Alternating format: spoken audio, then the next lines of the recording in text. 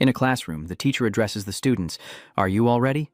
The gene modification injection is about to begin, so please have confidence in yourselves. 3 years of hard work to improve my physique and cultivate martial arts. It all comes down to today. As for those who never took it seriously, speaking to himself, the young man chuckled, thinking, are you kidding? It's not my fault this body sucked at studying. I transmigrated here, so why should I be ashamed? But now that I'm in the original body, I have to help him make a name for himself. This is Anthon High School, the gene injection room. Inside this box is the Gene Awakening Serum, containing the primal genes of all the magical beasts collected by human martial artists. Once injected, the body will absorb one of them to awaken. Typically, the stronger the physique, the stronger the awakened beast gene. The teacher holding the injection instructed, students, don't worry. After injecting the Gene Awakening Serum, calmly accept this power. Then, students like Tranbang Fai and Myodoan Nak were called up one by one. Each of them screamed in pain after the injection, their bodies undergoing transformations. Seeing this, Yihuo was confused. After the others took the injection, they all became strange, and even in pain. It seems this power isn't so easily obtained. He decided to put everything aside and inject the drug directly into his neck, determined to risk it all. But as soon as the drug entered his body, Yihuo's eyes turned blue, and something felt off. The teacher, face to face and scrutinizing, finally spoke. Diho, it seems like nothing's changed for you. He blankly replied, Teacher, was my injection a fake? Just then, a girl in a pink dress stepped out to mock him. Ha ha ha ha. Look everyone, it seems Daihuo hasn't awakened anything. An unawakened martial artist is like a bird without wings. With this level of elemental harmony, he's done for, right? Suddenly, a chill ran through him. His heart pounded, and a strange sensation crept through his body. The system displays a notification. Acquired infinite monster sample, fire-type host, comprehensive physique, B, martial arts, basic LAN, sun fist. The pink-clad girl stubbornly steps forward, hands on her hips, questioning him. What are you doing? If you're not awakened, then don't pretend. Yihuo trembled, his voice changing. He warns, you guys go now. But the girl objects, why should we? Based on what? Yihua grits her teeth. If you don't leave, it'll be too late. The moment he finished speaking, he roared violently, unleashing a terrifying power that sent her and her nearby classmates flying. Everyone was in an uproar. The power of the collision was too strong. Who awakened? I can't withstand this aura. What have you done? Some glanced around, wondering, is there someone stronger than me? The system displays A-class monster, legendary demonic lava, bloodline ability, infected earth chi, thermonuclear pulse, nuclear energy absorption, evolved form, crimson demonic lava, only activated at 100% compatibility, current compatibility, 3%. A chill runs through Daihe as he mutters, A-class demonic lava infinite monster model? What is that? Yihuo stared at his palm, glowing brightly with spiritual power surging from every cell, energy so abundant it was radiant, and exclaimed in surprise, could this be the golden hand the system bestowed upon me? His classmates, who had always looked down on Yihuo, couldn't believe their eyes as they witnessed this pinnacle of power. Was that loser really him just now? The guy next to him stared in disbelief, as he instantly pushed everyone around him back with his aura. The two glanced at the pink-clad bully, Wang Tongtong, who lay motionless on the floor, eyes wide. They whispered, Wang Tongtong's still out cold, and she awakened the rank 2 fire gecko. And what monster form did Yihuo awaken, anyway?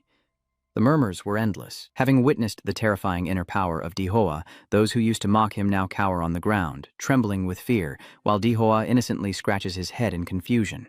Ahem, sorry about that. It got a little out of hand. I told everyone to move, but they didn't listen. Just then, the school's loudspeaker announced that the awakening injection period was over. All awakened students, please proceed to the testing center to determine your bestial gene and martial arts level. Equipped with state-of-the-art gene awakening detection devices, the facility accurately identifies each student's spirit, beast, and martial arts level, with results displayed on a large screen.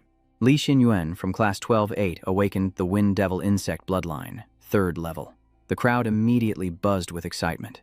What luck, he used to be so average. Now, he's the class ace. The power of strong bloodlines is no joke. Next up, another student, Chu Chao, a level 9 martial artist, awakens the high-level Ice Demon Dragon bloodline. The crowd buzzed with excitement once more. As expected of the top-ranked prefecture, Chuzhou, with yet another 9th-stage martial disciple awakening a top-tier Ice Demon Dragon bloodline. This year's Anthon valedictorian is surely him. Another beautiful girl attracts just as much attention when her results are announced.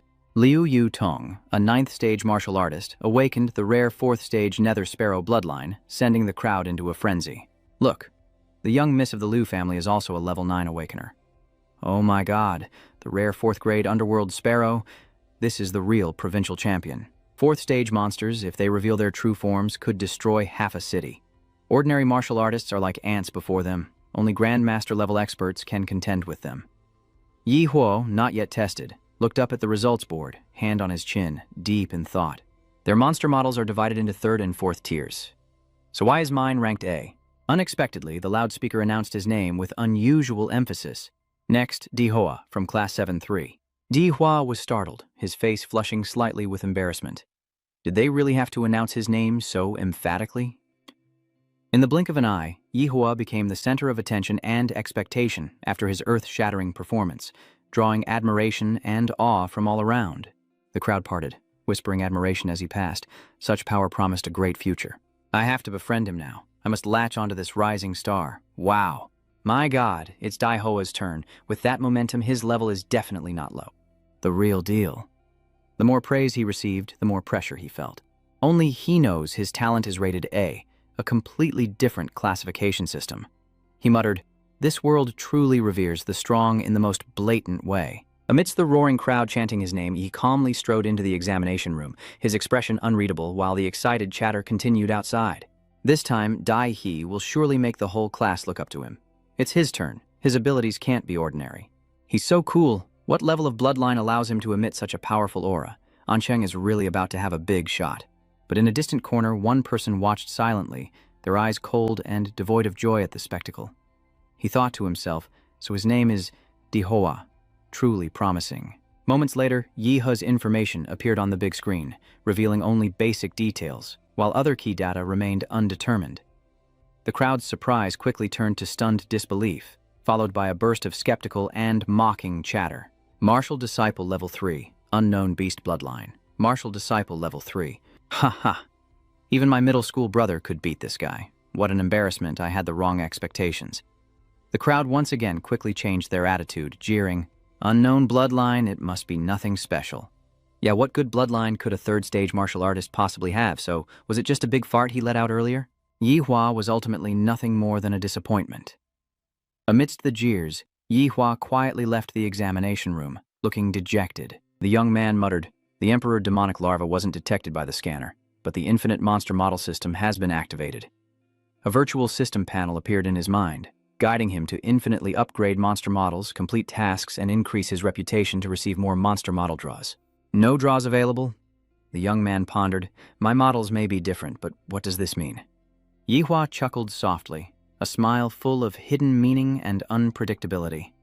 Then, a flash of fierce determination sparked in his eyes, tinged with utter excitement as he looked at his hands. "As long as I meet the conditions, I can draw monster models infinitely," he muttered.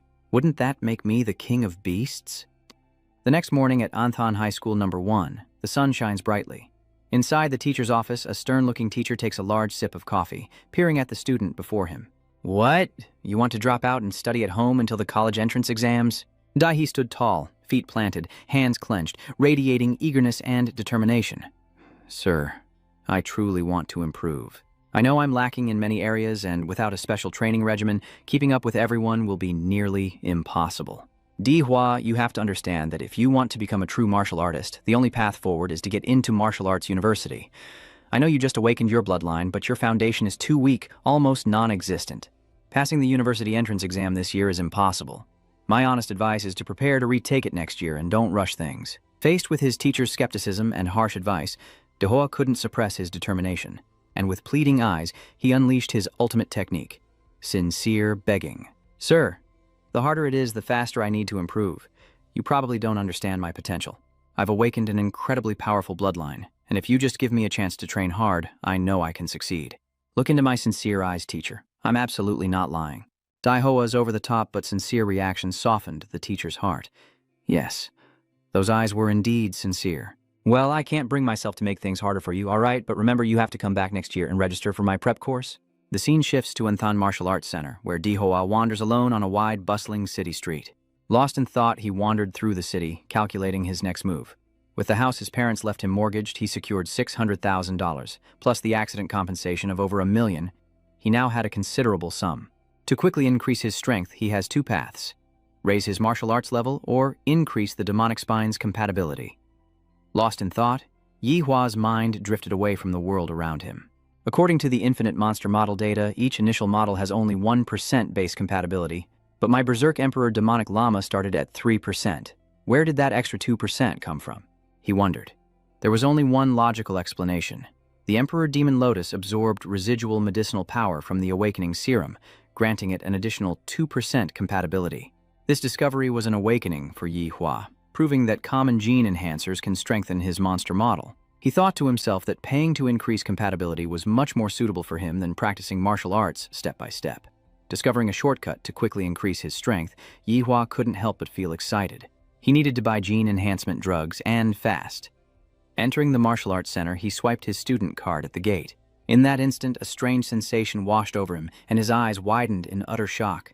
In his enhanced vision, Yi Hua saw that everyone around him was shrouded in a unique aura, reflecting their awakened abilities, and most of them were powerful, a clear sign that they were extraordinary martial artists. He couldn't suppress his surprise.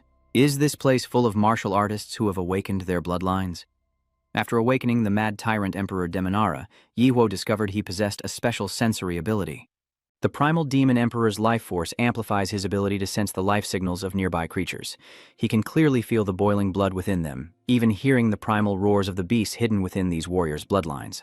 Immediately, a surge of intense excitement welled up within Dai Huo, his eyes gleaming with spiritual energy. Warriors, beasts, I can't contain this burning desire to fight. He chuckled, his voice laced with confidence and arrogance. After all, the rampaging demonic lord is the king of monsters in this world, a sovereign born to conquer all living things on the planet. Unable to contain his emotions, Yi Hua almost screamed. Unfortunately, I'm too weak right now, so the great demon lord will have to be patient for a while. When I grow up, I'll show the whole world what a real monster king is. Lost in ambitious plans for the future, Yi Hua suddenly felt a gentle tap on his shoulder from behind. Hey kid, don't go peeking at people like that. Startled, Yi Hua turned around, realizing the misunderstanding, and awkwardly explained, Oh, I'm sorry, I didn't mean to. The woman seemed pretty chill, waving her hand and saying, It's okay. You probably just awakened your demon beast bloodline and can't control your powers yet, right? What are you doing at the martial arts center? Yi Hua quickly replied, I came to buy jealousy pills, but this place is too big and I can't find the counter. Could you point me in the right direction, beautiful lady? She seemed enthusiastic. Buying jealousy medicine? Using it already at this stage? Yi Hua asked, puzzled. Oh, is there anything special I should keep in mind? Nothing much. Gene medicine is not only expensive, but also easily leads to drug resistance, with the effect gradually decreasing after each use. To achieve the best results, martial artists usually wait until their bloodline reaches its natural limit before starting to use it. Still a bit dazed, Dai Hua asked, So, how much does a vial of gene medicine cost?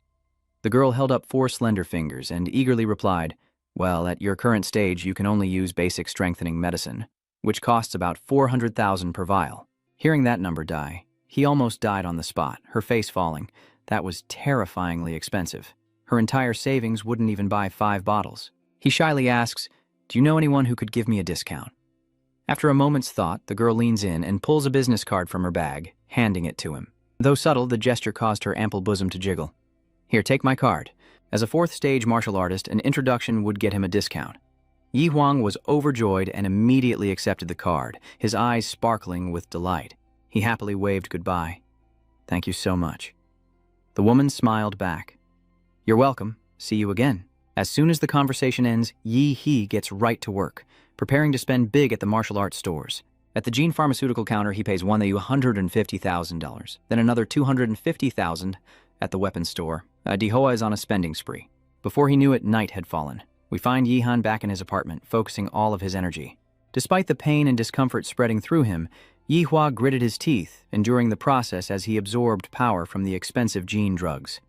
The system continuously reported, Berserk Demonic Madara, Monster Model Compatibility, 3% to 4%, 4% to 7%, Physique Synthesis 8 to 10 to 15, Martial Apprentice Realm Breakthrough.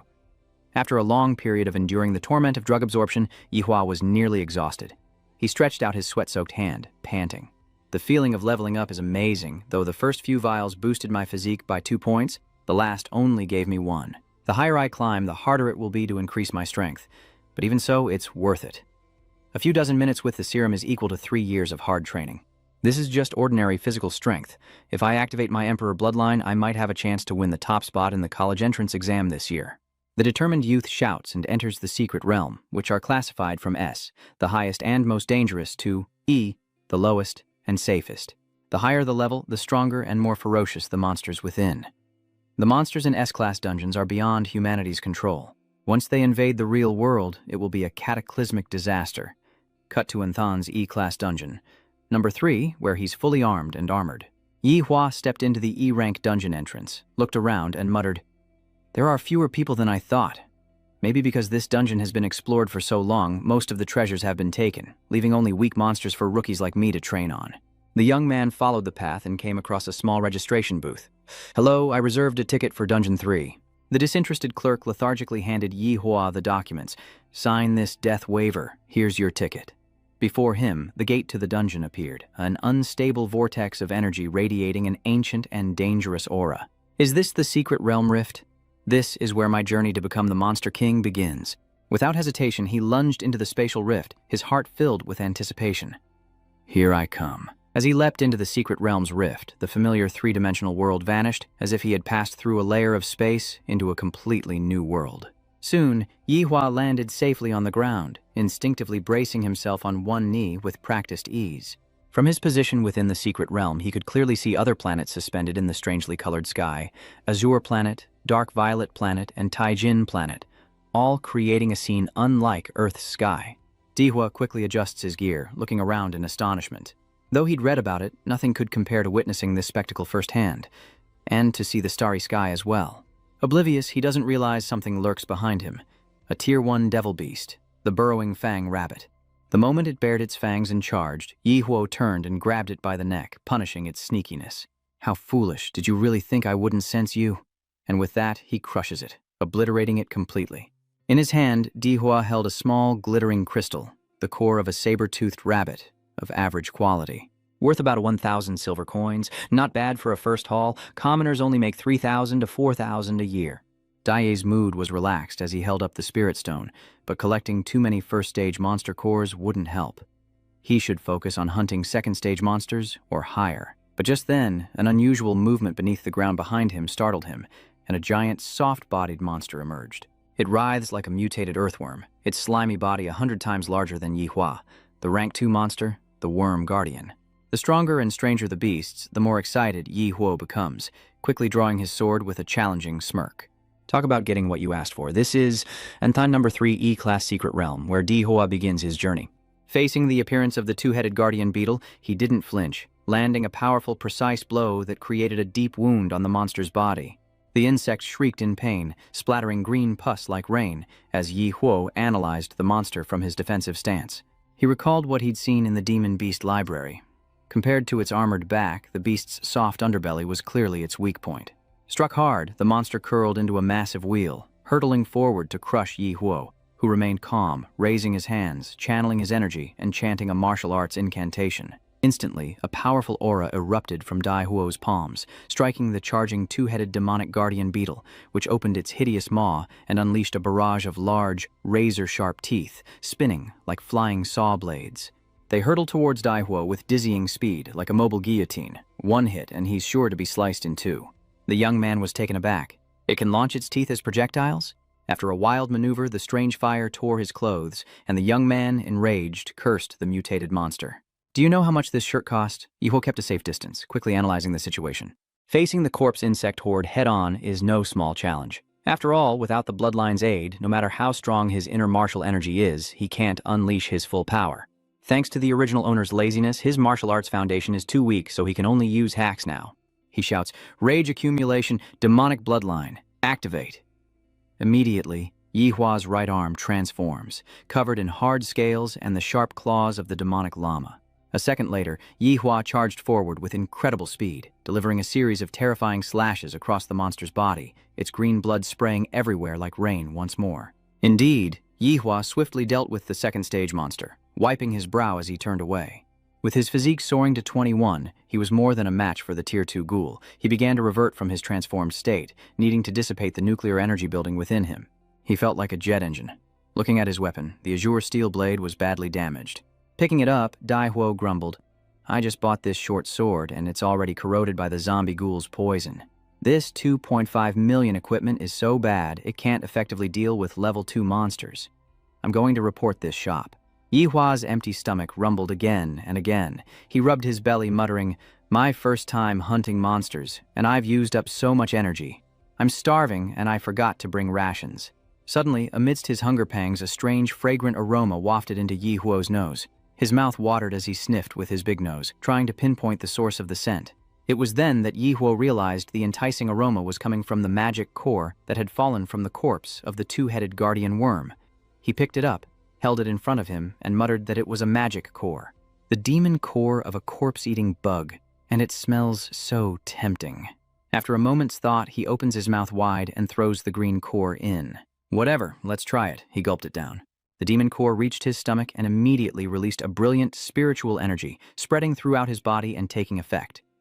The system displayed a notification. The monster fanatic model accumulated magic.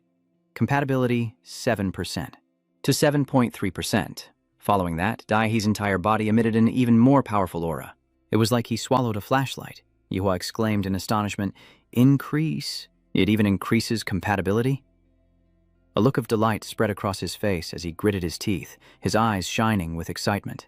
Amazing! Spending hundreds of thousands only gets you a 1% increase with a gene reagent. And now, just eating one of these green magic cores increases it by 0.3%. So, just 3 or 4 would equal a tube of gene serum. That means the white magic core from the saber-toothed rabbit must have had at least a 1% compatibility rating. Thinking this, Yihua almost burst into tears of emotion. 2 streams of tears of regret flowing down his cheeks. More money wasted. Composing himself, he points to his forehead and says, "Turn grief into motivation." Yihua declared, "Tonight, I'm going on a monster hunt." In mere moments, an invisible yet powerful shockwave emanated from him, sweeping across a vast area of the forest like a radar scan. He shouted, activating the life magnetic field. By noon the next day, Yi Hua left the E-class dungeon. His system reported the results of the Mad Tussock Emperor Mara sample. Compatibility, 9%. Composite physique, 15.8. Casually stepping out of the spatial gate, Yi Hua realized that after his compatibility increased to 9%, no amount of white magic cores could increase it further, so he could only sell them for money. A moment later, at the exchange counter in front of the secret realm, Yihua dumped out a pile of glittering magic cores, a total of 20 white ones and 4 green ones. The clerk was stunned by the sheer quantity. Seriously, how can a high school student acquire so many mana cores? The others in line were impressed and a little intimidated by Yihua's haul. Standing at the counter, Yiho said to the clerk, "According to government regulations, hunters must turn in a portion of their earnings. I'll take back 1 green mana stone and turn in 5 white ones." He calculated in his head that he had just earned 200,000 yuan. Cut to Ancheng, Secret Realm Number 4, Level D, a desolate and ruined area. At its center stands a dilapidated building, half collapsed, next to which a spatial rift far larger than a Class E dungeon churns with a terrifying blue vortex of energy. The entrance to the D-rank secret realm, the sun shines brightly today near a shiny new convertible sports car. A man in a blue shirt and sunglasses sitting in the driver's seat called out, "Captain Lin, we're definitely completing the Blood Jade Flower Bounty this time, right?" Lin Ha, a second-stage martial artist, replied, "Last time we searched, we pinpointed the flower's location, but unfortunately, old Chen was seriously injured by a magical beast, so he can't join us this time." A woman on the team crossed her arms, looking apprehensive, and asked, "So, that only leaves 5 of us?" At that, another man with a buzz cut spoke up. "That's right, and according to the rules, a team must have at least 6 people to enter a D-level secret realm." Lin Ha turned back and replied confidently, "It's okay. I've already contacted the intermediary. They've introduced us to a new expert." He pointed towards a figure approaching, dressed sloppily and looking nothing like a master. It was none other than Dai Huo. The team looked doubtful, and one person asked, "Are you Dajia, the 9th-degree martial artist?" Dihua, looking rather sloppy, picked his nose, grinned, and replied, "That's right. But you thought to yourself, because I'm just a student, not officially qualified to enter the S-Class secret realm, so I had to go to the black market, spend 100,000 to forge an identity and join the team. That was expensive. Well, his bad luck really does follow him everywhere. Lin Xia frowned slightly, looking concerned at the alias that Dai Hoa had chosen. Dixia, that name doesn't sit right, Lin. He thought to himself, but He just shrugged, looking helpless. Whatever, just read the name, He said, seemingly unconcerned about it. Clearing his throat, Lin He stated, All right, never mind, it's just a code name anyway. With your current level 9 martial artist status, you're not qualified to enter this level of secret realm, but our team has decided to give you a chance to follow along and observe, to gain experience. In return, you are absolutely not allowed to get in our way. Got it? He replied nonchalantly. Whatever. He thought to himself that a captain's responsibility is to explain everything clearly before starting a mission. He seems pretty reliable, not like those who panic when things go wrong. Everything was in place as Yem and the other team members quickly boarded the all-terrain vehicle. All right, let's move out. We absolutely have to find the blood jade flower this time. Moments later, the team passed through the space gate, setting foot on an alien planet, a desolate wasteland devoid of greenery. Captain Lin, he checked the locator and announced that the blood jade flower was in the oasis ahead, warning them to be careful as a Tier 2 demonic beast was guarding it. Yihua sat in the car, resting her chin in her hand, gazing dreamily out the window. Last time it was a rainforest, now it's a desert. These secret realms truly connect to different worlds. Just as the vehicle moved deeper, a pack of ravenous, wolf-like beasts with earth-toned fur suddenly emerged from both sides and gave chase. A team member in the back on high alert immediately reports, Captain, it's a pack of desert rats and they're closing in fast, targeting us. Linjia remains calm, issuing a decisive order. Hude, take care of them. Hude immediately took action. He raised both hands to his chest, and in a flash, sharp daggers appeared on the back of his hands. Huda swung his hands back with great force. Spirit-infused daggers flew like lightning, piercing the heads of the sand rats, causing them to explode instantly, a gory mess of shattered skulls and spraying blood. Their agonizing screams echoed through the desolate desert, but the team's vehicle sped on. Hoduk retracting his hands with an unchanged expression. A brief report confirms the mission is complete. Yihua glances at his teammate, secretly impressed, as he infuses his throwing knives with martial energy, turning them into mini-bombs upon impact. Quick, clean, and efficient. This skill is truly remarkable. The vehicle continues its journey, and after some distance, signs of a lush green forest begin to appear in the distance, a stark contrast to the desert they just traversed. The sky on this planet is strange. You can clearly see many other planets floating in the air, unlike Earth's sky.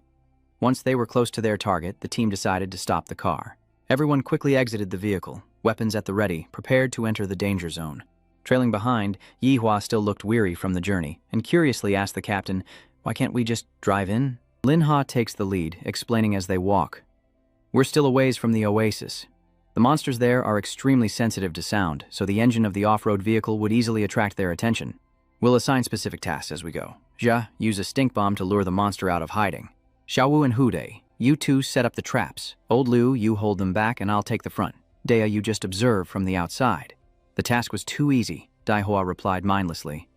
Okay. With the battle plan clearly laid out, Dahua's group fired a special signal flare into the sky. Explosions echoed through the area, followed by a rapidly spreading white smoke carrying a special compound. A pheromone bomb derived from a high-level monster, designed to provoke other magical beasts into thinking their territory was being invaded, and to chase after the aggressor. Almost immediately, the ground trembled, and a Tier 2 Earth Dragon appeared, a dinosaur-like beast covered in scales capable of storing electricity. It awakens, a massive and powerful beast, its gaping maw dripping with saliva as it roars, threatening to tear apart any creature that dares approach. It's here. Everyone, be careful. Shasha warns them, while elsewhere, where the dissidents have just eliminated the Earth Demon rats, several throwing knives remain embedded in the sand. From afar, a tall figure in a black cloak, face hidden, silently approaches, 2 long scars intersecting on their arm, a fearsome sight. He bends down to pick up a dagger stained with Hude's blood. As the strange figure emerges from the dust, we see a bald old man in sunglasses, looking cool but with an unsettling air. He licked the dagger with a disturbing long tongue, his eyes filled with murderous intent and a crazed bloodlust, then laughed maniacally. Ha ha ha. Back in the battle, the newly arrived Earth Dragon sensed the danger, but before the giant beast could unleash its power, Lin Ha struck first. He charged forward like an arrow, his sword a whirlwind of deadly arcs. With a single strike, the beast's head was severed, crashing to the ground. The giant monster's corpse crashed down, green blood spurting out, And immediately, Jia, the only girl on the Haoshan team, rushed over to report. Captain Lin, the rear is secure. We finally succeeded. Before the massive corpse, Lin Haowei slung his sword over his shoulder, a confident smirk on his face. Good, now let's go find the blood jade fruit. But at that moment, Ding Ku suddenly appeared. From behind him, a clawed foot tore through the air like a phantom. A terrified scream echoed as Lin Ha spun around, just as a figure shot forward like lightning. Di He, who appeared out of nowhere, was right above the captain. And before anyone could react, boom. A devastating punch, infused with immense spiritual energy like a thunderous strike, shook the earth and kicked up a cloud of dust. When the dust settled, Lin Ha stood unharmed, but his face was pale with shock. He turned to look at Yi Hua, unable to believe his eyes. Wasn't he just a first-stage martial disciple? To think he possesses the strength to defeat a level 2 magical beast? Xiaoxia was stunned. That punch was incredibly powerful. Instantly, Yi Hua became the center of attention, his teammates showering him with praise and begrudging admiration. Xiaolan Shan, that punch of yours was incredible. You took down a level 2 beast. Di Hoa simply brushed it off, coolly saying it was nothing, as Captain Lin He approached, his eyes gleaming with satisfaction. Thank you for saving me. From this moment on, you are officially a member of our team. Moments later, Lin Ha found what they were looking for, a small, dark red fruit, shaped like a heart. He held it up in triumph. Found it, the blood jade fruit. Xiao Wu poked it curiously. They even obtained the Earth Dragon's core this time. The harvest is quite bountiful. Xia looked at the bright red fruit, wondering, is this round red thing really that valuable? Dieng Yihei stepped back, thinking to himself that it seemed to be the esteemed Saintess fruit. Lin Ha explained, of course, this can greatly increase compatibility with the martial arts gene template. Though unexpected, we defeated the Earth Dragon and obtained the blood jade fruit. Just as Lin. He finished speaking, a dry thud echoed. Huda, who had always been silent and followed behind Lin Ha, suddenly drew a knife and stabbed him fatally from behind, a triumphant smile on his face. Heh heh, it's not that simple, Captain Lin. The unexpected scene left the entire team frozen for a few seconds. Team leader Lim, what's going on? Lim Ha immediately turned around and fought back. Hude, what the hell are you doing? Hude, prepared, quickly dodged and took a few steps back. Just then, a strange figure emerged from behind. The bald old man who'd picked up the dagger before. What am I doing? He sneers. Isn't it obvious? Something that makes a lot of money, of course. They were shocked to see the newcomer. Huopeng, what are you doing here? Xiao Yu clenched her fists, her face flushed with anger, her eyes burning with rage at the two traitors. Yihua tilted her head and quietly asked, do you guys know this bald guy? Xiao Yu spoke through gritted teeth, her eyes full of hatred. Huopeng was a notorious bandit, known for preying on and stealing the hard-earned spoils of other cultivators within the secret realm.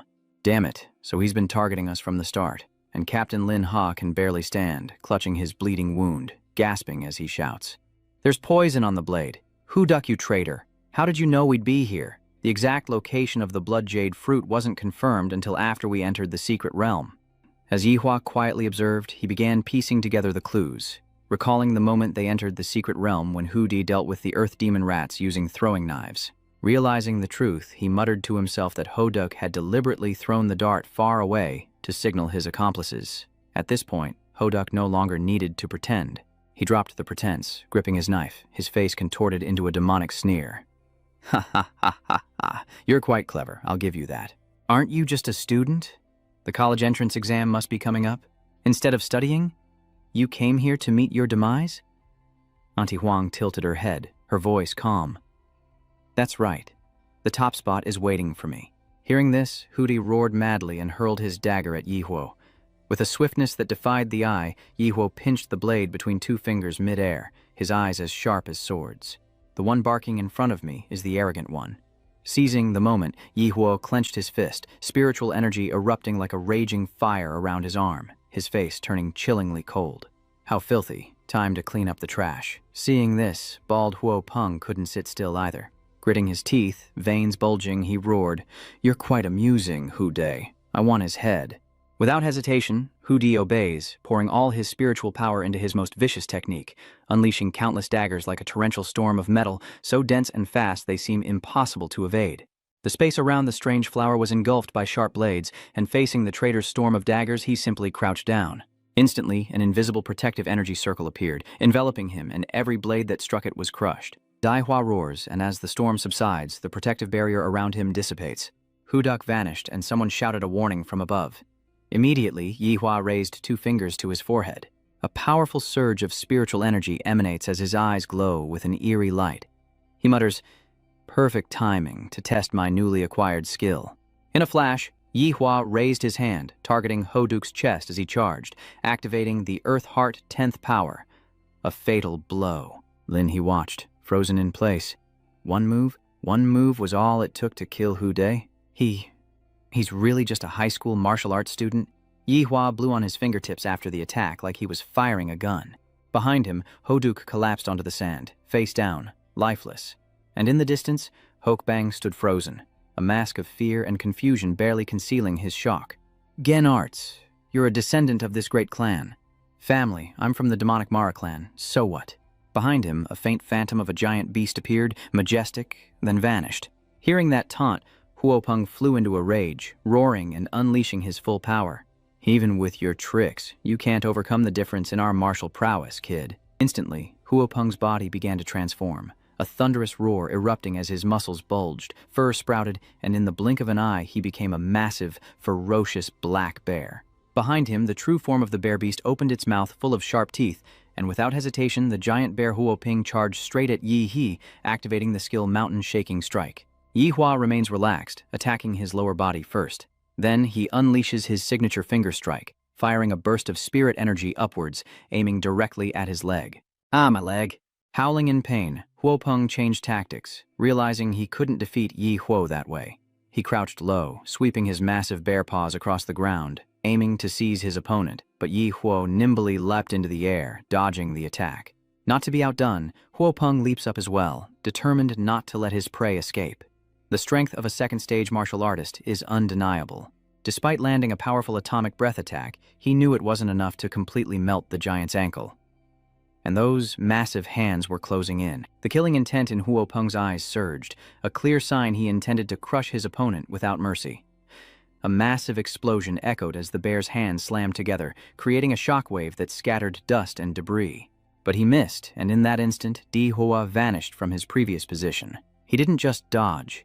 He used that moment to teleport behind Huopeng, his hand charged with spiritual energy, ready to strike. "Are you done yet? Now it's my turn." Yihua clenched his fist, his entire body radiating power, a blazing aura of spiritual energy engulfing him. With his power at its peak, Yihua doesn't hesitate and strikes. Huopeng, after taking the blow, reverts to his human form, covered in scorched bruises. Steam still emanated from Yahe's hands, as those who once scorned him could only stare in disbelief. No one expected the weak high schooler they knew to possess such terrifying power. But Huopeng, still unyielding despite his injuries, stubbornly rose, his voice filled with resentment. You dare use poison in your martial arts? You're a despicable coward. A martial artist as evil as you will surely be punished. I curse you." He clearly misunderstood the nature of the strange fire's power, and that curse was the final straw. The strange fire's eyes widened, a crimson light flashing in its pupils. He clenched his fist, his voice low and chilling. "Many have tried to curse me. What makes you so special?" At Anthon Central Stadium, the biggest university recruitment day of the year is underway. To celebrate, the government has deployed a fleet of planes to display banners, flags waving everywhere. From the loudspeaker system, a passionate voice booms out, "Welcome everyone to the annual high-level martial artist selection. I just want to say one thing. Good luck to all of you." That's the handsome MC speaking into the live camera. Behind him, the stands were packed and the atmosphere was electric throughout the stadium. This year, the exam will be a series of direct combat matches in the arena. The students are randomly paired for single elimination matches. Win in advance, lose, and you're out. The exam lasts 3 days, with the first 2 days being preliminary rounds where each student must survive 3 grueling matches. Those who remain will enter the decisive 3rd day, competing for the sole top spot. You carry the future of humanity for yourselves and for all mankind. Show your true strength, and with that, I declare the Anqing entrance exam officially open. As the resounding declaration faded, the entire arena erupted. The sounds of combat roared from all 4 platforms. On the main stages, the female contestants proved to be just as formidable as the males, intensifying the already tense atmosphere. But an unexpected event drew thousands of eyes to stage 6. Huh? Ring number 6? Something seems to have happened? The MC looked at the screen in confusion, quickly checking the information. Let me double-check. Ah, the 2 contestants, Wang Tongtong and Yi He, are both from Ancheng No. 1 High School, but only Wang Tongtong is on the stage right now. On the stage, Wang Tongtong smirked triumphantly, and when she saw that Yi He hadn't appeared, she sneered. How dare she embarrass her at such an important recruitment event? It was utterly disgraceful. Beneath the stage, the murmurs grew louder, speculating that she was too afraid to even show her face. So spineless. What's the point of even going to school? Someone like that doesn't even deserve to go to high school. They should just sweep the streets. The wait dwindled, and finally, the referee blew a long, clear whistle announcing Yihuo Ancheng No. 1 High School. Before the words were even out of his mouth, everyone looked up to the sky. A blinding light tore through the air, followed by swirling black smoke plummeting towards Arena 6 like a meteor. What?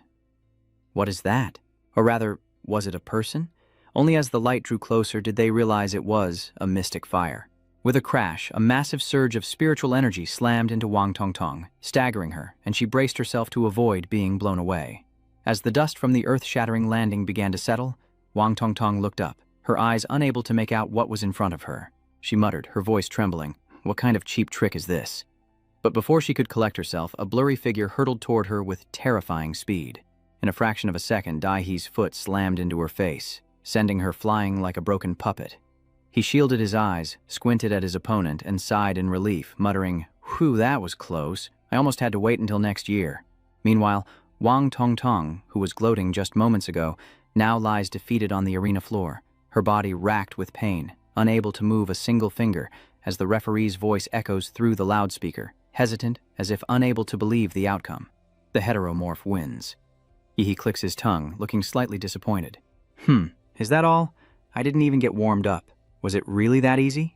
The audience erupts, cheering wildly. This Dihua is incredibly strong, defeating his opponent with a single kick. So domineering. That landing was epic. Is that the legendary Skyfall foot technique? Just then, the familiar system appeared in the Pyro's mind, announcing, Pyro host, overall physique, 255, Berserker Demon template, compatibility, 20%. A mischievous look crossed his face, a smirk playing on his lips as he thought, "Consider this my thanks for the blood jade fruit, Captain Lin. Thanks to it, my physique has been greatly enhanced, even if it took some time to absorb. All right, next up is a good show for you all." Moments later, the next match pairings were announced, and Dai Huo's next opponent was named Long Tao. The loudspeaker announces the next match, Enthan High School No. 4. Long Tao faced Yi Huo from Enthan High School No. 1, and as expected, with one powerful kick, Yi Huo made Long Tao, a man several times his size, cough up blood and collapse. The announcer's voice echoed again, declaring Dihua the victor, and the crowd erupted in excitement.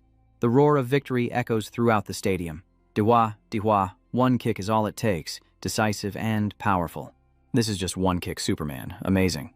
Daihuo clenched his fist, feeling the power surging within him as the final announcement echoed.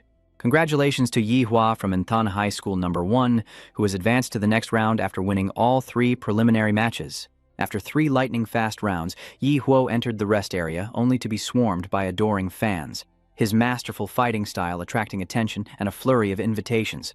"Hey Di Huo, would you be interested in learning more about our Dongshan University? We have a lot to offer. Hey Di Hoa, add me on Facebook. We may be a private university, but our grants and scholarships are extremely generous. Take a look at this. We need talented people like you at our university." Yi Hua, have you decided on a university yet? Despite the many tempting offers, Yi Hua seems to have made up his mind. He glanced around, his gaze settling firmly on the crowd. His voice rang out clearly, "This has to be reversed. My dream school? Sorry, but my goal is to get into Huatuo University." The moment those words were spoken, the atmosphere shifted, and those who had been so friendly now turned cold. They began to hurl insults and taunts, saying, "Oh, so you made it to the regional finals and you're already this proud? You'll be begging us for help when you're eliminated. Yihua, if you fail the Huato entrance exam, remember to contact me. There's always a place for you here." This sudden change in attitude leaves Yihua bewildered, even a little startled. He mutters, "Seriously? So you don't believe in me?" But Yihua can't blame them. Hua University, the most prestigious martial arts school in Jia, is indeed a mecca for all young martial artists, but a strange smile creeps across Yi He's face. He thought to himself that in a Tier 2 city like Anthan, only the top students were qualified to dream of entering a Wadu. But in this world of martial artists, strength is the only truth. Just you wait, once I win, we'll see what you have to say. Just as Yihua escaped the recruitment crowd, he was stopped by 2 serious men in black suits. One of them presented an official card, their tone both solemn and imposing. "Student Yi Ho, please cooperate with us. See, we need to re-examine your martial arts level." Yi Hua shrugged, nonchalantly handing his student card to the bald man for inspection. The man looked at the information on the card and exclaimed in shock, "Martial Disciple Level 9. How is that possible? Student Yi Hua, the record shows you were still Martial Disciple Level 3 half a month ago." Di Huo leaned on the bald man's shoulder, squinting with a displeased look. "Oh, so I couldn't possibly improve that much in just a few short months? Are you suggesting I cheated?" The balding man unflinchingly continued. "After checking your schedule, we found you frequently visited E-rank dungeons. Why go to such a dangerous place before the important exam?" Faced with the difficult question, Di Hoa suddenly channels his inner Hollywood A-lister. He wore a pained expression, his eyes distant, his voice low but resolute. "Forgive me, gentlemen. Please allow me a moment to collect myself. Before my father passed, he told me that to transcend humanity, one must cease being human. So I've been fighting and training in the harshest secret realms. In a life-or-death battle, I unexpectedly broke the seal of jealousy hidden within me. Hard to believe, but it's true." Hearing Yi He's explanation, the two inspectors froze. Their faces paled, and cold sweat poured down as they stammered in disbelief. "What? You broke the gene seal?" The two men immediately dropped their serious demeanor, turned, and hurried away, muttering, "Impossible. This is too absurd. We must report this to our superiors immediately." Dihe stood there. Damiao's eyes followed their retreating figures, and he bit his lip, a sense of unease rising within him. He never expected to become a target of everyone's attention. How troublesome. He pulled out his phone, scrolling aimlessly, but every newsfeed was filled with clips of families sending their best wishes to their children taking the exam. "Good luck, son. Daughter, just do your best. Lao Wang, when you get back with first-class honors, we'll throw a huge party." Dihua leaned back in his lounge chair, feeling a pang of envy. He muttered to himself, "They even have live interviews with the contestants' parents, relatives, and friends." His eyes lingered for a moment, a hint of loneliness on his face. He bit his lip, feeling like no one was cheering him on. He felt like a poor orphan adrift in a turbulent world. Little did he know, someone was watching him from afar, their eyes filled with expectation and silent encouragement.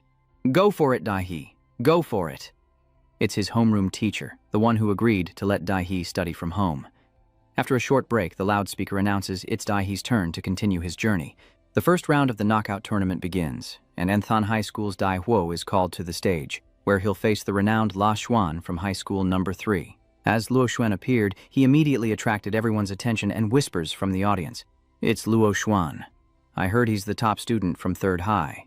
Luo Xuan is at the peak of level 8 martial arts, no joke. Rumor has it he awakened a rare level 2 demonic beast bloodline. His parents are famous martial artists. His opponent is definitely in trouble." Amidst the crowd's cheers and his opponent's arrogance, the anomaly remained indifferent. He nonchalantly scratched his neck and said something that stunned Luo Xuan. "You go first." This dismissive challenge was like a slap in the face. A deep humiliation for Luo Xuan, who gritted his teeth, his voice low, a palpable bloodlust emanating from him. "Ha, you don't know who I am?"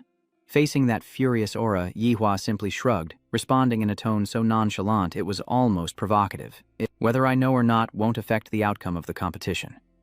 Losing all control, Luo Xuan roared in anger, his spiritual energy erupting as if about to explode, shaking the arena under the terrifying pressure. "Ha ha, you're not wrong. But in the end, I'll be the victor." With that, he channeled all his power into his right arm, his fist clenched, emitting a fierce light of energy like a raging beast. Luo Xuan roared and charged forward. "Hope your luck is good enough that you don't die here." In that instant, he activated his rare bloodline ability, transforming his right arm into a massive black demonic claw covered in steel-like scales and razor-sharp talons. In an instant, that monstrous arm lunged towards Yi He's face. A decisive blow meant to end the fight, but Yi He remained calm, unfazed. He simply raised his hand, his bare hand gripping the incoming demonic claw. "Loud enough for you two to hear, not bad, but still far from that old Huo Peng," Yiwa growled. With a simple squeeze, you've turned Luo Xuan pale with pain. Cold sweat poured as he trembled before what felt like a true monster. "My hand!" He barely managed to stammer in horror as Yi Hua seized the moment, raising his free arm high and bringing it down like a hammer blow. A terrifying force and blinding spiritual energy crashed down, slamming Luo Xuan into the arena floor, shattering the ground around him. Yi Huo stood there with a cold, cruel, and arrogant smile, looking nothing like a contestant. And with that, the referee announced Anthan's number 1, Di Huo, as the victor. The crowd buzzes and the spotlight is now entirely on Yihuo, who defeated seeded player La Huyen with a single move. Unbelievable. Luo Xuan's aura was strong, yet he's already on the ground. The difference in skill is vast. Daiho nonchalantly picks his ear as the girls go wild. So handsome, my love. I want to have your babies. The entire stadium erupts, and even though he used his hand this time, it only took one move. So strong, as expected of his superior kick. Yihua, I'm starting to like you. Diho will definitely make it to the finals. Again. The injured contestants were carried off the arena, crippled or unconscious. Meanwhile, in a hidden corner, a student watched intently, as if realizing something. Is that Yihua? He muttered, a mix of doubt and respect in his voice. As expected of someone I have my eye on, I'll definitely defeat him in the finals. In the Dewado Admissions Board's special monitoring room, Yihua's explosion of power immediately caught the attention of many important figures. Within half an hour, I want his entire file. Immediately, his subordinates complied without hesitation, while in another arena, the atmosphere was heating up by the minute. The MC excitedly shouts into the microphone that the second match of the promotion round is about to begin. The focus of the arena was two beautiful and outstanding girls, causing a stir. A battle between two genius beauties. We have to watch closely. One of them is Ya Kuei-ling, the queen of second high, with her wavy hair and fashionable miniskirt.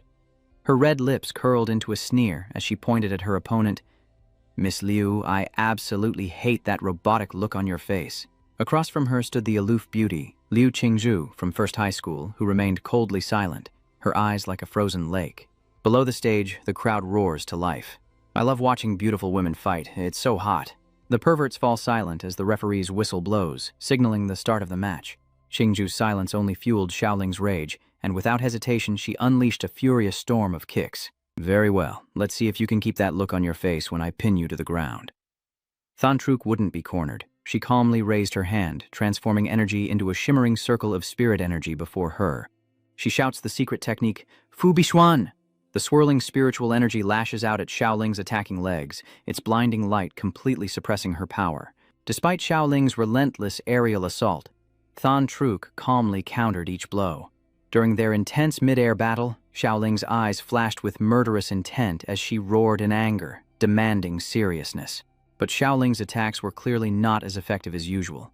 The moment her hand touched Qingzhu's chest, her entire arm was immediately caught in a vortex of spirit energy. Suddenly restrained, Xiaoling paled in horror, screaming internally. She'd fallen into a trap and couldn't pull her hand free, losing all initiative. This was the perfect chance to finish her. Qingzhu said nothing, focusing all her spiritual power into a dazzling punch. The battle between the two girls left the audience breathless and the MC unable to contain his excitement. A high school examinee who has mastered Zhuanwang martial arts. Such talent doesn't need to be proven by exams. She can be admitted to Huadu University immediately. But Xiaoling refused to be overwhelmed, immediately summoning her beast form, revealing a ferocious tiger roaring madly behind her. Her body transforms, claws sharpen, and she exudes the aura of a predator, ready to strike. This girl has tamed the third stage king-level bloodline, the Shadow Howl Tiger King. Before he could finish, a stir went through the crowd. Royal bloodlines were hard enough to control, let alone a savage beast like the Shadow Howl Tiger. This immediately made her a force to be reckoned with, and on the stage, still in the lead, Xiaoling didn't hesitate to provoke her opponent. Show me your dark nether sparrow bloodline. But instead of a fiery response, Qingzhu simply said, that was enough. That response was the last straw, and Xiaoling exploded in anger. Is that all? How dare you speak to me like that? You think anyone below a martial artist can stand against me? The arena is suddenly a fierce battlefield. Xiaoling throws a punch at his opponent's face, but Qingzhu easily dodges it. Not stopping there, Xiaoling uses both hind legs to lunge forward, his sharp claws, enhanced with spirit energy, sweeping straight at his opponent's lower body. But just then, Qingzhu chanted an incantation, raised his hand to his forehead, his eyes blazing, and shouted. The primordial jade finger locked onto Xiaoling's sharp claws with a circle of spirit energy. The MC shouts into the microphone, his voice a mix of excitement and tension as the fighters' auras collide, engulfing the arena in dust. Who will be the last one standing? The audience is on edge, eyes glued to the dissipating smoke. As the dust settles, the first figure to emerge is Sa Tiu Lin. She stands there, hair billowing, her expression firm but weary. The MC excitedly shouts, "It's Xiaoling Sa! She's still standing in the arena!" But then his voice drops. Wait, Xiaoling doesn't look good. Her eyes rolled back, her face pale, and she collapsed like a broken doll. The only one left standing tall was Liu Qingzhu. The MC is stunned as Xiaoling collapses, exhausted. Liu Qingzhu stands tall, having defeated Xiaoling with her martial skills alone, despite them both being 9th-level martial disciples with awakened royal bloodlines. She's truly powerful, worthy of being called a once-in-a-millennium genius, the loudspeaker blared. Liu Qingzhu wins, and the online forum erupts with comments. Wow, Goddess Willow is too strong. She's my idol. I declare her the Nthan champion. Anyone who objects to her being the champion, do you know what her bloodline is? It's a 4th-stage nether sparrow. A 4th-stage bloodline? What kind of monster is that? Even ordinary martial artists couldn't defeat her. Next, the draw for the quarterfinals will begin. The loudspeaker blares, announcing Yihua, a representative of Chang'an, as the next contestant. He steps forward, calm and unhurried, reaching into the box and drawing a ball with a letter on it. Holding it up, he raises an eyebrow and says, "Oh, ah." As soon as he finished speaking, another student approached with a friendly smile. "I also got A, looks like we'll be facing off." The tall boy smiled, introducing himself as if they were old friends. I'm Shen Guan. Truong Than Feng Private," Dihua replied curtly. "Dihua An Than Wan." Shen Guan pointed to the arena, speaking with excitement. "We're in the second match. Let's watch them fight first." The loudspeaker blares, signaling the start of the quarterfinal. Luo Shi of Qingfeng Private School faces off against Chuzhou of Ansheng No. 1 High. Luo Shi is strong.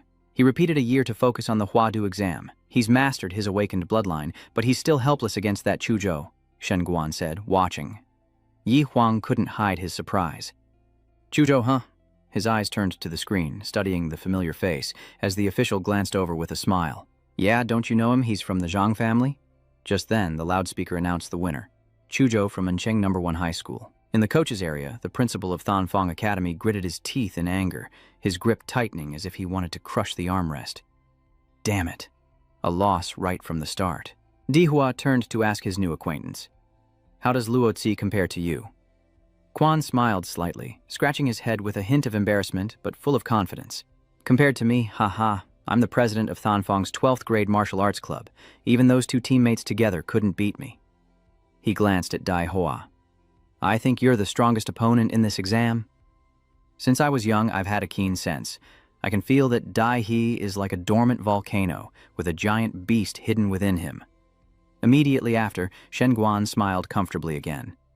"Let's go, it's our turn." The loudspeaker announces, the second promotion round's top 8, Shen Guan from Qingfeng Private vs. Yi He from Ansheng No. 1.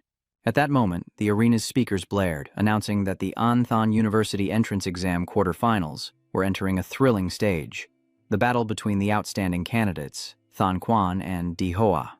Each clash between them unleashes a terrifying energy field, forcing the audience to shield themselves from the overflowing aura as the MC can barely contain his excitement. This is clearly a battle between evenly matched opponents. At the heart of the energy storm, Shen Guan clenched his fist, his eyes coldly following his opponent's every move. A fleeting glance at the blood droplets in the air, and he immediately recognizes it. A nosebleed? A telltale sign of bloodline abilities. He's activating something dangerous. Then Quan hissed, his face dark with murderous intent, staring at Dihua and saying, "How strange. You can directly attack the cells." Meanwhile, Yihua remained on guard, calmly observing, and thought about his opponent's ability to create barriers that could even block radiation. This martial art is truly something. Even against overwhelming power, Yihua smiles with interest, eyes gleaming.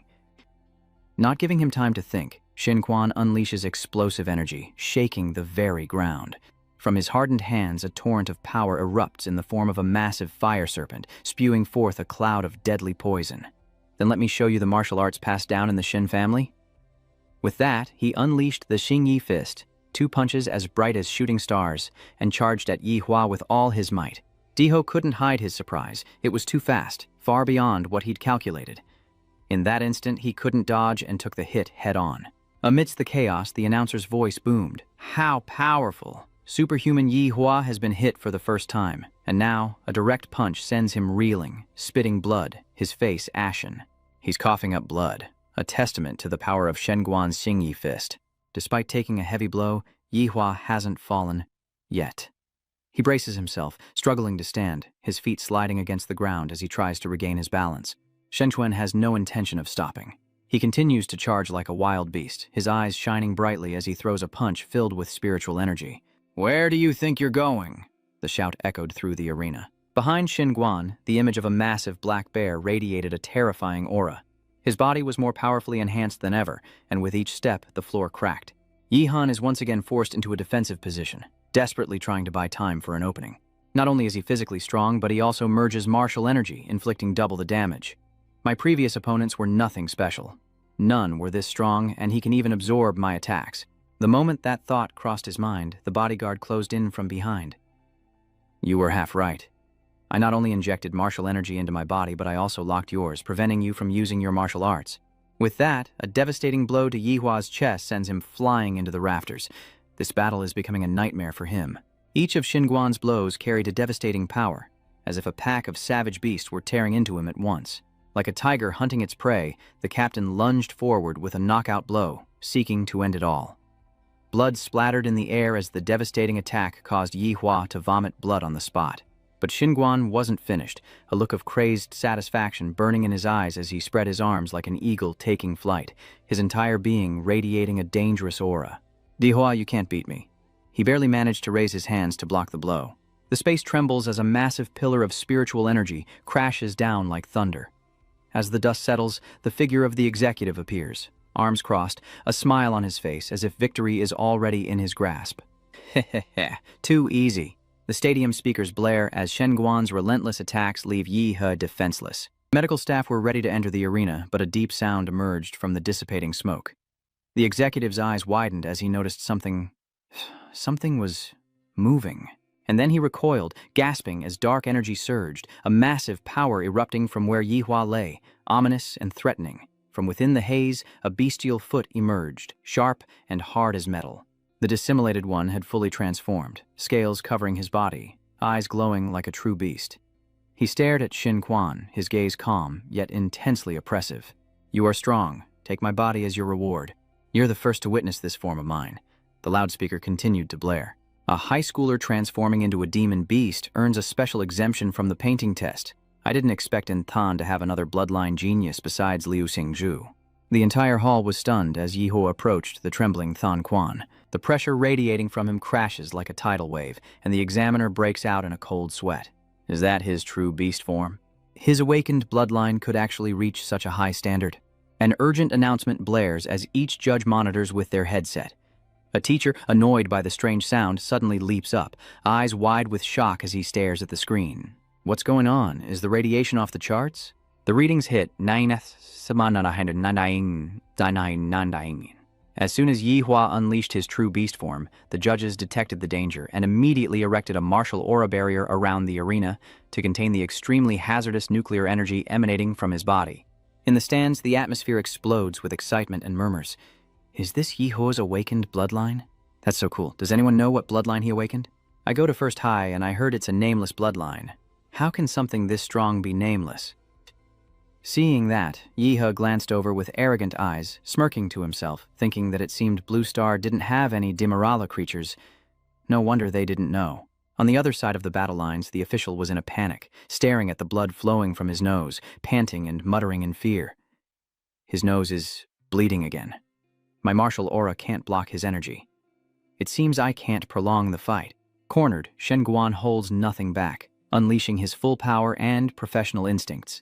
Behind him appears the true form of a baboon with a ferocious red nose, its wide-open mouth roaring, creating a terrifying pressure. Xinguan's body tenses up, maximizing his power to resist Yihua's attack.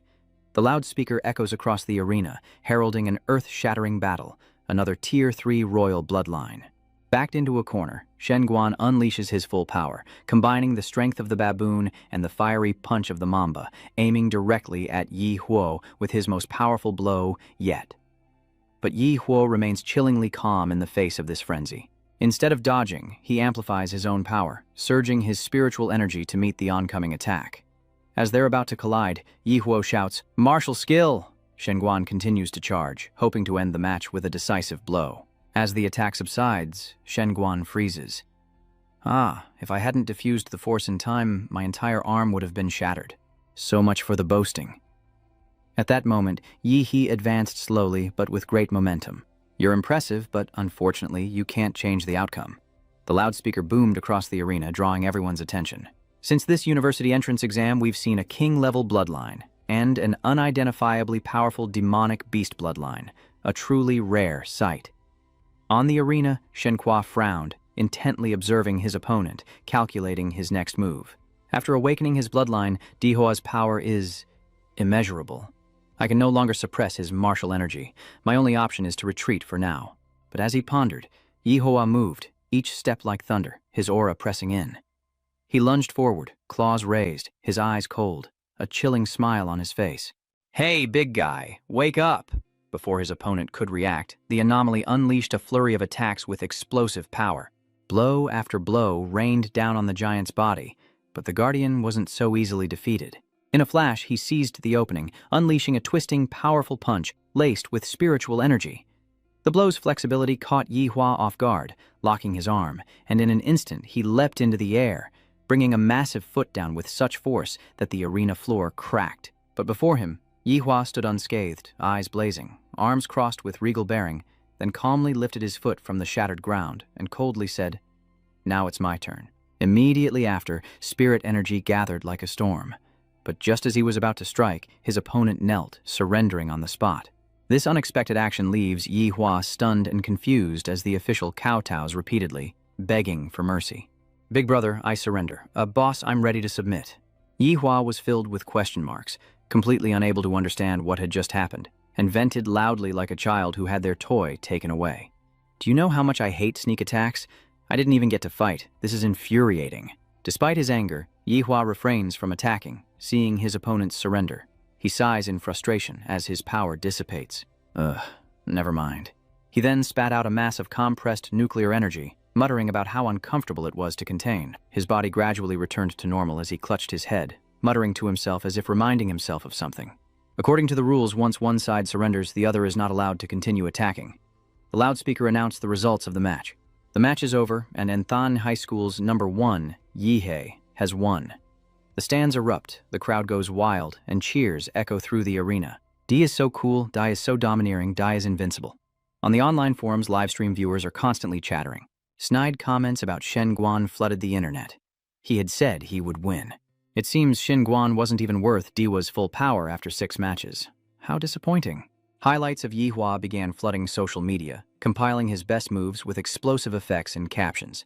"Here's a highlight reel of my matches. Don't forget to follow me." Dihua's fan club was immediately established, and the first QQ group quickly filled up. The second and third groups also filled up within hours, and in the eyes of netizens, he was the top scorer of this year's exam. Some even boldly claimed that Liu Qingzhu of Chuzhou was no match for him. Meanwhile, in the leadership area of Qingfeng Private Academy, the principal was livid. He slammed the table, grinding his teeth. "Luoji lost, and I bet everything on you." How could Shen Guan lose like that? As Shen Guan quietly returned backstage, the headmaster unleashed his fury. "You dared to surrender. Do you know how much we invested in you? You ungrateful wretch, you won't get into college until you pay us back." Shen Guan said nothing, simply placing a large, calloused hand on the teacher's shoulder.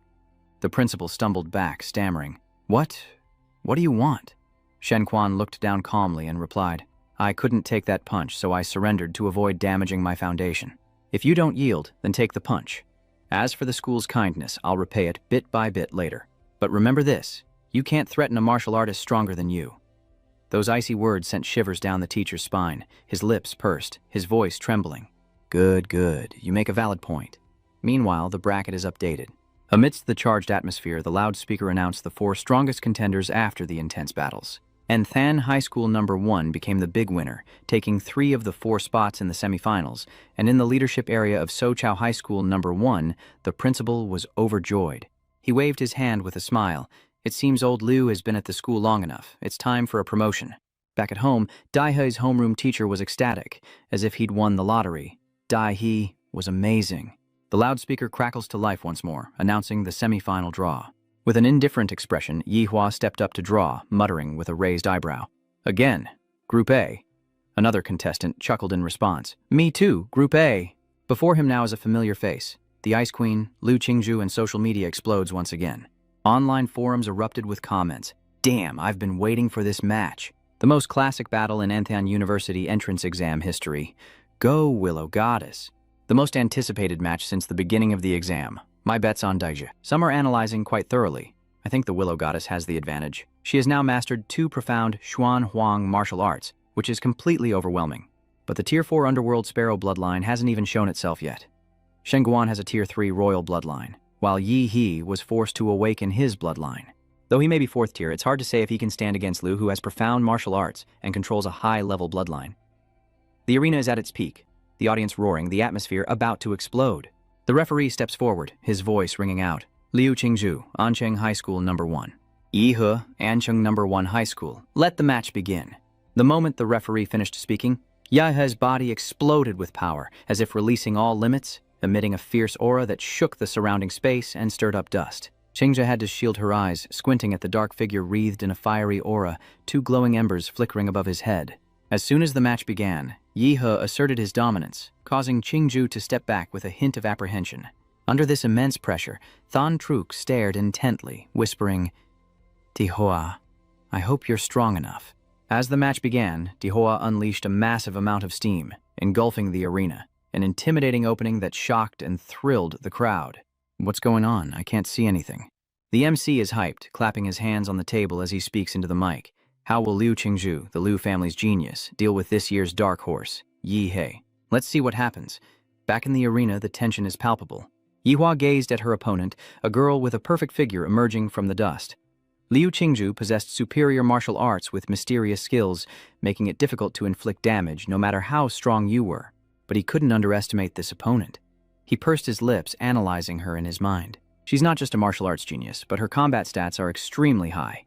The longer this goes on, the worse it will be for me. I have to give it my all from the start. Without hesitation, Yihua leaps into the air, gathering a massive amount of energy in his palm and attacking his opponent head-on. He laughs, the light from his strike flashing with resolve. But Qingzhu wasn't to be trifled with. She immediately raised her hand to defend, twisting her hands together to create a solid barrier. Her eyes sharpened as she thought, an aggressive attack? Then, I'll defend and counterattack. Suddenly, he changed tactics, moving with incredible speed instead of throwing a punch as expected. His figure blurred, then reappeared as his tail lashed out at Liu Qingzhu's waist with the force of a surging wave.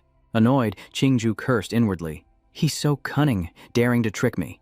She immediately retreated, dodging and angrily saying, using fists, yet swinging her steel tail.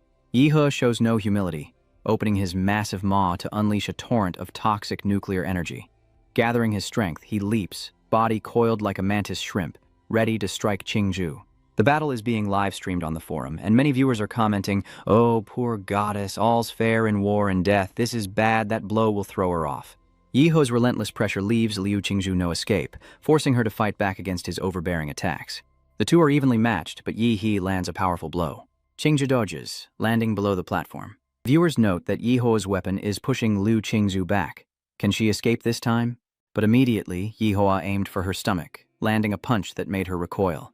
Yi He didn't stop, continuing to create a shockwave of energy. Liu Qingzhu is sent flying, but even against a woman, Yi He shows no mercy.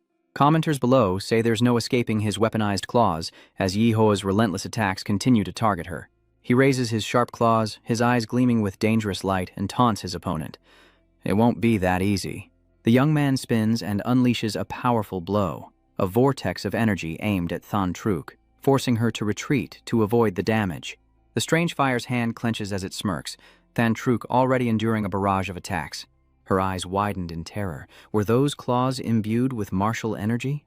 No sooner had she thought it than a fierce blow from the oddfire rushed towards her like a storm. Qingzhu had no time to react. She had to brace herself and arch backward to avoid the powerful blow that whizzed through the air. But as soon as she looked up, Daihua was already in front of her, grinning grotesquely, his dark face and clenched fists forming 2 bright orbs of energy. He said, "Don't run, classmate Liu." Without hesitation, Yi He, like a heartless monster, relentlessly pounded Qingzhu's chest, his hands wide, only the blinding light of his powerful blows visible. Qingzhu had no chance to counterattack, desperately defending as she eyed Daihuo's relentless assault, inwardly shocked. How could he not tire from such a high-intensity barrage? His stamina is incredible. She thought to herself, I possess 2 profound martial arts techniques. If I could just execute one of them, I could escape this overwhelming pressure. But unfortunately, Yi He isn't giving me any openings. If I don't hold my ground, I'll be forced off the stage. Than Truk struggles to withstand Dihua's relentless attacks when suddenly a feather appears on his fist. This feather carries a strange, demonic aura, and though Yihu tries to clench his fist to resist its influence, he can't help but feel a sense of unease. Looking at her, he didn't understand what was happening. Qingju, unable to be suppressed any longer, decided to use the power from his eyes. Her eyes slowly transformed into the dark gaze of a wild beast. It was time to play her final card, she thought to herself as feathers suddenly began to appear. One, then two feathers appear, carrying a powerful spiritual energy that Di Huang can sense. Clearly these are not to be trifled with.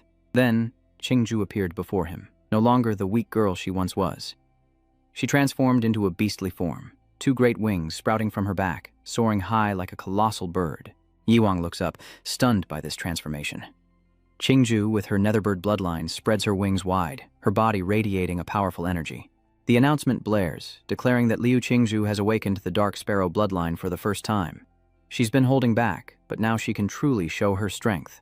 Qingju looks up, her eyes fixed on the strange fire, her fists clenched, power surging. She whispers, her face serious, "Yihuo, be careful. In this state I can't control my strength." Despite her overwhelming aura, the strange fire remained unfazed, a contemptuous smile spreading across his face as he retorted, "How fortunate of you to say, as I've only been using 50% of my power until now." Before he could finish, Qingju immediately used her netherworld breath to surround him, weakening his energy, forcing him to pause. Seizing the opportunity, Qingju circled behind him, gathering a massive amount of energy for a decisive blow, but it was all according to Yi Huo's plan. Without hesitation, he spins around, clenches his fist, and retaliates with all his might, a horrifying grin spreading across his face. The battle between the two contestants intensifies as they clash in a life-or-death struggle, their fists and powers colliding head-on. The force of their punches is immense, shaking the entire arena as they both fight to win. The aftershock of their collision reverberates through the audience, triggering screams. This is too much. The shockwave was so strong I couldn't even open my eyes. As things settled, Qingju dared to open her eyes, only to witness the horrifying transformation he had undergone after that clash. He stood there, his body transforming, limbs becoming monstrous, radiating a powerful nuclear energy with lightning erupting everywhere, his skin morphing into iron armor. Yihua stared at Than Truk, eyes gleaming, a radiant energy emanating from his lips like a monster devoid of feeling. A colossal surge of power suddenly erupted from Yihua's position, as fierce as lightning, causing the loudspeakers to blare incessantly. This is a dramatic semi-final match, where all eyes are on the beautiful opponent before him.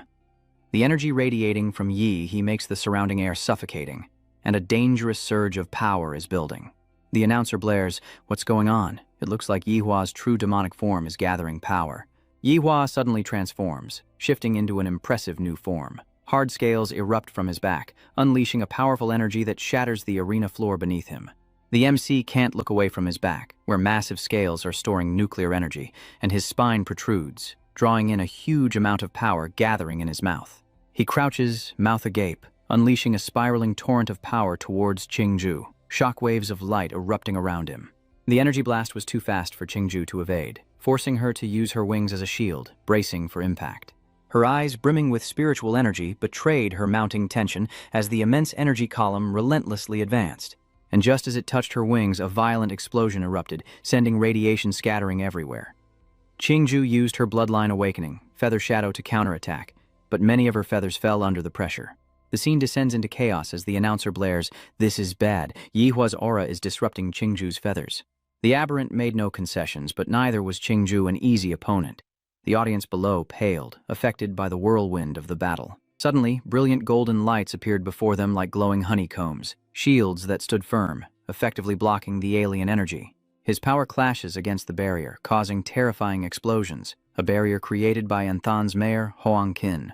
He stands tall and elegant, using his inner strength to protect the match, calmly saying, "Behold, the strongest champion in Anthan's history will be born today." From the stands above, cheers and applause thunder like crashing waves, as the host, hair slicked back, shouts into the mic, thankful for Mayor Hoang's protection.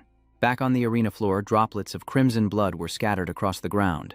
Blood that belonged to Qingju, who had suffered the terrifying power of the strange fire. The girl is battered, her wings torn, with only a scrap of clothing left.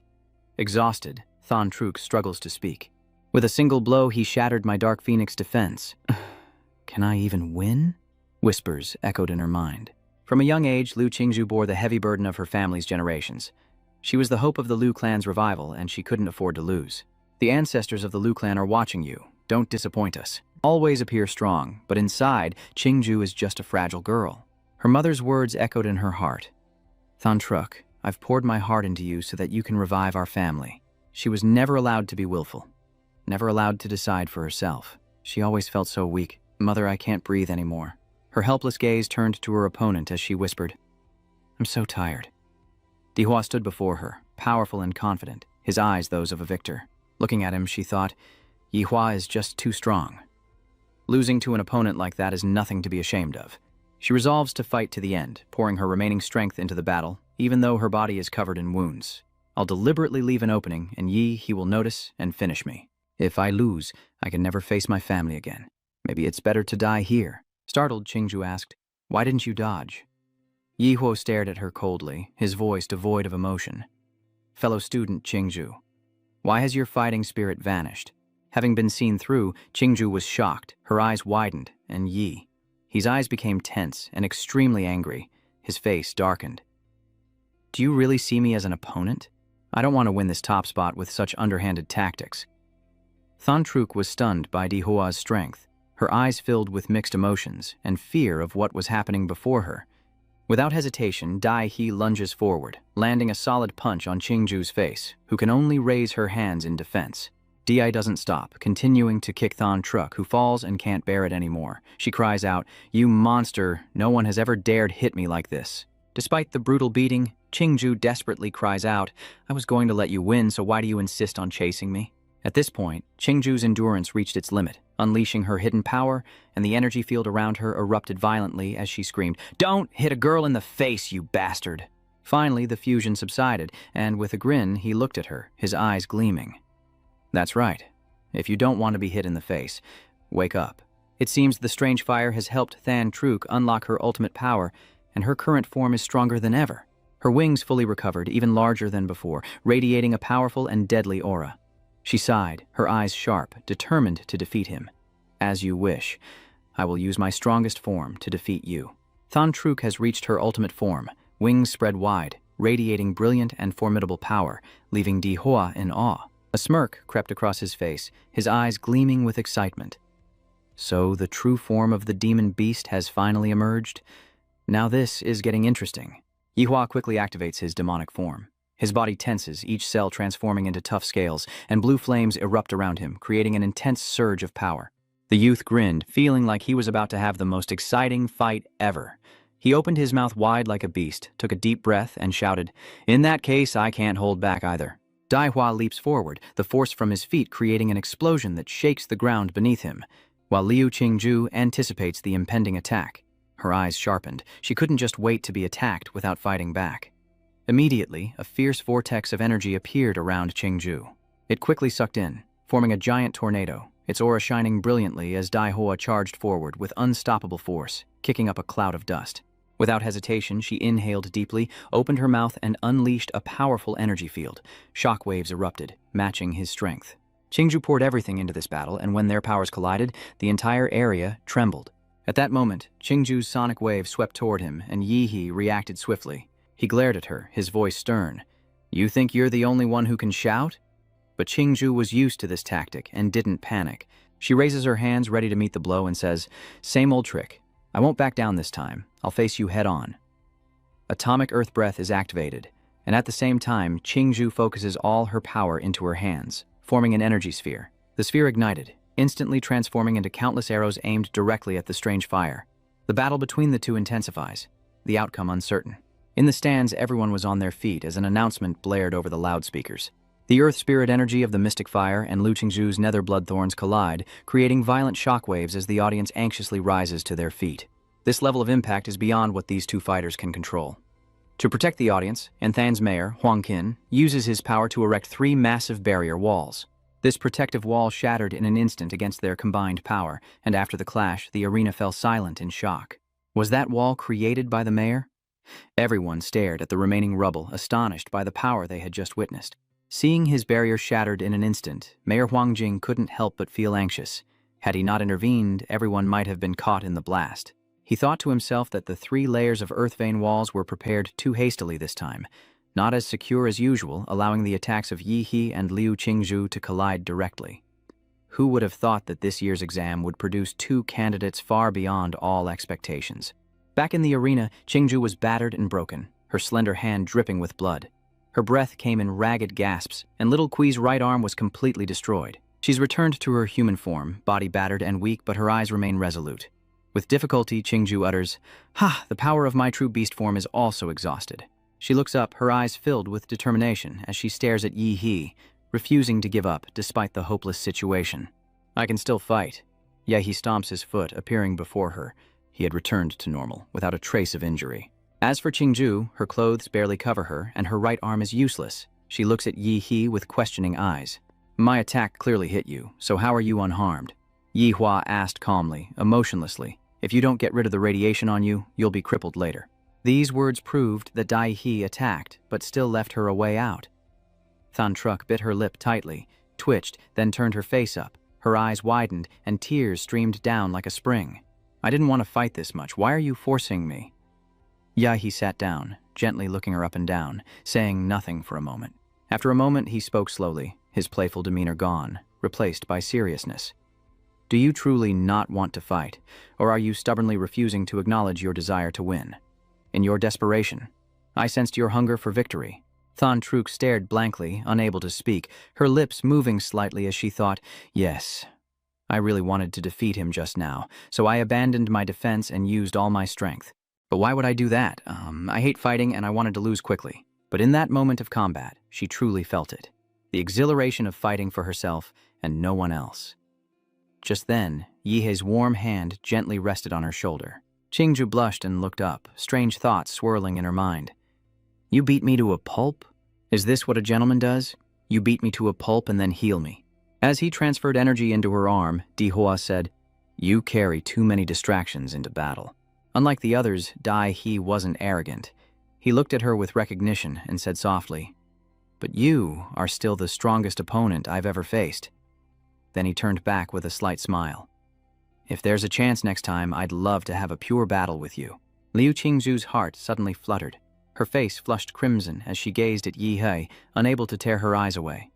Yihe stood in the arena, his flawless victory earning everyone's sincere admiration. As the dust settles, the loudspeaker announces the end of the first semi-final. Yihuo from Anthany, High School No. 1, is the victor. On the big screen, Di's next opponent is revealed, as the announcer speaks with anticipation. After Yihua defeated Liu Qingzhu, Chuzhou predictably won his match as well. The stadium is heating up and now the high school finals are fast approaching. This showdown between Yihua and Sochao, two students from the same Truong and Than Nhat Truong, has begun to attract a massive audience. The live viewership has skyrocketed to over 496 million, creating a huge wave of excitement and anticipation. After careful preparation, Chuzhou stood tall, his hands gripping his energy-emitting sword, his sharp gaze sweeping over Yi without hesitation. "Show me what you've got," Yi replied with a dangerous smile. His face lit up, eyes full of excitement and energy. "Bring it on." Not letting Yihua wait, Chuzhou launches the first attack, wielding his sword in a series of energy-gathering strikes, leaping high and unleashing a powerful, devastating blow. But Yihua remained unfazed, arms crossed, sensing no power from Chuzhou's attack.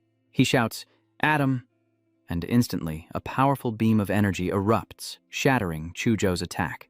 The powerful shockwave sends everything flying, easily overwhelming his opponent. Unable to withstand the force, Chuzhou shields his eyes to maintain his vision.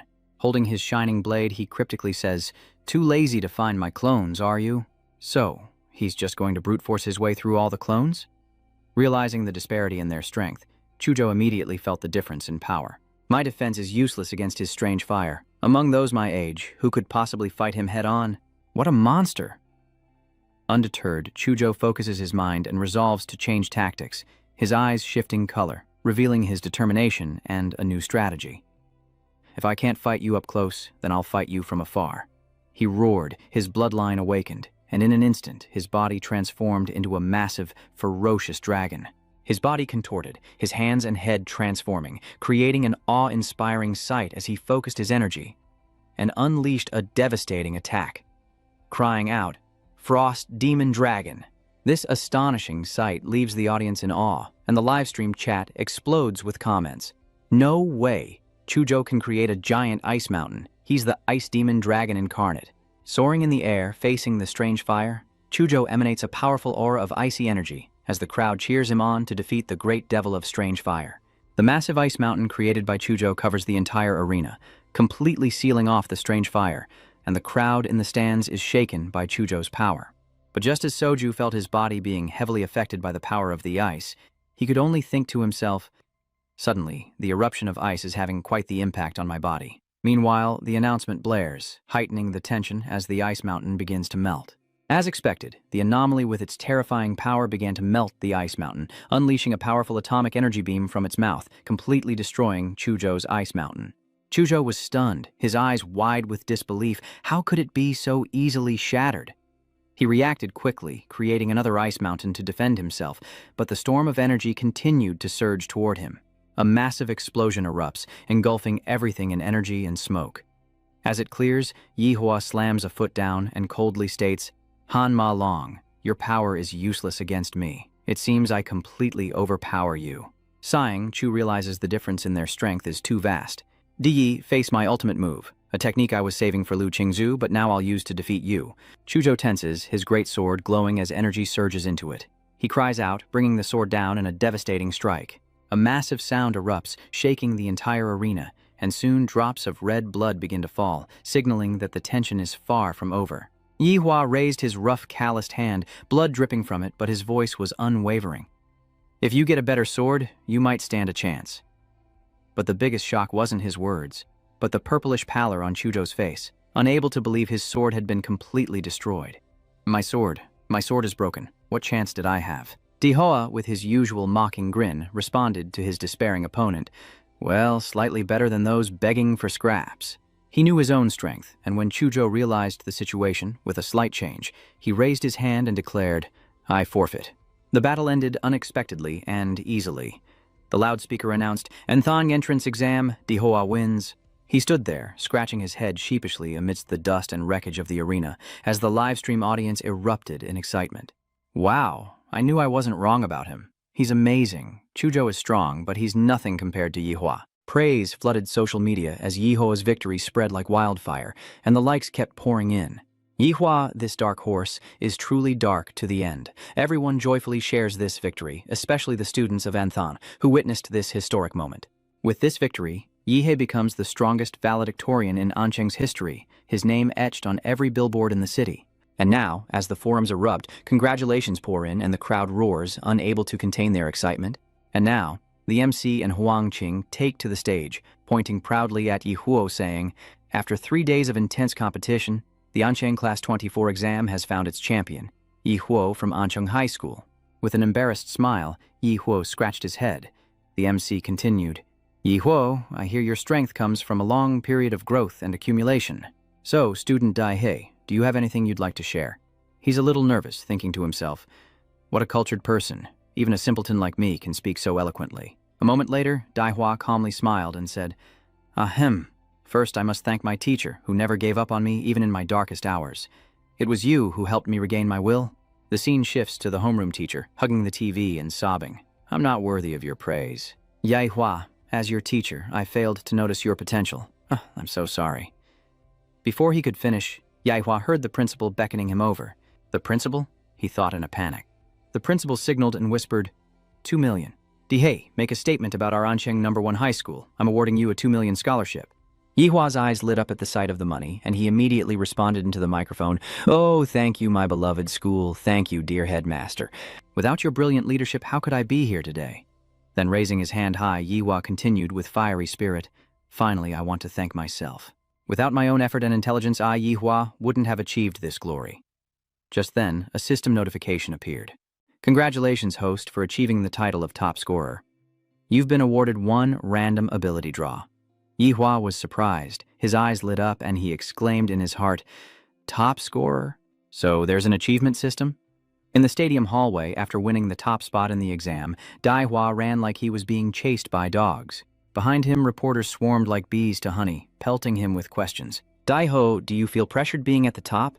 How were you able to improve so much in just half a year? Are you planning to go to Huadu University?" The reporters wouldn't let up, relentlessly pressing him. Even as Yihua tried his best to escape the crowd, he couldn't avoid their pointed questions. "Stop chasing me. I need to pee," he muttered, nearly wetting himself, but stubbornly kept running as the relentless reporters pursued him. One caught up, shoving a mic in his face, asking, "Yi Hei, who's prettier, Lu Qingzhu or Tai Shaoling? Do you prefer the brothel or Chuzhou?"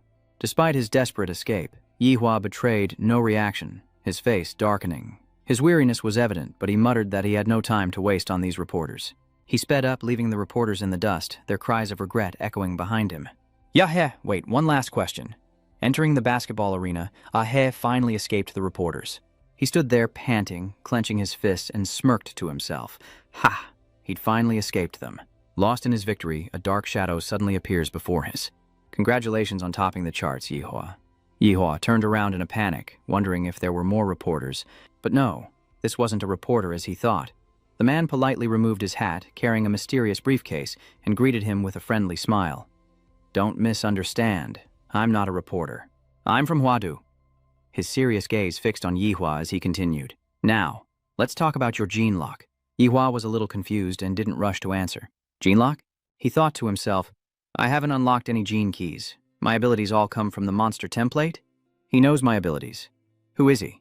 He began to suspect this mysterious man. The man calmly adjusted his hat and continued. "The gene key. You heard that from your father, didn't you?" The man pulled out a file from his briefcase and said, "Yihuo, aren't you curious? How could your ordinary taxi driver father know words that have nothing to do with his profession?" The question made Yihuo wonder. Was his father a hidden master? The man then presented another sealed document to Yihuo. "Because of your unique case, Huadu was able to declassify a document." Yihuo quickly opened it, skimming through before double-checking. He sees information about Prometheus, a research institute that once led the field of genetics on Blue Star, but was shut down after a major incident. Gene-locking technology was their key project. Yihua now understands why this man sought him out. "So you think my father was a senior researcher at Prometheus and I'm their secret product?" The man approached Yihua and added, "Don't worry, the nation won't make things difficult for you. I'm just here to explain the situation. You're involved, so I had to let you know." He calmly replied. "You're even calmer than I thought, kid," the man continued. "You're a person of national interest, and we'll protect you." Daihua smiled, a hint of satisfaction in his eyes. Then, if you'll excuse me, he smugly thought to himself that he was becoming more famous, but also more troubled. "Ha ha, this society is so pragmatic." He laughed loudly in the sports field, looked at the man from Hoado, and said softly, "Then, if you'll excuse me." Dihua clasped his hands. "You won first place in this exam, and not only that, you also received a 2 million scholarship and an 800,000 bonus.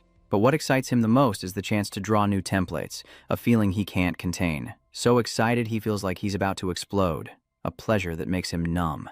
Thinking he couldn't wait any longer, Yihua quickly summoned the system, and a swirling circle of energy appeared before him, like a mysterious door opening. He stood there, eyes glued to the swirling, strange light before him, mesmerized. He opened his mouth and blurted out, "I can't wait any longer." Before Dai-He, the swirling circle of energy emitted an ethereal light, engulfing the entire space. He stood there, eyes wide, overwhelmed by the appearance of a supergiant, a bizarre, skeletal figure shrouded in mist. The system displays stats: D-level ability, supergiant transformation, 60-meter gigantification, high heat, evolved form, primal persona, 1% compatibility. Yeho stares intently, lost in thought. Supergiant transformation? He wondered, then it hit him. If combined with the Rampage Emperor Damara model, the abilities could stack. What would happen if the Colossal Titan merged with the Mad War King Damara? Instantly, He envisioned a Colossal Titan merged with Dimala, a powerful muscular figure with a long tail sweeping through space. He realized he was facing a true monster king. Cut to a dark room where a large man sat talking on the phone. "Brother Huolong, do you mean we won't be taking any more missions from now on?" The voice on the phone asked, to which the man calmly replied, "That's right. Cancel all schedules." The voice on the other end responded respectfully, "Yes, I understand." The table shows signs of impact, as if someone caused an accident. And the man slams his thick index finger down, his rough face contorted with rage, barely containing his fury.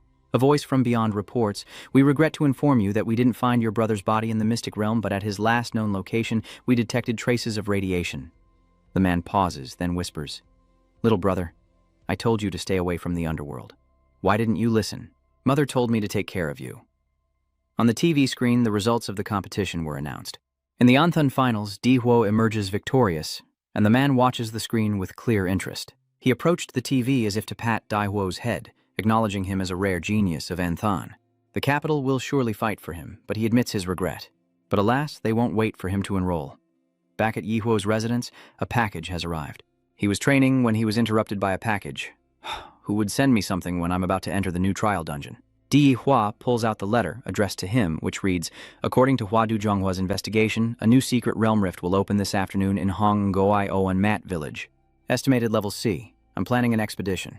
Want to join? Signed, Chuzhou." After reading the letter, Dai He made a chilling gesture, his face wrinkling in disbelief. Seriously? Handwritten letters in this day and age? Is he perhaps also a transmigrator? Cut to Mount Hongshu Ancheng, a place of unique beauty and majesty, where a massive crowd has gathered. A truly massive crowd. Everyone is preparing for battle, and Yihua pales at the sight of the massive crowd, at least 1,000 strong. The allure of the new secret realm is undeniable. The moment he appeared, Chuzhou noticed Yihei and approached him. Yihua politely responded, "Oh, it's you, Chu Chao." Chu Chao saw Yihua flash a bright smile. "You've gotten stronger again, haven't you?" Yahi thought, forcing a friendly smile. I didn't expect him to be so perceptive. Low-grade templates have their advantages, like quick results. After looking around, Yihi casually asked, "Which school are you planning to apply to?" Chuzhou, eyes closed, curtly replied, "Hua Tu." This answer brought a smile to Yihi's face as he continued, "Then we'll be classmates." But he quickly noticed something was off with Chuzhou's mood. Just as He was lost in thought, a rift suddenly appeared in the sky. A strange spatial gate opens, drawing the attention of everyone around. "The secret realm is about to open," shouts Echo, and a shockwave suddenly hits as a monster emerges from the spatial rift. It's a three-headed vulture with massive wings, diving to attack the crowd below as a martial artist points excitedly, shouting, "The secret realm has opened!" Brothers, let's take down this magical beast and merge with the mystic realm. The martial artists immediately gather, converging their energy, ready to fight. Their attacks are unleashed in unison, a display of overwhelming force. The three-headed vulture, though powerful, couldn't withstand the martial artists' combined strength and was quickly torn apart, leaving only feathers amidst the fierce onslaught. Meanwhile, Yihua entered the secret realm, stepping into a strange and wild forest. The trees were different here, and the smell of blood in the air made him mutter, "The smell of blood is so strong." Suddenly, he realized it was a beast tide. This monster had been waiting for them all along. He quickly ordered all martial artists under the nation's law to prioritize killing the magical beast and fight against the tide. In an instant, mutated monsters with skulls for heads and bodies of flesh began to attack. The martial artists, fresh to the mystic realm, were unafraid, ready to fight, and summoning all their energy to face the fierce onslaught. Not one to be left out, Chu slashes his sword and cries, "Bloodline power, atomic blast fist." His powerful attack, combined with the sword's might, slams into two approaching monsters, creating a massive ice wall. Just then, a monster tried to attack Chuzhou from behind, but Yihi quickly unleashed a powerful beam of energy, piercing right through it. It exploded in midair, so Chao quickly turned to express his gratitude, saying, "Thank you so much." With Yihua's help, the monsters are quickly annihilated, leaving only bones and crimson blood scattered across the ground. Turning to Chuzhou, Yihuo calmly stated, "None of the magical beasts in this secret realm know how to fight." Chuzhou looked at the monsters Yihuo had destroyed and couldn't help but feel terrified. "Yi-hei, you've eliminated so many magical beasts without losing?" he marveled, feeling like he was a destructive storm, repelling all creatures and destroying everything. He continued to move forward, the nuclear energy radiating from him, cleansing the space around him, leaving everyone astonished by his overwhelming power. Good heavens, how could they be defeated so quickly? Could there be a high-level martial artist helping them? Another martial artist said, "That's not right. They have the top scorer from Ancheng University, a top university scorer with such demon-killing power." They realized with astonishment that this unusual fire was no ordinary beginner martial artist. Those around him quickly gathered, cheering him on to lead the monsters toward the top student. Soon shouts rang out, "The leader of the monster horde has been defeated. We've won." The beast tide finally begins to recede, and Chuzhou breathes a sigh of relief, sweat dripping from his brow. At least the first wave of the beast tide has been overcome. Of the 1,000 martial artists who gathered, only about 800 remain, not counting the casualties. With that, Yihuo struggled to carry the massive sacks of stones left behind by the monsters. wearily approaching Chuzhou. Chuzhou, tell me, how am I supposed to collect all of this? Surprised by Yi Huo's greed, Chuzhou asked, why did you collect so many magic cores? Then Chuzhou produced a ring. This is my spatial ring. Just put everything in here. Seeing the ring, Dihua grinned. A space ring? Worth 10,000 gold. Turns out you're secretly rich, So Chao. Just then, someone announced that Master Wu Shen had arrived, and they both looked towards the voice. The others told the newcomer about Yi Huo. Luckily, he eliminated the demon leaders, or we would have died of exhaustion in the beast tide. Everyone looked at the newcomer with admiration. He was tall and heavily tattooed and spoke as soon as he arrived. Hello, you're the top scorer from Anthan University, right? I'm the leader of the Silver Wolf martial arts team in Anthan. He approached Di Huo, offering a handshake. I've heard tales of your heroic deeds from our members. Would you be interested in joining our martial arts team? If you join, it won't affect your university studies and you'll receive many other benefits. Vo Sam, I'm willing to make you an S-rank member of the team. Everyone was stunned. This is an incredible opportunity, as a martial artist's career is difficult to sustain without the support of a powerful guild, especially in Xia, where wandering groups are also very strong. Moreover, a Silver Wolf Team S rank is not easily obtained, even by Huadu University students. Just then, a girl riding a black tiger approached, her alluring attire and powerful presence stunning everyone. She spoke up, Wusen, why are you so fast? Coming to steal people already? Then, turning to Yi Huo, she said seriously, join our established martial hall, Yi Huo. Though smaller than Silver Wolf, I guarantee you 15% of our monthly cultivation resources. Her offer caused an uproar among the crowd, but despite the enthusiastic invitations from both her and Wu Sen, Yi Huo remained indifferent. He turned away and said softly, sorry, but I have no intention of joining a guild right now. The young man shook hands with Vo Sam. Though disappointed, Wu Sen politely replied, no worries, Yi Huo. We're just looking to make friends. If you ever need anything, don't hesitate to contact the Silverwing Squad. We of the Thandat Guild are also ready to lend a hand, the girl added. Dihua replied frankly, though I won't join, it's good to have friends. However, Vo Sam couldn't help but wonder, didn't you just use that hand to pick your earwax? Dihua simply laughed and replied, don't worry about it. At that moment, Chuzhou approached the strange fire and confidently said, the beast tide has been pushed back. Now we can explore on our own. This is a giant forest. Let's get to the treetops first to get a lay of the land, then we can make a plan. Yi Huo simply replied with those words. Okay. With that, they shot up, moving as fast as the wind. Chuzhou was amazed by Dihi's speed, unable to keep up. He was too fast.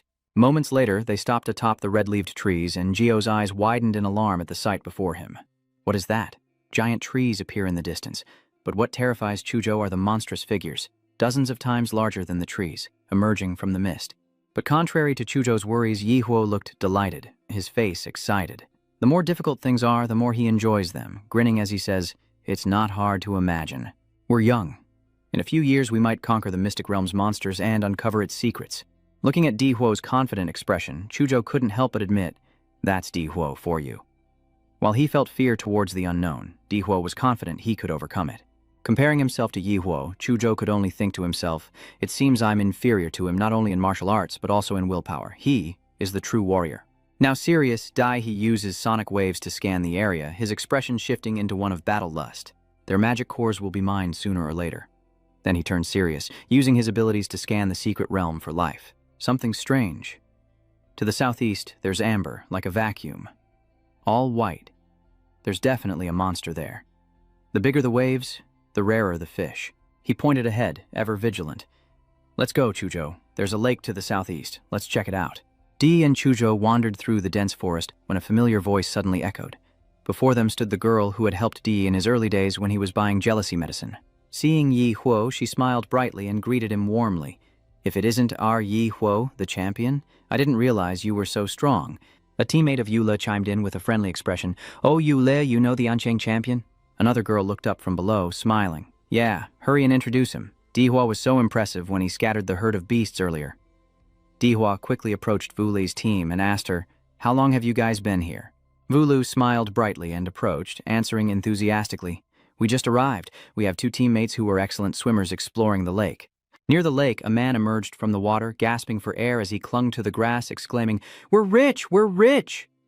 Vulo, hearing this, asked, how so? This man, a teammate of Vu Li, excitedly announced, there are ruins under the lake. We're rich. Wu Lei, overjoyed, immediately asked, "Really? Fantastic, we're rich." Yihai turned to Chuzhou, curious about what these relics were. "Why are they so excited?" So Chao, with some knowledge, replied, "In the secret realm there are ancient structures, perhaps remnants of a past civilization. It's said that modern martial arts and genetic technology both originated from them." Suddenly, Wu Lei's teammate widened his eyes, turned around warily, and asked, "Is there someone else?" Thinking they were a threat, he drew his sword, ready to attack, but before he could, Wu Lei stopped him. "Wait, Wu Duong, Di Hua, and So Chao were the champion and runner-up of the Anthan competition. Their strength far surpasses ordinary martial artists. Let them join us." Yi Hua coolly draped an arm over So Chao's shoulder, saying, "That's right, don't get worked up. We can help explore the ruins." Wu Duong quickly asked about the money. "So, how will we split the spoils?" Yi Hua waves dismissively, "We're just outsiders. We'll take what we earn." Wu Yang swallows his anger and turns back. "All right, you can join us for now, but don't try anything funny." He reassured himself that the future prodigies would become important figures, and he shouldn't make enemies. A moment later, the team dove into the river, led by Yu Yang, who knew the location of the ruins. They ventured deeper into a dark cave. Wu Yang said, "The ruins are just beyond this cave." As they surfaced, Wu Duong scanned the area, wondering, "That's strange. Where's Li Wei? Wasn't he supposed to be here?" One of Wu Lei's crew, a bald young man, speculates that he probably went ahead after discovering some treasure. Li Wei was supposed to be guarding the cave, but he's nowhere to be found, so Yu Yang tries to contact him. "Hello, Li Wei, can you hear me? Everyone be quiet so we can listen for any sign of him." Wu Lei anxiously looked toward the cave entrance, asking, "Did you guys see any traces of magical beasts in the cave?" Wu Duong replied, "Not at all. They found no beasts in the traps they'd laid." Then, one of Wu Lei's teammates, growing fearful, asked, "This is too dangerous. Li Wei is missing. Should we continue?" Faced with his teammates' anxiety, Wu Duong was excited, determined to find the ruins, get rich or die trying. Faced with this, his three teammates fell silent, torn between desire and fear, until Wu Duong declared, "If no one's backing out, let's go." Wu Yang's group ventured deeper into the cave, followed by Yihe and Chuzhou. After a while, Wu Yang shone his flashlight on the ground, discovering human footprints. Yihe, suspicious, turned and mouthed to Chuzhou, "Something's not right." Chuzhou returned the gesture. "That's right. The timing doesn't add up." Huang Wu Lei said her team had just approached the lake, which means it's only been a dozen minutes, yet they were able to enter the cave under the lake, pass through the underground cave, and find a secret path leading to the ruins. It's like turning on the map in a game. There are definitely traps. Should we warn your acquaintances and get out of here? But seconds later, Yihe gives a knowing smile and whispers, "I have a trump card." Soon after, Yu Yang leads the group to an area filled with seaweed. Long, sharp seaweed hung down from above, and they noticed that these tendrils were binding ancient statues. This is a magic core. It's lost its light, meaning it's been drained for a long time. No wonder we didn't see many aquatic beasts down here. It turns out they've all been devoured. Just behind them, Wu Lei glanced over and whispered, "Wu Yang, where are the ruins?" Before Wu Yang could answer, the other girl in the group gaped, pointing silently. The group followed her gaze, and a horrifying sight unfolded. Their teammate's corpse, bound by seaweed, withered and drained of life. The two girls in the group screamed in terror. Li Wei was dead. Wu Lei's face contorted in disbelief that this could happen to her team. Her eyes were glued to the corpse, her hands trembling, unsure of what to do. Meanwhile, Yu Yang fixated on the relic, crouching down and clutching his head, screaming, "Where's the relic? Why can't I see the relic?" Suddenly bumps appeared on his head and he trembled like he was having a seizure, his face turning purple as he stammered. "How did Li Wei die? Vines. Before I could finish, Wu Yang's head exploded and long, sea-like tentacles emerged from his neck, reaching upwards. Wu Lu quickly assessed the situation and shouted, "Everyone, run!" At that moment, a dazzling light appeared, emitting a powerful atomic energy that pierced through Wu Duong's head, now covered in tentacles. Wu Yang has completely transformed into a monster, but before the transformation is complete, the strange fire acts quickly, suppressing the situation while its mouth is still warm. The strange fire said, "I didn't expect the magical beast to be so intelligent. Capturing two martial artists, controlling one as bait, we've been led into its lair." Just then, long tentacles reached towards the strange fire, and as they blocked the path back, a mountain of rocks suddenly collapsed, sealing off the exit. Panic sets in as the demon beast blocks their escape, determined to keep them trapped. Chuzhou stares at the monster, his voice cutting through the crowd. "It's a devil vine. A rank 2 king-level demon beast. Wooly is panicked, drenched in cold sweat, and stammers, "King level second stage?" A king-class beast can't be judged by normal standards. It's not an opponent for us first-level martial artists. Still confident, Dai He smiled. "Whatever level it is, watch me crush it." A deafening explosion sends rocks and dust flying as a massive man emerges, the same one who'd been watching Yi Huo. He arrives just as Yi Huo faces the rank 2 king beast, striding forward with fiery intensity, declaring, "Yi Huo, I'm here to take your life." Everyone was shocked by this man's sudden appearance, exclaiming that he was an 8th stage martial artist with raging blood energy. Yi Huo turned around in surprise, asking with an indifferent expression, "So, there are others who seek me." The large man then began to recount how he had tracked Yi Huo. "I heard someone used radiation to fight the beast tide at Gongshu Mountain and knew it was you. I just followed the radiation trail to find you. I held my breath and followed you all the way to this cave, but I didn't expect to be discovered, and you even used a large rock to block my entrance. I stopped my heart and breathing to play dead, yet you still saw through it. No wonder you drove the entire Huo family into a corner." Seeing the man go to such lengths to find him, Yihua glanced at him quizzically and spoke up. "Huh? Who are you, mister?" He suddenly barges in and says all these strange things. "Do we know each other?" The unexpected question only fueled the man's rage. "Attack now. Stop playing dumb and die." His fist, brimming with immense energy, hurtled towards the strange fire's head. But before he could act, the monster's tentacles suddenly blocked him, leaving him helpless and furious. "This is the demon vine's nest. You lured me here to use the monster against me?" He was consumed by rage, losing all sense of reason. "Damn you, was this your plan all along?" Yihua watched him struggle, arms crossed as the man fought the beast, taking blow after blow, gasping for air. "You dare deceive me!" he roared in fury. Yihua remained unmoved, watching calmly, thinking, "You're so creative. This is only our first meeting." As the demonic vines ensnared him, Yihuo thought, the man grew increasingly frustrated, unleashing his power to shatter the annoying restraints. "Annoying. My target is you, not these vines." The scene around them descends into chaos as the man fights with such ferocity that the cave shakes, threatening to collapse at any moment. From behind, Yulei cries out in alarm, "This isn't good. The cave is about to collapse." She turned back to see Dai Huo standing there, continuing to activate his transformation to Mara. He began to gather nuclear energy, preparing to unleash a powerful attack. As he channels his power, a radiant sphere forms, shattering stone and causing water to rush in. Yiho points, saying quickly, "Sister Wulei, you all go on ahead."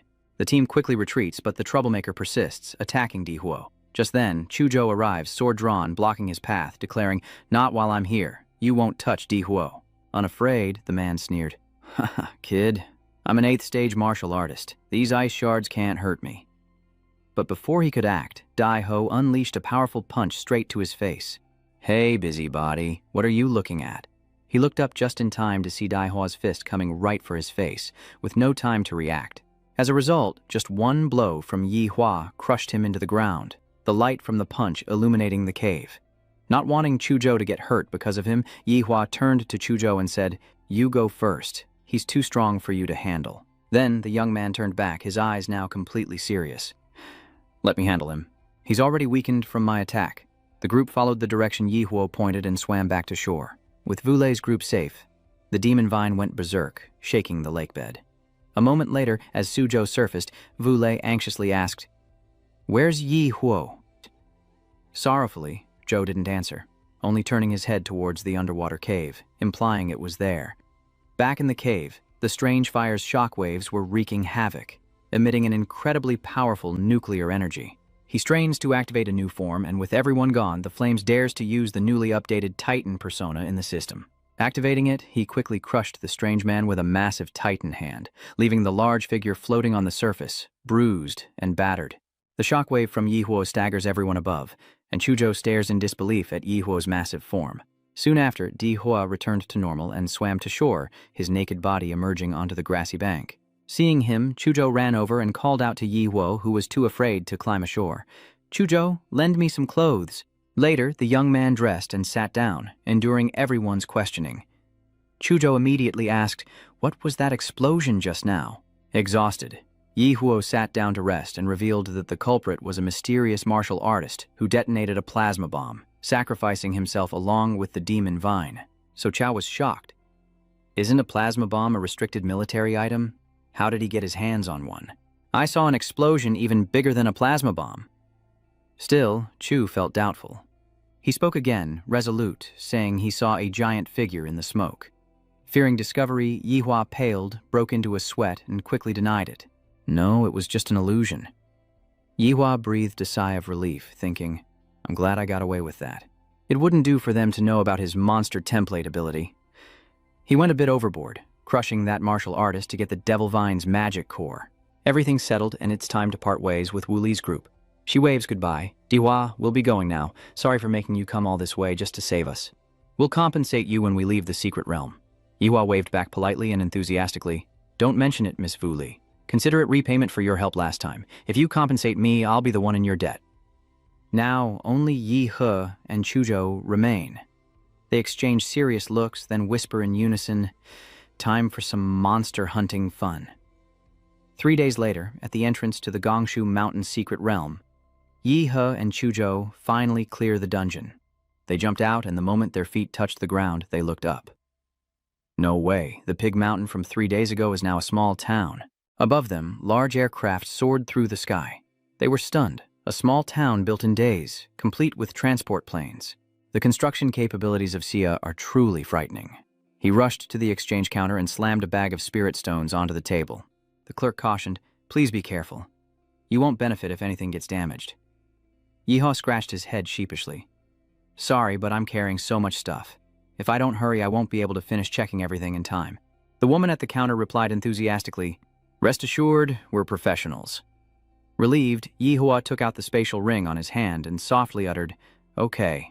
At this point, many large spirit stone bags like the one before were taken out, and he counted each one until the last bag was out, breathing a sigh of relief. The last bag. But looking around, even the exchange employee paled, shocked by the sheer amount of spirit stones. The girl asked with a trembling voice, is that all, sir? Daihuo stared directly at her and flashed a dangerous smile, his eyes sharp as if forcing her to hurry. All done. But you'll have to hurry. We have more spirit herbs. The trading hall buzzed with activity and lively chatter. Gathered around a table, Tramchow praised the spirit stones that Dihua had brought back. Oh my, this is a 300-year-old 7-star leaf at the very least. These spiritual herbs are incredibly rare, undetectable even to seasoned foragers. What luck does this kid have? He even found the 6 Harmonies fire, a key ingredient for refining qi pills. Even if these spiritual herbs are low quality, they're worth 30 million. And the rare ones are even more expensive. This martial artist is so lucky. He's rich overnight. Looking around, old Shu suddenly spoke up. Are you crazy? Finding so many spiritual herbs isn't just luck. We definitely shouldn't offend someone like him. From a distance, Yi watched their reactions, muttering, these white and blue cores are useless to me now. I might as well exchange them for money. He smiled, his voice dark and dangerous. But the 5 blue cores from Tier 3 beasts in the Horde and the Tier 2 Demon Vine King core with golden veins. Those are the real treasures. A moment later, a notification came from the bank. Beep, beep, bank card credited with 27.57 million. Yihuo casually puts his hands in his pockets, walks out of the exchange and mutters, calculating his next move. Now that the magic cores are taken care of, all that's left is to find a buyer for the spiritual herbs. Suddenly, an expensive car pulls up right in front of him. Dai Wang looked around, wondering whose car it was, as an older man stepped out, approached him with a hearty smile, and said, Hello, Di Huo, I'm Li Youtian, owner of Binhua Pharmacy. I hear you have a lot of spirit herbs from Gongshu Mountain. I'll buy them at 1% above market price. Dai Huo glared, unimpressed by the offer. But in his mind, he was already calculating. Those old geezers at the center dared to leak my information, but whatever. I needed to sell, and someone came to me, so how convenient. He agreed to sell them immediately. After the purchase, Mr. Li turned back to instruct, remember to look for me next time you have spirit herbs. Yi watched him leave, still holding the beeping phone and bank card with an additional 7,500, 640.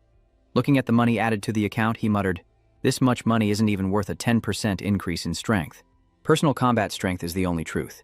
The Gene Wings and white or blue magic cores on the market are useless now. Daiwa then sighed wearily, lamenting, my template is even pickier than its master. Even if I could afford high-end items like blood jade fruit or advanced gene drugs, A thought strikes him, and he looks up, eyes gleaming. Ah, there is another way. He recalls how he completely crushed Lu Qingzhu in the exam with the power of the Mad Emperor template. But when it comes to martial arts, I'm far behind those who specialize in it, so what I need to do now is acquire some powerful martial arts techniques. With that, Yi Hua ran at full speed like a mad horse, shouting, "Old man, I'm here to ask for some gold." Cut to the principal's office at Anthon High School. A steaming cup of tea is poured as Yi Hua arrives at the headmaster's desk. The headmaster dotes on him, massaging Yi Hua's shoulders as he says, "Yi Hua, I'm surprised you still remember your old school." Yi Hua turns away with a chuckle. "Headmaster, you're too kind."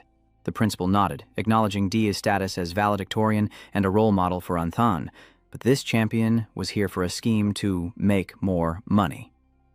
Dia then produced a large bottle of ginseng wine, presenting it to the principal and saying softly, "Teacher, this medicinal wine from Bin Hoa is not a bribe, but a token of respect for my elder." The principal's eyes lit up at the sight of the wine, and he smiled. "Yi Hua, you're a good student, respecting your teachers." After offering the wine, Yi Hua added, "Principal, I want to learn some powerful martial arts. Do you have any connections?" The principal hugged the bottle and replied, "Since you haven't entered university yet, we'll have to rely on the martial clans. You've already been accepted into Wadu, why the rush?" Yi He looked at the headmaster with a passionate expression. "Headmaster, I want to improve faster." The principal nodded in agreement. "All right, I can help you with an introduction. After all, you're a special talent, and we educators should teach students according to their abilities, not just stick to the same old path." Yi Hua whispered a few words into the principal's ear, making him grin. The principal is right. Rules are fixed, but people must live. It's a blessing for the education sector to have people like you who understand change. You flatter me, you flatter me. Ha, ha, ha. The next day, Yi Hua was showering in his room, his muscular body soaking wet as he answered the phone. "Dihei, it's done. You can go right away. The principal has announced it." Yi Hua responds, thanking the teacher, and asks, "Which martial clan is it?" Dihua's eyes widen as she exclaims in surprise, "What? The Liuancheng family agreed to transfer their secret technique to her?" Cut to the outside of Oenthan, where a man awaits a blonde girl speeding by on a motorcycle. The girl in the back, her hair flying like a ponytail, said with a hint of fear, "Keet, you're driving too fast, it's scary." The man smirked, trying to look cool. "It'll get even scarier." Enjoying a moment of leisure, a familiar voice suddenly calls out from behind, "Hey, slow down and focus. Reckless driving hurts people." Her reminder startled the young couple, who turned back with puzzled expressions, and the man, annoyed at the interruption, angrily cursed. "What the hell? Are you crazy? You scared me. You think you can race me with that old bike?" With that, he jerked his hand free and sped off like a rocket, leaving Yaohe and the taunts behind. The couple raced down the highway, their excited shouts echoing in the air. "Big brother, that's so cool." He looked at them with disdain, feeling annoyed. He glared after them, unable to stand their attitude. Suddenly, an intense burst of energy startled the couple ahead, their hearts pounding. Who says bikes are ordinary? He uses nuclear energy with a single hard push, sending the bike zooming, easily overtaking those two. He even added, "Get lost, you losers." Dihua sped off like a rocket, leaving a trail of dust and smoke, disappearing in seconds. The couple was drenched in a cold sweat, unable to believe their eyes. "Are bikes really that fast now?" The girl behind him stammered, "He's as fast as a plane." In less than 5 minutes, Yi Hua arrived, stopped his bike, and looked up at the gate of a vast, opulent estate. He stood alone before the grand estate, his eyes thoughtful. "Indeed, a martial arts clan," he muttered, using his power to scan the energy around him, sensing several terrifying auras, even in the force field. Just then, the main hall gates opened, and Lu Qingzhu stepped out, waving to Yi Hua. She offered a friendly but slightly shy smile. You've arrived?" Yi Hua looked at her, smiled slightly, and teased, "Aren't you happy to see me?" Qingzhu blushed and quickly denied it. No, not this Dihua attacking again. So you're very happy to see me, aren't you?" She quickly lowered her head, ready to lead the way. "Mother told me to come and get you. Now, let's go meet her." Yi Hua followed Qingzhu inside, and just the entrance to the main hall alone was enough to show the incredible wealth. Qingzhu looked up and announced, "Mother, Yi Hua is here." On the high staircase, a woman in high heels descended gracefully. It was Qin Lan, the head of the Lu family. With platinum blonde hair, full lips, and captivating beauty, she spoke. "Welcome, fire spirit." The moment Yi Hua saw her, his face flushed, and he began to pant like a boiling kettle. He was holding back with all his might, a hungry voice echoing in his mind. "Prime Minister, I've realized something." After her defeat, Liu Qingzhu returns home to face her ever-expectant mother. The space between them was eerily silent, and no one spoke for a long time, until Qingzhu finally broke the silence, her eyes sad and on the verge of tears. Mother. But contrary to Than Truk's fears, her mother simply wrung her hands gently, not showing too much concern, and said, "Than Truk, don't worry." On the TV screen, she continued to speak frankly. "I watched your live duel with the child named Dihoa. You performed admirably. Even in the Hoadu competition, Dihoa's abilities would make him a dark horse, so don't blame yourself." Qingzhu was surprised that her mother acknowledged her, free from any pressure. She stood there, hands trembling, blaming herself for being too weak when her mother stood up, her eyes serious as she spoke of the Liu family's future. "Your brother's abilities are limited. He can't take over the Liu family. In your generation, only you can shoulder this responsibility." She approached Qingzhu, caressing her beautiful face as she continued. "But you are a daughter, and born as you are." She continued to lay bare the harsh realities of the Liu family. With her father gone, they no longer had a grandmaster to support them. "The family's power has waned to the point where we're stuck in this small town of Anthan, and we can't refuse a marriage alliance with a major family. This means the Liu family will be devoured, and our century-old legacy will be handed to another. So, what do you think about you two being together?" Qingzhu is caught off guard, never having considered this. Her cheeks flush and her heart pounds. Liu Qingzhu's mother seriously reveals her vision of Yi Hua, saying he's not bad at all, with outstanding talent, a simple background, and unlimited potential. In her eyes, he doesn't seem like a bad person. You don't have to answer right away, just see how things go. Back in the present, Yi Hua finds himself at Liu Qingzhu's home, standing before her queenly, beautiful mother. Upon seeing him, Madame Lian Nian greeted Yi Hua and welcomed him to the Liu family, to which Yi Hua responded with a respectful bow. Hello, I brought a small gift. It seems everything has been well arranged." Yi Hua even brought gifts to Liu Qingzhu's house, probably trying to curry favor. Without wasting time, Liu Qingzhu's mother cut straight to the chase. "I heard from the principal of First High School that you wanted to learn some advanced martial arts, right?" Dihoa obediently replied, "Yes, I do." She then told her daughter to take Yi Hua, a statement that surprised him. He glanced up, wondering, why did she agree so quickly? Then, Qingzhu's mother acted naturally, creating space for the two of them. "Qingzhu will take you to the Liu family's martial arts library, which contains forbidden techniques that cannot be taken outside, so you only have one day to learn. Deep within the martial repository are 3 profound techniques. Whether you master them is up to you." With her permission, Yi Huo respectfully thanks her, bowing before the mistress of the Liu family. "Yes, thank you, House Liu." She glanced at Yi He with a mysterious look, lost in thought. Thanking the Liu family, not Qinlan herself? It seems he's made a promise to them. "Very well, Yi He. The Liu family will see to it that you fulfill your promise." The mother of Liu Qingzhu smiled, her dragon eyes looking at Yi He, a very intelligent child, more pleasing to the eye the more she looked. While Yi He didn't understand why she looked at him so strangely, he just felt there was something special in her eyes. Qingzhu also noticed her mother's attitude but didn't dare say anything. A while later, she led Yi Huo to the martial repository, a path leading to a dark tunnel, with Qingzhu leading the way and Yi Huo following her small figure. Suddenly, Yi Hua stopped and curiously asked Than Truk why she kept avoiding his gaze. Startled, Than Truk stammered without turning around. "I'm not." But Yi Hua, with a mischievous grin, moved closer, teasing, "Is that so?" She cries out, "Why are you getting so close?" Yi Huo just laughs, swaying back and forth. A moment later, Qingzhu led Yi Huo to a large, sturdy stone door, and they both looked up at it. Qingzhu turned and explained, "This is a stone gate made from petrified power stone, a special stone mined from the mystic realm. It can withstand attacks from Xuanwu masters without breaking." Yi Hua hesitated. "Can I punch it?" Qingzhu narrowed her eyes. "Go ahead and hit it. You say one thing, but you're full of doubts. Yihe's thoughts are strange. Shouldn't he be marveling at the magic of this stone?" With Qingzhu's consent, Yihe begins to gather atomic energy in his palm, emitting a familiar blue light as he clenches his fist and strikes with full force. She couldn't help but recall the terrifying blows he'd displayed in the arena. The blue light of his fist reigniting her fear and bringing back those awful memories. Unable to watch, she turned away and closed her eyes, fearing the sight would terrify her once more. By now, the energy was fully gathered, and Dihua punched the sturdy gate before him with all his might.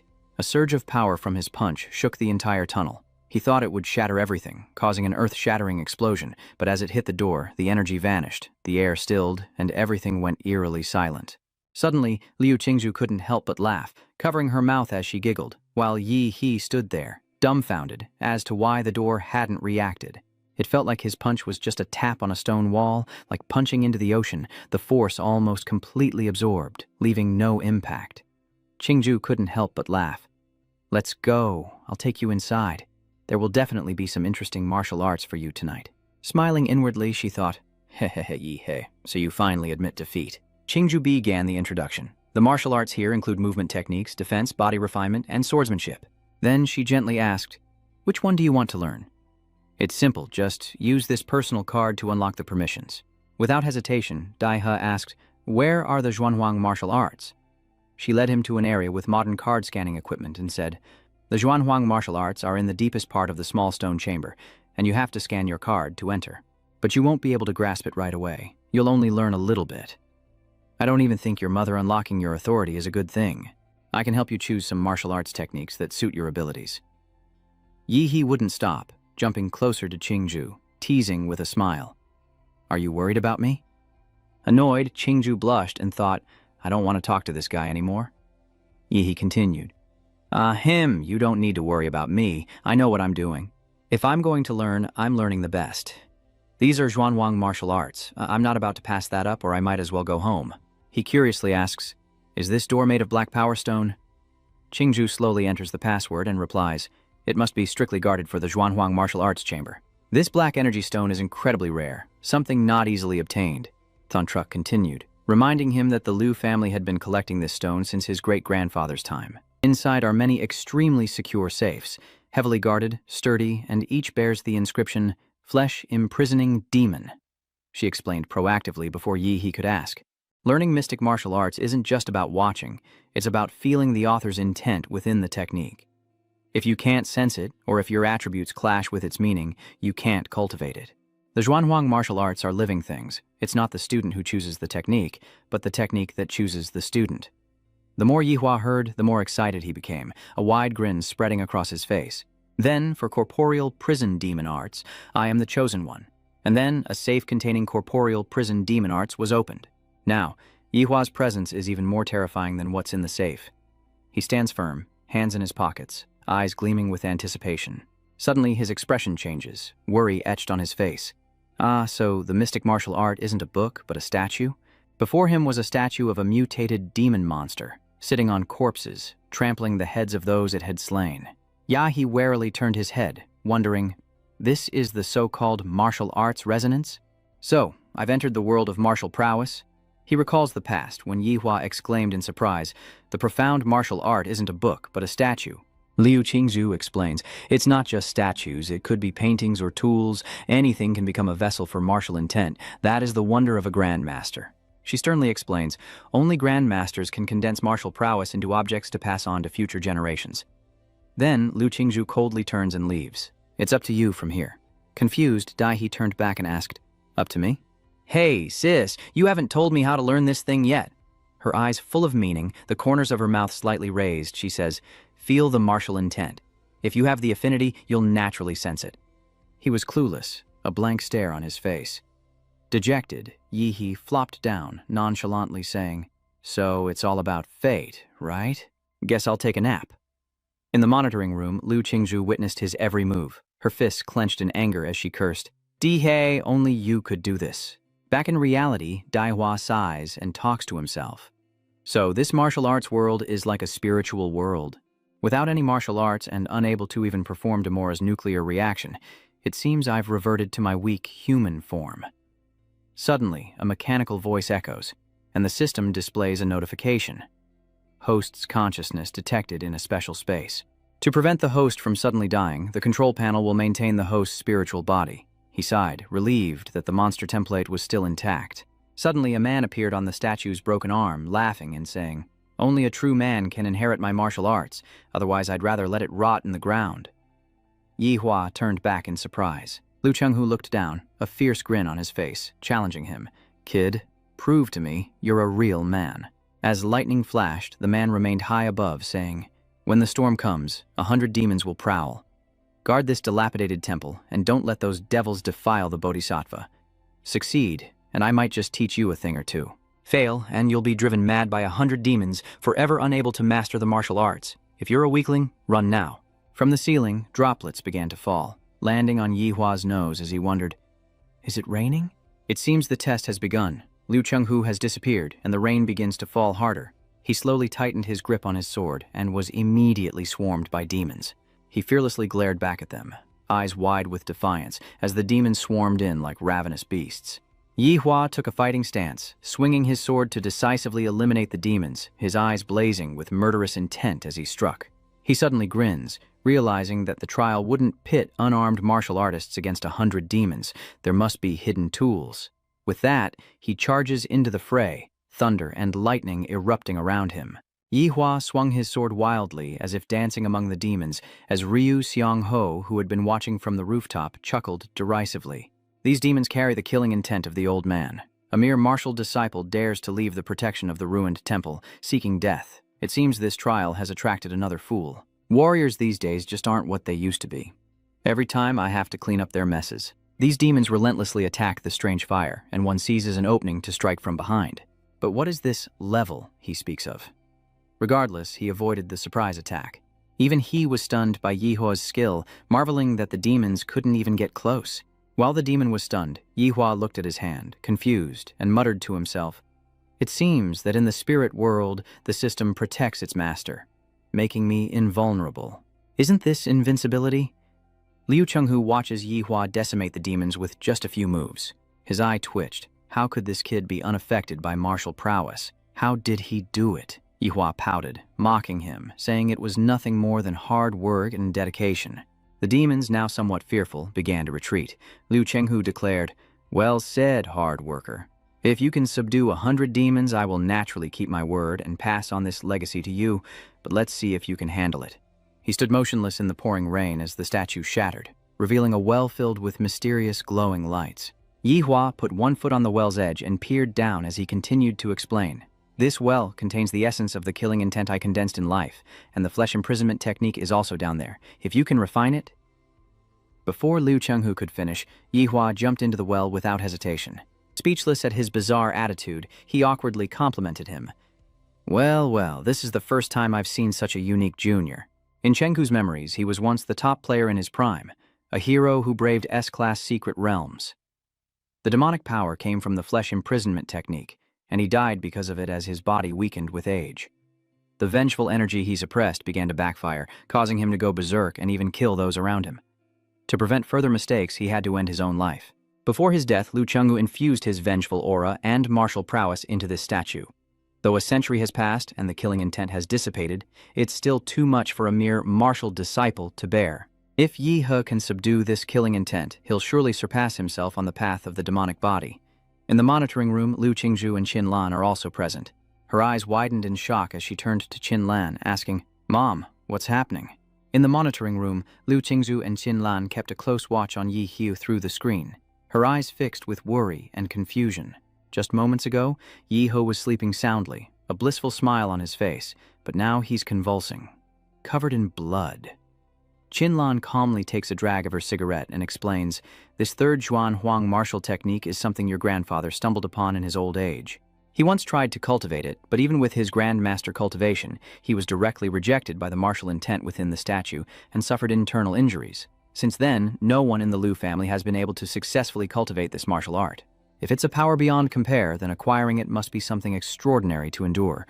To wear the crown, one must bear its weight." Having chosen to accept the martial arts power, Yi He awakens in the chamber, stretching and yawning, unaware that his every move is being watched.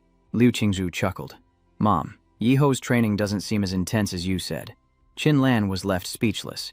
In the secret chamber, Yi Huo bows respectfully before the statue, saying, "Thank you, Senior, for imparting your skills." The true form within the statue replies telepathically, "Young man, you are the most talented I have ever encountered. Perhaps you can uncover the truth of this secret realm, something none of my predecessors could achieve. Now it's entrusted to successors like you." Little did they know he'd turn around and say, "Senior, you've misjudged me. I'm just a cheater." Di Huo smiled triumphantly, surrounded by boundless power, and cracked his knuckles, saying, "Flesh and blood imprisoned demon, body like Asura. Even though my stats haven't increased at all, mastering this Xuan Huang martial skill has at least doubled my combat power." Outside, Liu Qingzhu and her mother rushed in. Qin Lan asked anxiously, "Di Huo, you've mastered it?" He struck a pose, waved, and grinned. "That's right. I've mastered it. She couldn't believe her eyes, exclaiming, how is that possible? Even with Qingzu's talent, it would take a week of sleepless nights in the martial arts space to grasp a xuanhuang martial art. Yihei, how long did it take you? Only an hour? Can you really learn it in your sleep? Liu Qingzhu watched Yihei's calm demeanor and thought to herself, everyone calls me a genius. But the real genius is right here. He boasts confidently, you two don't believe me, do you? Then let me show you. With a flex, Yihua unleashed a powerful force that engulfed the entire space. The killing intent he mastered in the world of martial fortune. To explain it, it's like a buff in a game, enhancing my martial arts and increasing their lethality. With that, Dihua threw a punch, his powerful arm carrying destructive force, even crackling with lightning. Liu Qingzhu was mesmerized, standing in a daze, thinking, the shock waves are too strong. I think I can hear a demonic screech within them. Perhaps this is the killing intent that Daiwo spoke of, to witness such terrifying power. Qinlan felt rejuvenated, pressing her hand to her cheek seductively, saying, Dihua, you really are Dihua. Seeing her antics, he twitched, thinking, Madam, your daughter is still standing here. Can you restrain yourself a little? I don't want to be labeled as the Prime Minister. Liu Qingzhu asked, Dihua, now that you've mastered one profound skill, would you like to learn the other two? You still have 1 day to learn, she said, blushing and smiling shyly. Qinlan, standing to the side, covered her face in disappointment, thinking, my good daughter, are you pretending to be dumb or are you really dumb? You say you don't want to be with Yi He, but then you turn around and hand over the family fortune to him? Although she was prepared to take him in as her son-in-law, she couldn't just hand over the entire family fortune at once, so he flatly refused. No need, Thun Truck. One Xuanhuang martial art is enough for me to digest for a long time. I won't learn anymore. Auntie, I'm a little tired and I have some things to take care of at home. Oda stroked his chin in agreement, then called his daughter over. Thun Truck, why don't you take Daihe home? The housekeeper told me you took a public bicycle to get here. Do you even know how to drive? Zagara, pick one out. It'll be more convenient for you anyway. Hearing this, he remembered being mocked by a street punk on a motorcycle when he first arrived, called him poor. He thought bitterly. A motorcycle, huh? Remembering that, he recalls a cool motorcyclist he saw earlier, stylish and suave. He asks naturally, Andy, do you have a motorcycle? Qinlan replies, Dihua likes motorcycles just like my son, who's always causing trouble. Auntie will give you her most prized possession. Outside the Qin Manor, Jai wandered around, muttering to himself, I heard from Hongdi that my mother has invited another live-in son-in-law. Let's see who this is. My sister is a rare beauty and genius in Anthan. Not just anyone is worthy of her. He suddenly thought of Dihua and angrily cursed, that kid on the public bike is so annoying. He scared away the girl I was hitting on. Don't let me see him again. As he spoke, a motorcycle sped past Ji, his face contorting in disbelief. Wasn't that the guy on the public bike just now? And what he's riding is my motorcycle. That night, Yihuo returned home, parking his motorcycle outside. Yihuo quickly prepares dinner with only a bowl of magic cores and a dipping sauce on the table. Last time, swallowing the magic core raw was tasteless. Diye, eagerly grabbing his chopsticks, says, this time, a touch of soul-enhancing dipping sauce will do the trick. He picks up a mana stone, drenches it in sauce, and pops a green one into his mouth first. The mechanical voice echoes again. The system appears. Host Yi He, comprehensive physique 23.8, Mad Tyrant Emperor Mara Monster Template Compatibility 21%, Supergiant Monster Template Compatibility 85%, points available for distribution. His body is now overflowing with energy. Yihua reads the system screen, muttering, stat boosts, time to allocate points. Last time in the Sacred Tree Mountain realm, I used the supergiant monster form, about 50 meters tall. While that's huge compared to normal magic beasts, it's still tiny compared to the Sacred Tree in the realm, which was the size of a mountain range. Still unsatisfied, he allocates all his points to the giant monster, saying, bigger, I need to be bigger, before grabbing a glistening magic core. And add a level 2 Demon Vine's golden magic core.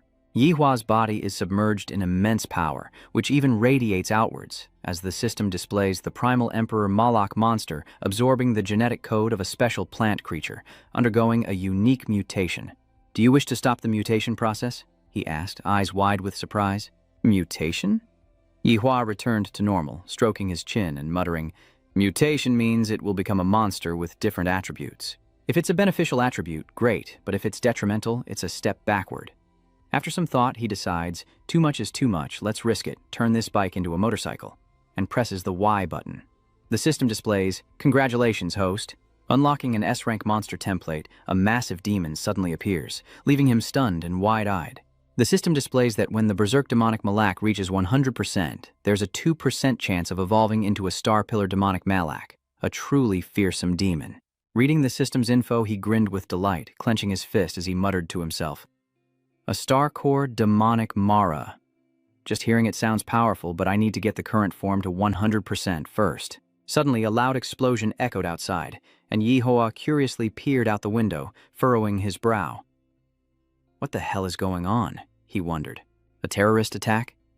Outside, police and special vehicles blared sirens, sealing off all entrances and exits to the area, preventing their escape. Find him for me. Leave no stone unturned. Inside, Yehuo could hear the commotion outside. He glanced warily behind him, saying, The original owner was eccentric and had no close friends who would visit. I haven't ordered any food or packages, so who could be out there? A woman appears and leaps through the window of the house. It's Yao Yimei. He glanced sharply and asked, Do you know who that is, sis? Yao Yimei dismissively replied, Looks like this young man isn't just an ordinary martial artist. Through her mask, she eyes Daihua with hidden intent. Yao Yimei says, Originally, I only intended to hide something here and conveniently alter your memories, but since you've discovered it, bear with it and try not to run away. Dihua didn't even bother to look back at the rambling shadow. Whatever, with this much savings, I can just buy another house. Not understanding what he's saying, she asks, What are you talking about? Yi He, channeling Bruce Lee, points his finger at her and declares, I said you're already dead. Outside, a man is fighting with the police, who are trying to subdue him. He leaves an opening and they seize him. With a sinister grin, Zhou Yi says, Yao Yimei, you must get the golden embryo out of here. I'll draw the fire for you. Suddenly he roared, Bring it on! My life is worth taking you down. Blood burning. Forbidden art. As he finished speaking, a strange power surged from Chu Yi's body, just as a beam of green light descended upon him. His cool act didn't last long, as Chu Yi was startled by the green light and quickly dodged. More enemies? As the dust settles, it's revealed to be Yao Yimei. She scrambled to her feet. Chu Yi asked Yao Yimei in surprise, Your nano armor was white, so why is it as black as coal now?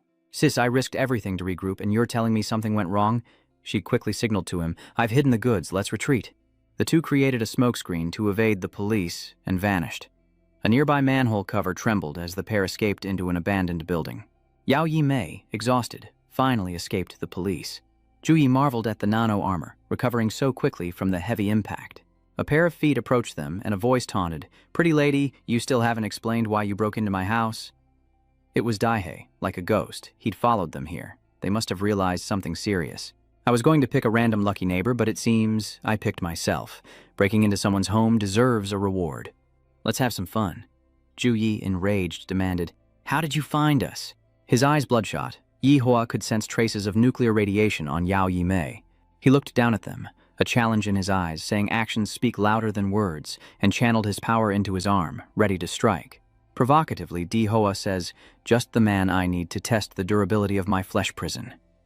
Chungia, terrified, raises his hands in defense, a sense of dread washing over him. Yihua lunges forward, attacking him directly with the Land Mountain fist, and with just one move, Zhu Yi coughs up blood, eyes wide. Yihua aims precisely, landing a punch straight into his stomach, and with a single flick of the wrist, Zhu Yi is sent flying. Yao Yimei was astonished, stammering, Such powerful martial arts. Young man, who taught you? Chu Yi fainted on the spot, while he, unscathed, replied with a mischievous smile, I learned from Emperor Mara. Yao Yimei found the name strange, thinking, Emperor Mara? I've never heard of him. I didn't expect a small city like Anthan to hide so many masters. Chu Yi awakens, still arrogant, saying, Don't get cocky, kid. Yihu glares at Chu Yi with cold eyes as he suddenly transforms into his true beast form. So, Zhu Yi also possessed a demonic entity. A massive rhinoceros roared furiously behind him. Zhu Yi smugly declared, I am a dignified level 6 martial artist, not someone a kid like you can control. His true form is a rhinoceros, and with one stomp he shatters the earth. Now completely mutated, spikes erupt all over Zhu Yi's body as he charges at Yihuo, unleashing the 5-step skill. Yihua was thrilled by his transformation, grinning from ear to ear as he said, That's more like it. Meanwhile, behind him, Yao Yimei used her stealth ability, planning to ambush Yihua. She smugly thinks, This kid doesn't realize my nano armor can turn invisible. I'm the real attacker here.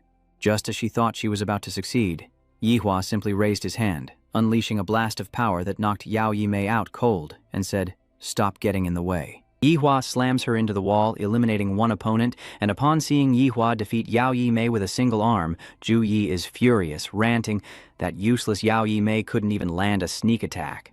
Regaining his confidence, Zhu Yi lunges forward, fist clenched. "I'll have to do it myself." But Yihua smirks. "Come on," his eyes gleaming as if he's found his prey. He blocks the attack with one arm, a surge of power emanating from him. Yihua stares in disbelief, realizing the defense has increased so much. "Kid, my Ironhide Rhino Demon Beast's true form can withstand tank fire. What do you think you can use to break through it?" Not only his defense, but his attack power has increased dramatically. He thrusts his rhino horn, threatening to pierce the strange fire, forcing him to dodge. With a deafening roar, Zhu Yi cried out, "I'm done for!"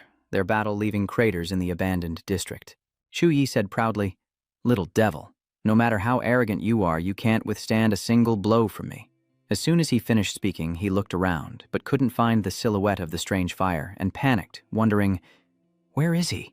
Zhu Yi turned back to continue searching, refusing to believe he could still escape after that punch. But then Yu's true form appeared, dwarfing Zhu Yi and shaking the earth with every movement. "What in the world is this?" Zhu Yi exclaimed in a panic, his mouth agape. Is this a demonic beast? Where did he come from? Did that little devil conjure him up?" A giant hand hurtles towards Zhu Yi like a missile, smashing into the ground and shattering it. But Zhu Yi managed to jump away just in time, only to realize he was but an ant. He prepared to strike again with his other hand. His brutal attack instantly sends dust and debris flying, as He raises a hand, gathering energy for a devastating blow. He relentlessly pounded towards Zhu Yi, when suddenly the system announced that Yihua was in supergiant personification mode, with a combined constitution of 23.8 to 294. Just then, Yao Yimei awoke, clutching her wounded body. Witnessing the transformed Dai Hua, she trembled and stammered, "I'm such an idiot. Why did I ever provoke this monster?"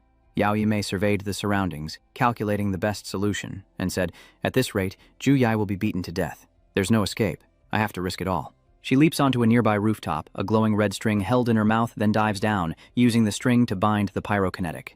Yao Yimei shouts, "This is a molecular thread from the nano battle armor. Its strength is enough to cut high-grade composite metals." She flies around him, wrapping the thread around him, and shouts again. Even though he became a giant through some kind of genetic manipulation, his physical weaknesses couldn't have changed. Yet that string was able to sever the pyro's head from its neck. She lands gracefully. The head fell before Yao Yimei, who quickly retracted the wire, thinking she'd defeated the hetero fire, and breathed a sigh of relief. Had she succeeded? Life isn't a fairy tale. The head is still active. Is the fire spirit about to attack with a power orb? Terrified, Yao Yimei stammered, "Monster." A massive force tears through the building. The last thing Yao Yimei sees is an endless blue light. The smoke and dust finally cleared, revealing Yihua in his normal form, still smoking. He slowly approached the dying Zhu Yi, his eyes filled with disdain. He looked at him and said, "You're next." Zhu Yi, covered in blood, struggled to speak. "You monster." Yihua stared at him with glowing, demonic eyes. "You killed to be killed. It's only fair." Zhu Yi lowered his head, then hearing the sirens outside, knowing he couldn't escape, said, "If I must die so young, I'll take you down with me." Yao Yimei, the woman he just killed, hid something in his room called the Golden Gene, and his face contorts into a grotesque mask as he screams. "Now it belongs to you. You'll face endless pursuit, living like a rat. I'll be waiting for you in hell." Disgusted, Yihua didn't bother listening to his nonsense. He kicks Zhu Yi so hard he might as well be dead, adding, "You talk too much." He noticed the police nearby and muttered, "The cops are here. I need to deal with the body quickly." Looking at the wreckage he'd caused, Yihua said, "I may have gone a bit too far this time." Back in his apartment complex, it was already midnight. Sitting on his bed, he dialed a number. "Aunt Chin, how did the police questioning go?" The person on the phone replied, "It's nothing, but Yihua, things haven't been peaceful lately. You should behave and wait to go to Huadu University." He immediately replied, "Don't worry, Aunt Chin, you know me." "Nah, I'm very well behaved," the person replied. "That's good." He stood up, tossed the phone aside, and sighed in relief. "Good thing I warned Aunt Chin, otherwise the police would definitely trace me with my obvious nuclear energy blast." Just as Zhu Yi said, Yao Yimei really did hide the gene tube in his room. Yihua examines it in his hand. Is this the golden gene those two were talking about? The gene tube bears the symbol of a large creature, one he recognizes from the Prometheus files given to him by the man from Huadu. This is the symbol of the lightning shooter, a major player in biotechnology. Yiho thought about the two men from before and began to understand why. It seems those two stole this from Thunder Radiance Bird and were being chased while trying to escape. Judging by his despicable face, he probably dumped it on me. Looking out, Yiho saw the large hole he'd made in the window. He put his hands in his pockets and thought, looks like I'll have to move. I'll find a hotel for tonight. In the depths of the Swan Lake B-rank secret realm, a girl atop a wolf asks, "How was your harvest?" The man replies, "I managed to get a little." Suddenly, a loud noise draws everyone's attention, and the girl cries out in alarm, "Captain, look!" Hearing her call out, they looked into the distance and saw a massive beast appear, followed by a terrifying stampede of wild animals. Wave after wave of beasts charge in like a storm, and among them is a colossal monster. A 5th stage overlord-level blood-eyed black ape. People scattered in terror, urging each other to alert the army. A lord-class beast was leading a massive horde. Ancheng can't hold out. The nation must send Grandmaster or Master-level martial artists to assist. Damn it, high-level magical beasts rarely leave their territories to venture into low-level areas. Why is this happening? The beast with the terrifying face stared ahead, its eyes suddenly turning bloodshot, unleashing an immense surge of energy. Boulders rained down as people fled in terror, desperately calling for help. An emergency. A Lord-class beast tide is emerging from Swan Lake secret realm. A man cries out in terror, "We need backup, now!" But then, a massive boulder crushes him, as a mechanical voice confirms the Overlord's intrusion. "Respond! Respond!" The beast stretched, looking enormous. He roared, pushing his power to the limit, and a massive black hole appeared in the sky. As the announcement blared, fear gripped the city. A large-scale beast tide from the Swan Lake B-rank secret realm was about to strike Anthan, and the people trembled in fear. The military mobilized rapidly, according to the broadcast. The beast tide is expected to reach Anthan in 20 minutes, and the army has been deployed to the front lines. A booming voice calls out, urging all martial artists in Anthan to provide support. All martial artists, please provide support. Inside the train station, the shouts of the crowd grew louder. "Please, no pushing, maintain order." A child is lifted high, crying as the horde attacks. Now only children and students are allowed on the trains. Children are the hope of the future. If Anthan falls, we must ensure its future survives. In the mayor's office, two people sit in front of a computer, talking. "I told you to ask other cities for support." "Which cities have agreed to send troops?" the woman replied. "Mr. Mayor, and city isn't the only place experiencing a large-scale monster wave. Monster wave warnings are popping up all over the country, and everyone is struggling to survive." The woman pointed to her iPad and said, "The cities that haven't been attacked are all saying they need to build defenses in case of a monster wave." The worried mayor asked, "What about Huadu? Can any of the Grandmaster-level martial artists we requested come to help, even just one?" He leaned back in his chair and continued, "A Class S dungeon has appeared in Guangshan City, near the Magic Metropolis. All the martial artists from the capital must go to Guangshan City to stop the expansion of the S-rank dungeon." The mayor frowned, saying, "We have no time to waste. The battle to protect Ancheng has already begun, and we'll have to rely on ourselves." Cut to the Su Manor, where two men are training in the courtyard. Yi Hua lands a punch on his opponent, sending him staggering backward. Yi He praises him, saying, "Not bad, you blocked one of my attacks." Chu wipes away sweat and asks, "Since when did you learn Zhuanhuang martial arts?" Yi He stretches and replies, "I've been learning for a month, it's so-so, but what about you? Why do I feel like you've regressed so much in the past month?" So Chow explains, "It's not that I've regressed, but that you've become monstrously strong." Suddenly, a noise echoes from afar, and So Chow shouts, "Something's happened in Anthan. This is a beast tide warning." A voice announced from the phone that Ancheng's Reserve University students had priority to leave. Students, head to Ancheng Airport for flights B5A21 and B753, or to Ancheng High-Speed Rail for train A423-7 to evacuate immediately. That's the evacuation message, So Chu says. Yiho asks if he's planning to leave, but So Chow, eyes downcast, replies, "Do you want to stay too? With your talent, it's best to leave." Yi quickly massages his hands, smiles brightly, and walks away saying, "You talk too much. Why didn't I realize you were such a nag? If you don't want to go, just say so. Otherwise, kill." Back inside the mansion, Liu Qingju excitedly tells her mother, "Mom, I want to help defend against the beast tide." Qin Lian asks her daughter, "What are your odds of survival?" She added, "There are about 30,000 martial artists in the city, plus some retired martial artists and martial apprentices who volunteer to fight, so we can gather about 50,000 people. This many people facing the beast tide is like a small boat facing a tsunami. Once it hits, they will be buried in the sea of beasts." Qinlan raised an eyebrow, watching Liu Qingzhu continue. And the overlord-level magical beasts are not monsters, and City can currently deal with. They are beings that only grandmasters can barely contend with.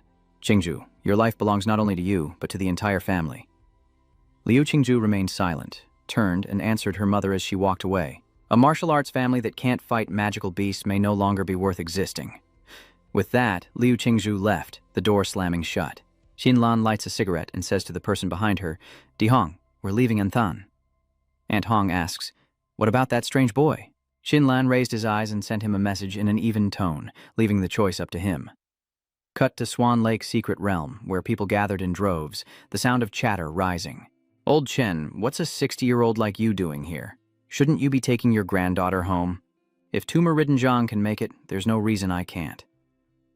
Zhang Lu, leaning heavily on his cane, followed behind, saying, "Who knew that after 30 years we'd be standing on the same front line, fighting against the invading beast tide?" Old Chen stood tall, his sword at the ready, and replied, "That's right, 30 years.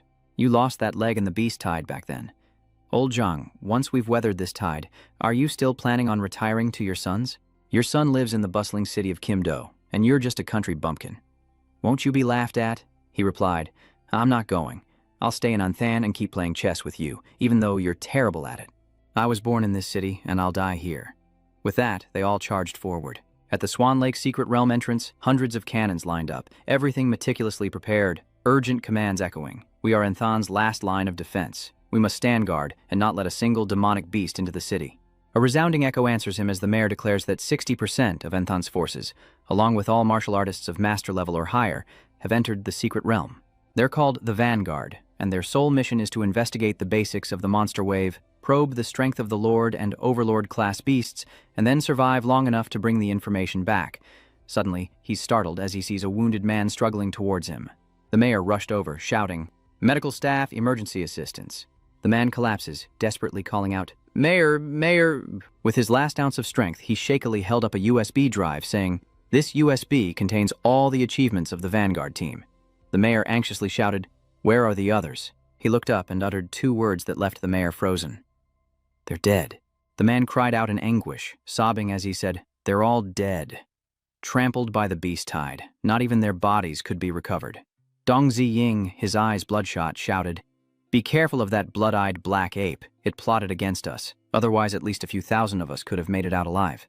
From the Black Lake, sharp rocks rained down relentlessly, and something pierced the building with a deafening shriek. Something strange appears on the ground, and the mayor realizes their target is the defensive landmine beneath the building. Explosions erupt one after another, along with his screams. Its goal is to detonate the landmines and destroy the defensive structure being built. Cannons fire, and the mayor's shout is lost in the din. "Damn it, it's an attack from the dungeon break. Tank battalion, open fire on the dungeon rift without hesitation." Before him, a terrifying explosion erupted, and the mayor frowned, clenching his fist. Instead of unleashing monsters, they're using ranged attacks to wear us down. How could beasts know human tactics? He cursed in frustration. "Damn it, you wretched beasts!" Another volley of stones rained down from the dark pit. A loud cry signals the second wave of attacks. This time, the number of stone beaks suddenly increases. A machine rushes forward, some soldiers cautiously advance, and a wild beast appears, prompting a soldier to shout, "Be careful!" The enemy attacks, and before he can finish his sentence, his head is taken. Then, one after another, more appeared, and everyone tried to attack and stop them. The mayor reached out, trying to shout as the stone pillars were used as launch bays for the magical beasts. They emerge from the dungeon rift through those pillars, then are released directly into the rear lines of the battlefield to wreak havoc. Damn it, we can't let those stone spikes fall. Block those stone wedges. The beast rears back. Another one speaks up, almost there. The humans no longer had the strength to resist. It roared and charged forward. "Warriors, crush that land for me." A horde of monsters charges towards the cannons. Explosions erupt in rapid succession, creating a scene of utter chaos as a foot stomps down on the ground. Dihoa, with his hands in his pockets, said calmly that he didn't know what Anthan would become after today, then looked down and continued. "Even though I've only been here for a few months, I've grown fond of Anthan. I can't let these beasts destroy the peaceful days I've worked so hard for, so I must." He rushes down, armor appearing around him, and excitedly shouts, "Let the slaughter begin." As smoke billowed in the city, a young man praised the person next to him. "As expected of you, brother-law, you've already taken down 5 magical beasts. The praised one grows arrogant." "You flatter me." Tai Lin said, stepping on a monster. So, you've only killed a few low-level monsters and you're already bragging? Is that all you've got, Luo Xuan? An Hai's #1 title seems a bit overblown. He clenches his fist in anger. Tai Xiaoling exclaims in surprise as footsteps echo nearby. Chuzhou appears, holding a spirit stone. Someone asks, Chuzhou, that blue magic core in your hand, did you take down a Tier 3 magic beast yourself? Without stopping, Chuzhou casually replied, I didn't expect to find you all here. None of you chose to retreat. Our parents are all martial artists fighting against the beast tide here. As their children, how could we run away alone? Suddenly, Luo Xuan pointed upwards and shouted, Watch out! Behind them, a tank hurtled towards them at breakneck speed. Chaos erupts as a tank is hurled through the air, followed by shouts of, Who the hell threw a tank? A hand pulls out a sword, and with a few swings from Chuzhou, the tank is sliced in two. Tai Xiaoling is stunned, realizing this is the first Lord-level monster to emerge from the mystic realm. How did it get so far behind the lines? Facing the massive monster, they reassured each other, Stay calm. It's not a Lord class. Its form and aura are different. As the beast's hand descended, Chuzhou gritted his teeth, sensing the danger. A great light descends, obliterating everything in its path. Attacked by an unseen force, the monster collapses, reaching out to grab something. Standing tall in the beast's maw, Yihua reached out, leaned down, and pried its mouth open with a sinister grin. Time for a dental cleaning. The beast roars in protest. Dihua held its fangs, pried its mouth open, and peered inside with a sigh. This is so dirty. Just how many people has it eaten? Yihua conjures a ball of water. He said, I'm going to have to clean you up real good. Yihua then sent the water orb through the beast's mouth. Luo Xuan, behind Chuzhou, said, Let's retreat while the magical beasts are fighting amongst themselves. Chuzhou reassured him, Don't panic. That's a mystic fire. He stammered, Otherworldly fire? That little demonic beast just now was otherworldly fire? Chu looked at him and said, That's right, with him here. Maybe Nthang can survive this disaster.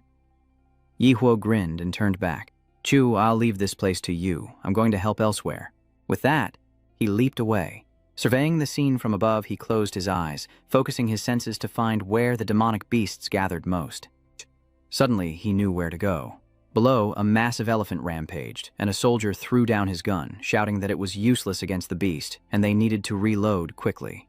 The others quickly dropped their guns and donned armor, a group charging forward with swords, only to be impaled by the beast's sharp tusks. Its every step crushes countless soldiers. The worried troops cry out, Captain, we have to retreat. We can't hold this line. We're just ordinary soldiers, no match for these demonic beasts. Some still refused to give up, desperately holding their ground. He swung his sword, cutting down the small beast before him, his eyes filled with determination as he shouted, We are soldiers, and even if we die, we will hold out until the martial artists arrive. Suddenly, crimson flames danced around them. Someone wondered, What in the world is this? Could it be that the martial artists have arrived? In the distance, an elephant approaches, surrounded by a fiery red aura. Suddenly, something blue pierced its head, instantly killing it. With a crash, it fell lifelessly to the ground. Seeing this, the other wild beasts raised their heads and roared as the enraged martial artists descended from above. A light shines down, piercing through the clouds as the other 9 districts teeter on the brink of destruction. The man watched the fleeing monsters in confusion. The monsters are running away? No, it feels like they're trying to run somewhere else, the woman behind him said. The prodigy of Anthan has entered the battlefield, and the monsters are converging on him. The man turned, his face set with determination. We can't let the divergent like Liu Wuxi's group be killed by the beasts. We have to help him. He's still just a child, the hope of Ancheng. And with a mighty roar, he charged, Let's ambush those beasts and protect our top scorer. Monsters barely bared their fangs before their skulls were blown apart. The battlefield is a brutal wasteland littered with monster corpses, as a powerful light pierces through, devastating the surrounding land. Seeing this, the slick-haired man immediately shouted a warning, saying that a Lord-class monster had its eyes on the strange fire, and everyone must fight to protect it. They want to kill Ancheng City's top scorer? They'll have to get through my dead body first. Someone shouts to kill, saying we've been saved. As the city erupts and cheers echo, they shout of human triumph, vowing to send the beasts to hell, promising their top scorer will arrive soon, and ordering the defense of their base at all costs. Are you old geezers worse than a high school student? Don't let the younger generation laugh at us. At that moment, a dinosaur-like monster emerged, its eyes glowing with an eerie light, and began ramming the barrier before it. That wall is the Divine Vein Barrier, erected in the heart of the city. The mayor floats in the air, chanting as he raises his hand. This barrier can only contain a portion of the monsters. To truly solve this monster wave, they must defeat the Overlord. However, the Divine Vein Wall couldn't stop every monster from slipping through the cracks. A hideous, shaggy beast took to the skies with savage intent. Without a word, the mayor clasped his hands together, forming a seal that emitted a dazzling golden light. Here, we see the monster's reach, a battle of unequal sizes. His eyes look back, out of the frying pan and into the fire, as an even more terrifying monster appears. The mayor's face was cold as he muttered to himself, unfazed. A level 4 Tomb Lord class. A colossal mountain crocodile. Suddenly, he understood. The blood-eyed black ape's mount, the Overlord's steed, had made its move. It seemed that Ape was growing restless. With that thought, the mayor gently landed on the divine circuit wall. He channeled his energy, creating the earth-shattering mountain stone sea howl. The vibrations distorted space, twisting all of creation. The monster, a centipede-like creature with countless glowing eyes, looked up at the dazzling vortex the mayor had created. As he slowly ascended, he asked, "Do you know why I had to use the earth-based attack you're most familiar with?" The monster, terrified, seemed to understand its fate.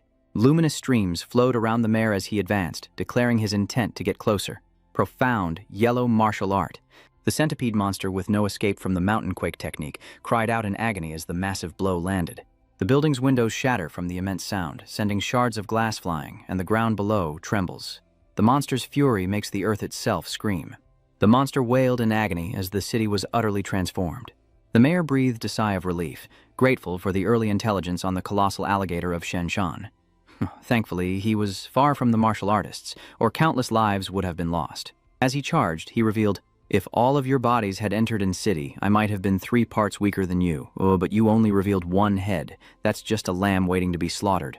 Dozens of arms sprout from the mayor's back as the monster looms, its many eyes watching his every move. Using his arms, he navigated the monster's thorns to climb, its back like a towering mountain. The mayor, now drained of strength, flies up to observe. Truly a king of the earth element, still able to sprout stone beaks on his own body, while a fierce gaze watches him from behind. The mayor immediately sensed the ambush as the blood-eyed black ape reached out, seizing him like a toy. He emanates a murderous aura, questioning, "Insignificant human, what are you doing to my mount?" In that moment, the mayor felt regret and shock. It was the blood-eyed black ape hiding within the stone pestle. The bloodied black ape's eyes glowed ominously, and he declared he would crush the mayor's head to show him just how insignificant humans were. As soon as he finished speaking, he threw the mayor to the ground, creating a loud crash. Throughout the city, buildings were scarred by the sharp thorns. The bloodied black ape roared, smoke rising from its hand. "Though I dodged the blast, I see there's no warrior strong enough to stop me in this city, so I can kill with impunity." The mayor emerged from the rubble, looking pathetic. The mayor remained silent, then raised a hand to the sky, instantly regaining his composure as light coursed through his body. His power manifested a dragon-shaped spirit beast, a night shield against the blast, facing the blood-eyed black ape's ferocious face and sharp teeth. He scoffs, believing humanity's resistance is meaningless, merely delaying their demise. In the blood demon, black ape's twisted vision, humans cower in fear. This battlefield, devoid of predators, has become a game that fills humanity with fear and despair. I eagerly await the look of terror on this strongest human's face. The more psychological warfare the enemy throws at him, the more physical attacks the mayor returns. But the bloodied black ape is unfazed by the shards of light hitting him. He bluntly critiques that the speed isn't bad, but the power is too weak, as the mayor relentlessly continues his assault. This time, Blood-Eye Black Ape smugly admits the power is decent, but the speed is too slow. He quickly crosses the ruined buildings, heading towards the mayor. The Blood Fiend. Black Gibbon shoved his face close, snarling, "I don't like lesser creatures looking me in the eye." The mayor only flinched, and the Gibbon, enraged by this, threw a punch. At this moment, he was incredibly confused. The ground was imprinted with the brawl, yet the mayor was unscathed, his gaze even sharper. The Blood-Eye Black Ape was momentarily intimidated by his power, wondering why he showed no fear. Now it's the mayor's turn, and he places his hand on the ground, saying, "Monster, you think you're so clever, but you miscalculated. In the end, you're just a proud beast." The mayor's light transformed into ropes, binding the blood-eyed black ape with a blood curse technique. He realized too late, "You lured me into your trap?" The formation is called Earth Vein Seal. The once clear sky is replaced by an endless vortex, a scene of doomsday. As the blood-eye black ape is drawn into the vortex, he wonders, Is this your trump card? You think you can seal me underground? How naive. Humans. Bloodied Black Ape resorts to threats. You cannot imprison me forever. The moment your sands falter, I will break free and tear apart every human in this place. Unfortunately, the mayor unleashes his final trump card. Or rather, his battle hymn. He revealed a 5-pointed star scar on his chest, and the mayor's voice rang out. It's a hymn to humanity, an epic of courage. And with that, he struck the mark on his chest. Bloodshot Black Ape is bewildered, a tremor in his voice. What do you want to do? Though battered and broken, the mayor explained, from the start of the war, I buried Enthan's only tactical nuclear bomb under Swan Lake. The detonator is implanted in my heart. Once it stops, the nuke will be activated. Hearing this, the blood-eyed Black Ape was in despair. Damn it, are you trying to scare me? Who would bet their life like that? You think you can scare me with that? With blood trickling from his lips, the mayor confessed, I never intended to return from the start. After all, I am the mayor of Ancheng. My name is Hoang Kin. In a public address, he declared, I am Hoang Kin. I will dedicate everything to Enthan and its people, even my life. The mayor began to breathe his last. I guess I did it, right? A blinding light mixed with the screams of the blood-eyed Black Ape. He's been sealed away, and that light consumes the mayor's body as well. The light of hope engulfs the city, triggering a nuclear-level explosion as the soldier reads the mayor's message and tearfully issues an urgent warning. All soldiers and martial artists immediately retreated from the Swan Lake dungeon entrance as the nuclear tactic was about to be triggered. An emergency retreat was ordered. The soldier couldn't contain his emotions, likely filled with gratitude, as the troops saluted in a final farewell to the mayor.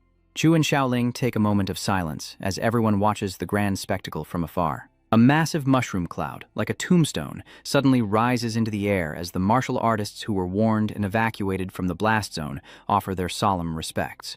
This could be considered a grand funeral. The explosion shook the entire region, burning away the flesh of the blood-pupil Black Ape, leaving behind a colossal skeleton. From nothing, a ball of fire appears, somehow transferring its energy to him. The blood-eyed Black Ape's cells began to regenerate from scratch, with muscle and flesh enveloping its skeleton. And just like that, the mayor's efforts were all for naught as the blood-eyed Black Ape stared into the very depths of humanity. He slowly stood up, muttering that he almost lost to that lowly human. Ignoring his incomplete recovery, the bloodied Black Ape roared, I want to kill every human in this city. I want them to die the most brutal death imaginable. Dragging his crippled body, he decides to return to the Sin domain. And after he recovers his blood energy, he will flatten this place. The Sin domain is known to be the mystic realm of magical beasts. A voice cuts through the bloodied Black Ape's delusion. Where do you think you're going? As humanity teetered on the brink, the Dai Hoa appeared like a god, leaving the blood-eyed Black Ape speechless. This human, I recall, is one of the biggest obstacles to our beast-tide invasion. A terrifying human genius. Dai Hoa only regrets not arriving sooner. At last, I've found you. Unfortunately, he's a step too late. He lunges forward, reaching out with a nuclear strike fist. Little did he know, the blood-eyed Black Ape dodged it and awakened some power within him. Dai Hoa looked at him, a hint of confusion and panic in her eyes. The blood-eyed Black Ape has the upper hand, calling the human genius foolish for facing him in such a crucial battle instead of hiding. The perfect opportunity to eliminate him. But there was one thing he didn't expect. Dai Hoa smiled and replied, If you were trying to run, my giant nuclear particle might not have hit you. Now have another one. Trapped, the blood-eyed Black Ape could only lament, You humans are really something.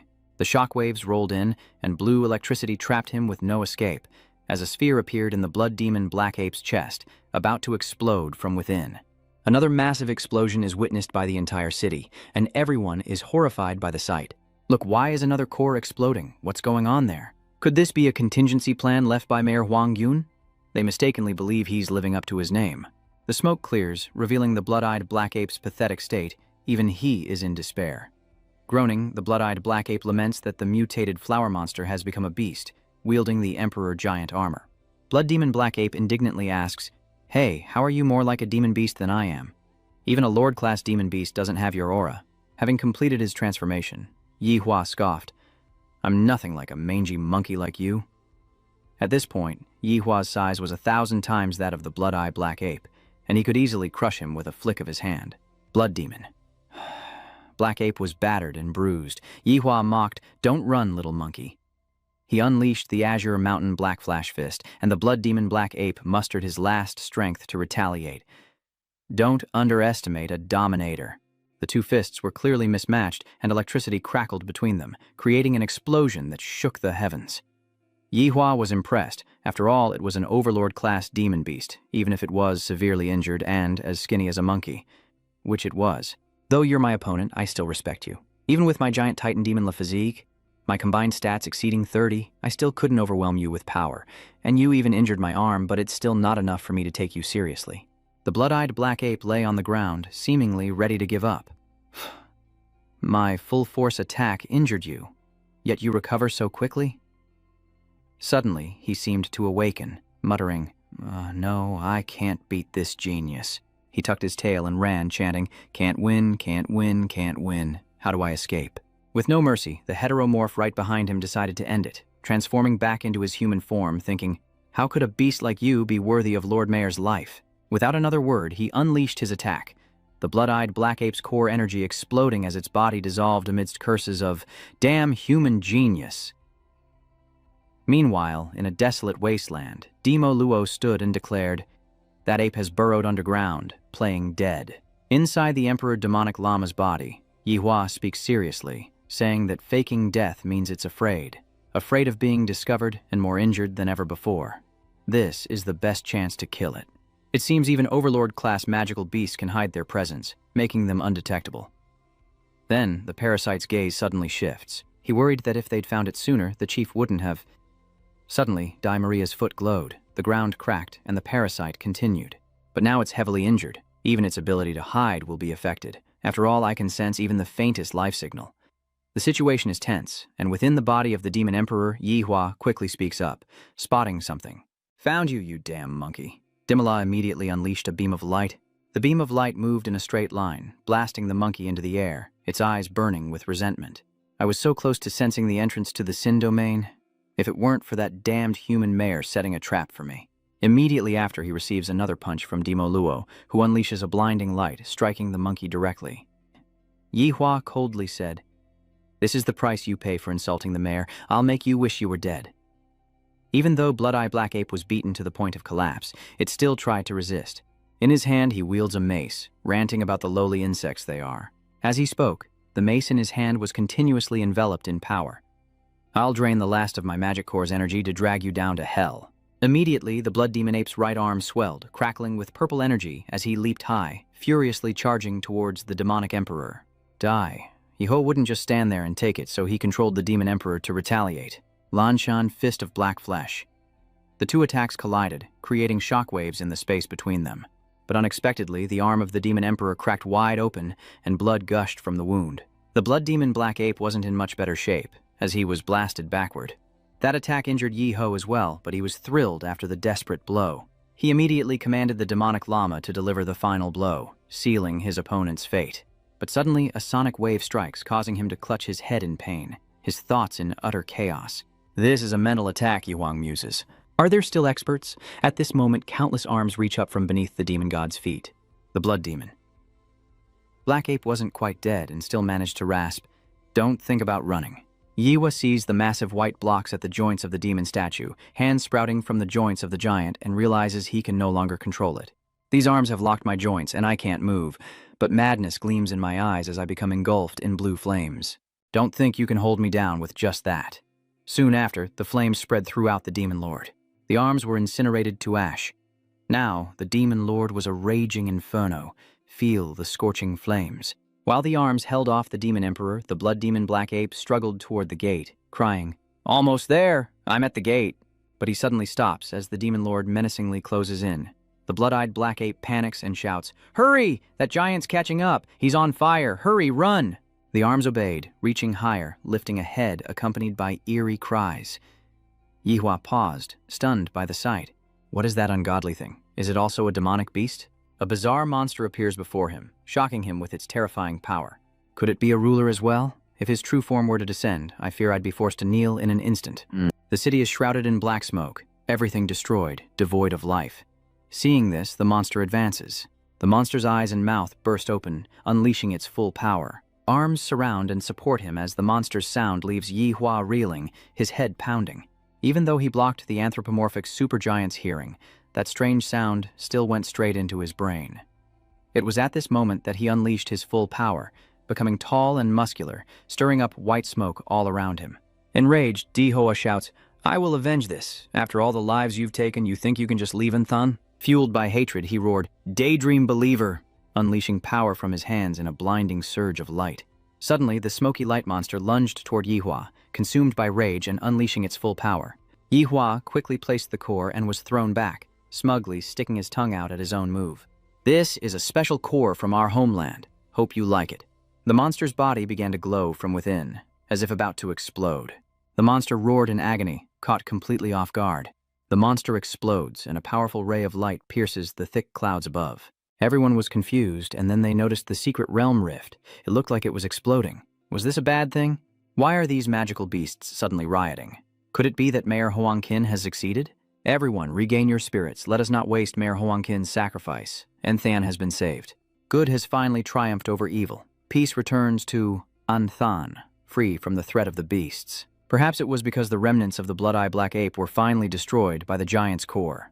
The horde of magical beasts that had been constantly pouring into Anthon through the secret realm rift began to dwindle. It seems the other world has stopped invading Anthon. The warriors of Anthon began hunting down the remaining magical beasts within the city. The cleanup lasted a full day and night until every last monster was exterminated and the exhausted warriors finally stopped. Though wounded and weary, Chujo gripped his sword, head bowed. The defense of An City was finally victorious. Though the cost was nearly 80% of the warriors and soldiers dead or severely wounded, Swan Lake was now black, desolate, and heavily damaged. Yihua lay motionless on the ground, fortunate to eventually awaken. With great effort, Yihua sat up, his body numb and exhausted. How long had he been asleep? Though he poured all his nuclear energy into the supergiant avatar to trigger the explosion, the area was already saturated with nuclear radiation and residual atomic fission energy, allowing him to recharge on the spot after running out of power. He gazed into the distance, contemplating what he had just experienced. This battle was truly arduous. Mayor Huangjing personally lured the blood-eyed black ape to the detonation point, severely wounding it. Only then could I exploit the terrain of the nuclear blast zone to repeatedly self-destruct, finally killing it before that woman could rescue it. Though victorious, Yahi still blames himself, regretting his weakness. Even his infinite monster form couldn't defeat a overlord-class beast. This victory was only thanks to luck, timing, and location. But Yiha steeled his resolve, standing tall with determination, knowing that with enough time, he would stand at the pinnacle of Sia's combat power. But this secret realm riot meant there was no more time to grow. Who knows when I'll draw the next model, or if it'll even be a gold type. Fusing with the stellar demonic lapis pillar model is the fastest way for me to become a top powerhouse, so I can only accelerate the collection of plant-type magic cores that are highly compatible with it. He considered everyone's martial arts abilities as well as the Zhuanwang martial skills. If the infinite monster model could help him cheat in the martial luck space, then he must grasp the transcendent martial artist system. Although the development time of Xuanhuang martial skills is slower than the abilities from the model, the potential is enormous. After all, this is the cultivation system of a high-level martial world. Even the heavens rejoice at the victory, and that Anthon was saved. Dawn breaks, promising a brighter tomorrow. Yihua gazes at the horizon. Perhaps his arrival in this world is to fulfill a destiny of his own. After being rebuilt, Anthon exuded a beautiful, harmonious atmosphere, as if everything was back on track after those dark days. 1 month after the calamity in Anthon, Yiho sits on a park bench, casually using his phone. He carefully reviewed the news reports about the recent battle. This time, a total of 18 cities in the Great Xia dynasty were attacked by the Beast Tide, and 12 of them have completely fallen. Among them, Guangshan City saw the emergence of an S-class mystic realm, the entire city shrouded in an impenetrable gray mist. The Great Xia Dragon Sparrow, the National Martial Arts Organization, dispatched 30 Xuanwu martial artists and 5 Grandmaster-level experts, led by Grandmaster Du Jingming, to investigate. This battle was deemed incredibly difficult. This Beast Tide invasion was no ordinary event, and even a rank S mystic realm appeared. The strongest martial artist of Xia, Vice Hongshen of the Zhenguo level, waited at the edge of the secret realm, but after the team of martial artists failed to break through, he personally entered Guangsan City, and it wasn't until 8 hours later that a heavily injured Fo Hongxin emerged with 2 surviving Grandmasters. From that day on, Xia designated Guangshan City as the 11th Forbidden Zone, confirming the deaths of 180,000 people. Hearing of humanity's plight, Yihi worried. Had the survival of humanity on Blue Star become so dire that even a Zhenguo martial artist was struggling? I can't wait any longer. Seeing this, he immediately called Qin Lan. Aunt Qin, I need a favor. Qinlan calmly listened to Yi He's call from her luxurious villa. She asked him, do you want to learn the remaining 2 Zhuanhuang martial arts of the Willow clan? Does she really see me that way? It's not about that. He asks her to help him acquire some high-quality plant-type magic cores, preferably blue or even the rare purple Lord-level cores. Plant-type magical beasts are already rare, and Lord-level magic cores are even more precious. You really have expensive tastes, wanting so many. What can you offer in return? He smirks as if holding the ultimate trump card. Hua University holds a secret realm assessment for new students every year. I can team up with Lu Qingzhu and help her win first place. Qinlan looked at him sharply, a hint of suspicion in her eyes. You underestimate the geniuses from other provinces. I can only tell you that Qingzhu's strength in previous years at Imperial Capital University was only average, not among the top tier. Even though you overwhelmed Qingzhu in the previous competition, you're still a bit lacking compared to the real prodigies. Yao He smiled smugly. But Aunt Qin, aren't you just betting the revival of the Liu family on me now? I'll write an IOU. If I don't win first place among the freshmen, I'll work for the Liu family, taking care of you in your old age. Qinlan smirked, amused. Work like a dog, you say? Qinlan finally agreed, standing proudly by the window. All right, I'll help you out one last time. We now cut to Enthan Central Hospital, inpatient ward. Yi Hua came to visit someone, but unfortunately he was recognized by his fans, who excitedly surrounded him. Look, it's Yi Huo. I heard he killed a lot of magical beasts in the secret realm this time. Dalvi, can we connect on QQ? As expected of the champion, we're all injured, but he's completely unscathed. I'm a fan. Can I get your autograph, fire friend? To escape the crowd, he could only refuse. No, thank you. I didn't expect to be so popular. After escaping the fans, he went up to room 6, the shared room for Chuzhou and Luo Xuan. As soon as he entered, instead of asking after Chuzhou, Yi Huo burst out laughing. The Chuzhou in the bed was no longer the handsome man he knew. He was wrapped in bandages from head to toe, looking like a mummy. With a teasing tone, Yi Hua asks if this is the most handsome man in Anqing, and if he's finally met his match. Despite knowing he was visiting, the things in his hands were gifts he received from Fan on the way, apparently. La Huyen, in the next bed, also waved to Di Hua. This is Yi He, right? Perhaps it's been so long that he seems a little unfamiliar. Who are you? Le Juan recalls their past. I'm Luo Xuan, your first opponent in the promotion match. Have you forgotten me so quickly? Hearing this, Yi He broke out in a cold sweat and frowned, and seeing his tension, Luo Xuan teased him to lighten the mood. Don't look at me like that. My leg isn't healed yet. Why do you look at me like I'm done for? I can get limb restoration surgery, and if that doesn't work, I can get the latest combat prosthetics from Thunderstrike Bird. In contrast, Yi He grew to respect the young man, Luo Xuan. To lose a leg at such a young age while protecting Anqing, Luo Xuan was truly admirable. Suddenly, the ringing of his phone interrupted his thoughts. Yi He pulled it out of his pocket and rejected the call. Too many spam calls these days, so annoying. He was startled by the loud voice coming from the phone, an angry voice demanding, "Answer the phone already!" It was the principal. His voice was so loud, Yi Hua could hear it even with the phone away from his ear, and he wearily covered one side. "De Hua, why did you block the big shot from Huadu? Unblock them now." "Got it, you headmaster." Then a woman's voice came from the phone. "Hello, Di Hua, this is Wang Tao, admissions officer from Imperial Capital University. I'm calling to inform you that Huadu University will start a month early, and a special train will pick you up in 3 days. Do you have any requests?" In Chuzhou, a man's voice came over the phone. "Hello, Chuzhou. I'm Teacher Liu from Huadu University." Both listened and accepted their missions, leaving only Luo Xuan sitting on the next bed. He felt everyone was talented and followed the organization's arrangements. "Understood. I'll be there on time." "Thank you, Mr. Liu. In a 3-person hospital room, everyone but me is talented. I guess I shouldn't be in bed. Probably under the bed." With a serious look, Yi Hua excuses himself, saying he has something to do. Back in the city, days later, at the Swan Lake nuclear explosion site, the massive mushroom cloud hurled hundreds of tons of dust into the atmosphere. The skies above Swan Lake and the surrounding area were shrouded in thick clouds, plunging the world below into perpetual darkness. Within the clouds, a blue light emanates as Yihan transforms into something else, a hulking figure with claws, his face an emotionless mask. He unleashed his power, scattering the thick clouds around him, and a spark ignited in Yi Huo's eyes. His personal stats appear. Infinite monster type, host Yi Hua, composite constitution 27.4, berserker emperor Mara body type, compatibility 38.9%, supergiant transformation, fusion rate 90%. Amidst the smoky haze, Yi Hua stood tall, contemplating the situation. In the battle with the blood-eyed black ape, his compatibility with the berserker demonic Mara increased by 1.5%, a significant jump. Add to that the nuclear radiation and residual energy from atomic fission here, truly a cultivation paradise. In the past 3 days of training, his compatibility has increased by more than 6 points, a remarkable improvement. He stomped the ground with his true anomalous harmony, but alas, the unexpected harmony was just a flash of light that disappeared. I must go. Meanwhile, at Ancheng Station, an announcement rings out. Attention passengers, G66 departing from this station to West Huadu Station will depart in 5 minutes.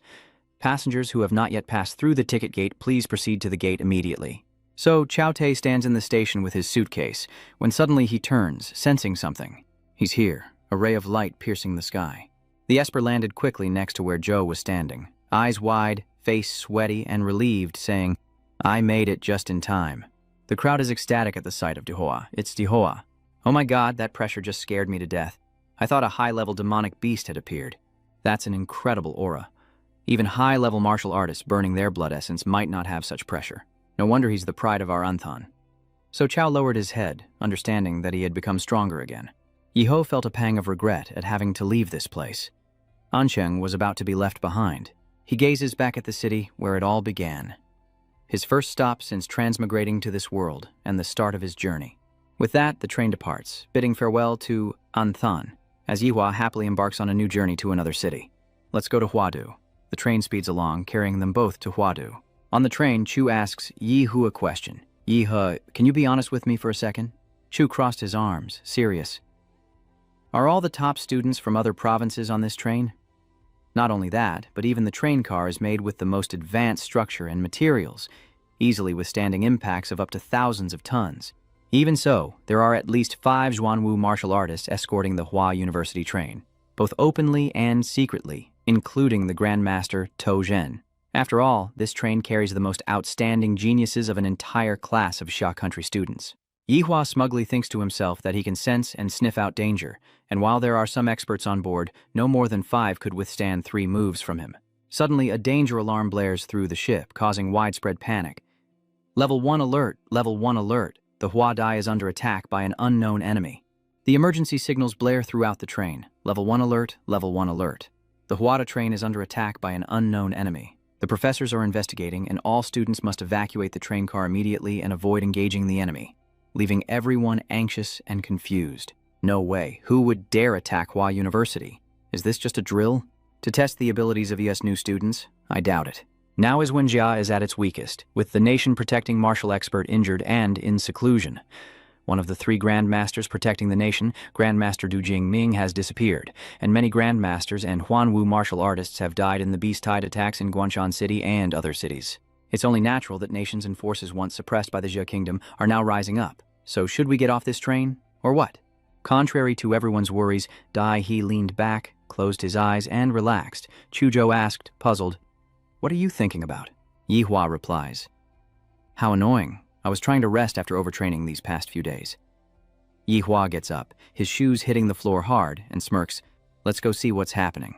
The train hurtles down the tracks at full speed, and Yihua opens the car door, only to find a bloodied figure. He anxiously asked, "Hang in there, classmate. What happened up ahead?" The freshman, Zhou Jingxian, covered in blood, said in a panic, "The enemy has taken the first 3 cars. They possess a special domain that can pull people into an independent space, preventing the aftermath of battle from affecting the outside world, and there are terrifying enemies hunting everyone down. The teachers, who were Xuanwu martial artists escorting us, have almost all sacrificed themselves. They worked together to get me out of that domain, and told me to inform everyone to escape quickly. This isn't a drill." Everyone broke out in nervous sweats, but the people in the back remained skeptical. He pressed, "Where's the proof? If you say it's dangerous up ahead, you need to show us some evidence. The keepsake from the teachers, or the other injured people. Why are you the only one who made it out? I know someone in the front car, a strong contender for top freshman. I don't believe you could escape, but he couldn't, and everyone else seems to agree." "That makes sense. Lionhead's got a point. Get out of my way, I want to go forward." Even as Zhu Guimhian tries to stop and warn him, he's still willing to risk it all. He could only stand behind them, begging them not to go, but Yan Zhengsheng ignored him and rushed forward. "Wait, I'm telling the truth. It's really dangerous up ahead. Why won't you listen to me? Don't go to your deaths." It was then that Zhu Jinjian noticed him, asking, "Are you Yihe?" Taken aback, Yi sensed that this classmate was no ordinary person, then replied, "That's me. How do you know about me?" "A girl named Liu Qingzhu showed me your picture and asked me to tell you, whatever you do, don't go forward." He was surprised to hear him mention Liu Qingzhu. "She asked him to tell me? Shu Kim Hien owes her a debt. She took a blow for me and was gravely injured." He recounted, weeping, that he couldn't dissuade those seeking death, but he had to fulfill her dying wish, to keep him alive. Hearing this, Yi, enraged, punched him hard on the head. "You're still alive. Don't curse yourself to death." From behind, Chuzhou asks, "You still want to go?" Yi replies helplessly, "It's no use. I already promised their parents." But Yihua found Zhu Gumhyun stubbornly blocking his path, saying, "No, I absolutely cannot let you pass." Yihua immediately retorted, "How could someone like you even get accepted into Huado?" Dihua, enraged, calls out to Sochao, drawing his power sword to threaten Chu Kim Hien, who still tries to stop him. "I'm trying to save you guys. Why are you being so unreasonable? You attack as soon as you hear something you don't like. How could the refined Qingzhu associate with these two losers?" Zhu Jinxian crossed Yihua's line, and he delivers a punch straight to his gut. No more nonsense. Clutching his stomach in pain, Chu Kim Hien, pale as a ghost, trembled. "You're strong. We're not in the same league." Showing a shred of decency, Dihua said, "Sorry, here's a qi and blood pill for you. We're in a hurry. Time is of the essence, and they rush forward. Chu, don't go. It's dangerous. They're already at building number 3. Before Yihua was a door with a purple vortex, likely the entrance to the independent space the new student spoke of. To test it, he grabbed a suitcase and threw it into the passage as a probe. With a mighty heave, the suitcase disappeared through the gateway. But nothing happens. He pieces things together, forming a hypothesis.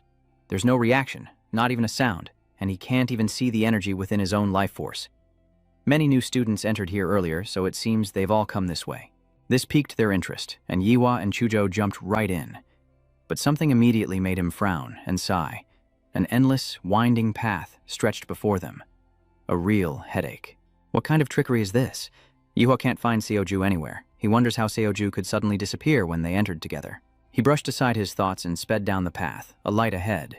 He'd figure it out later. The path led to a ruined city, leaving Yihua stunned. What is this strange place? Yihan's powers have vanished as well. He held out his hand, but the seed of life didn't react. Was this place isolated? Suddenly, he leaped forward. The old ways were still the most effective. Yihua climbs to the top of a building, clutching a large orb of light, and roars, "Stop pretending to be a ghost." Yihua raised his hand, detonating the sphere into white smoke, and yelled, "Explode for me!" The explosion reverberated through the sky, shaking the city, and drawing everyone's gaze upward. What in the world was that massive explosion? Who's responsible? Appearing with such grandeur? Sword in hand, Chuzhou raced through the city streets, witnessing the explosion of the strange fire. Leaning against a wall, a surprised Liu Qingzhu gazes into the distance, alone. Liu Qingzhu is helpless, weak, and covered in wounds. She was told not to let him come. Standing on the rooftop, Dai He looks down at Wei Feng, realizing his attack has attracted not only his classmates and teammates. He smirks, realizing he's attracted not only allies, but enemies as well, a pig-headed monster intent on killing him. With a single move, he defeats the monster, mocking its pig-like appearance. It's clear this thing is no good. It even flies for the demons. Let me tear off that fake head. Seeing him like that, the monster rushes forward, and the two clash. Dai Hua landed a blow that sent the monster's head flying, but to his surprise, it quickly regenerated.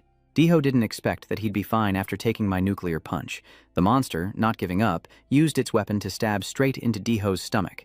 The monster is surprised by his abilities as Dihua smirks. His wounds already healed. His regeneration is faster than they thought.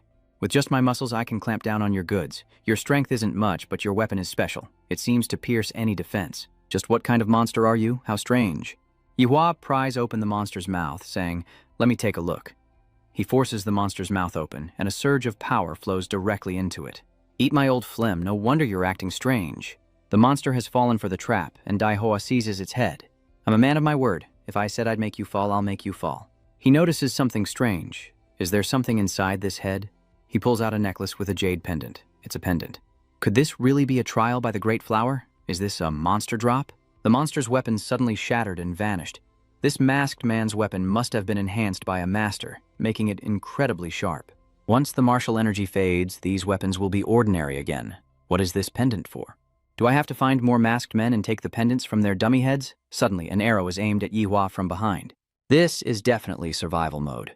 Yihua uses his strength to break the arrow mid-flight. Another monster appears, and Yihua remarks, "So soon for the next one?" He smirked and rushed forward. I hate anyone who attacks from behind. Suddenly, arrows blocked Yihua's path, leaving him confused and disoriented. The monster unleashes its power, and a barrage of arrows rain down on Yihua, piercing him with agonizing force. But Yihua just smiles menacingly. Is that all it takes to kill me? How naive. Yihua transforms into a towering, imposing green giant, dwarfing even the monster. He unleashes his power, leaving the monster helpless and overwhelmed.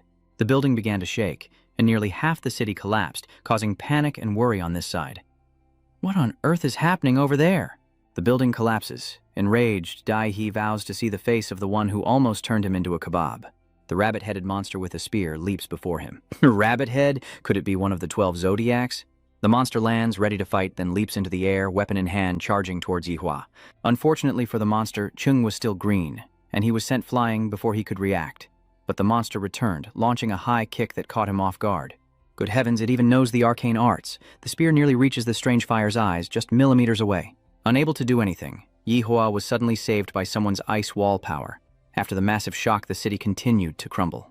The monster is surrounded by a wall of ice. It seems Chucho has arrived to fight. That was close, Dihei. Leave this rabbit to me. But as he swung his sword, the monster leaped high to counter, laughing triumphantly. Unleashing an attack that shatters Chujo's ice barrier. This could be his greatest challenge yet. The monster used its spear to counter, shattering the ice barriers, but Chujo used his power to push it back. Refusing to give up, the monster unleashes its most powerful attack, bracing itself with its spear. But an unseen force causes it to falter, a power targeting the monster, filling it with dread. A larger monster seizes the other in an instant, finally catching him. Little cutie. A beam of light explodes a corner of the city. Rewind a few minutes, and voices echo within an abandoned building. Why is it so quiet over there? That loudmouth who charged in didn't actually die, did he? He's definitely dead. Those masked men were surrounded by over a dozen of us and didn't even flinch. Their weapons can penetrate any defense. We're no match for them at this stage. It turns out, a woman and her companions were talking about the arrogant guy who just went in guns blazing. Probably just a student from some backwater town who got into Hua University. A frog in a well who thinks he's hot stuff. Her eyes drifted into the distance, and she frowned, saying, "To be honest, the top students in the major cities are on a completely different level than those from smaller places. I heard that Yanzhenjiang and Uyangzi in Madu, Lanyusi in Chengdu, and Xinchen in Liuli Island have all started hunting down the masked people. I really don't understand how they do it." The leaderboard appears, and the woman and her companions wonder who caused such a powerful explosion. Surely this year's freshman leader will be among them.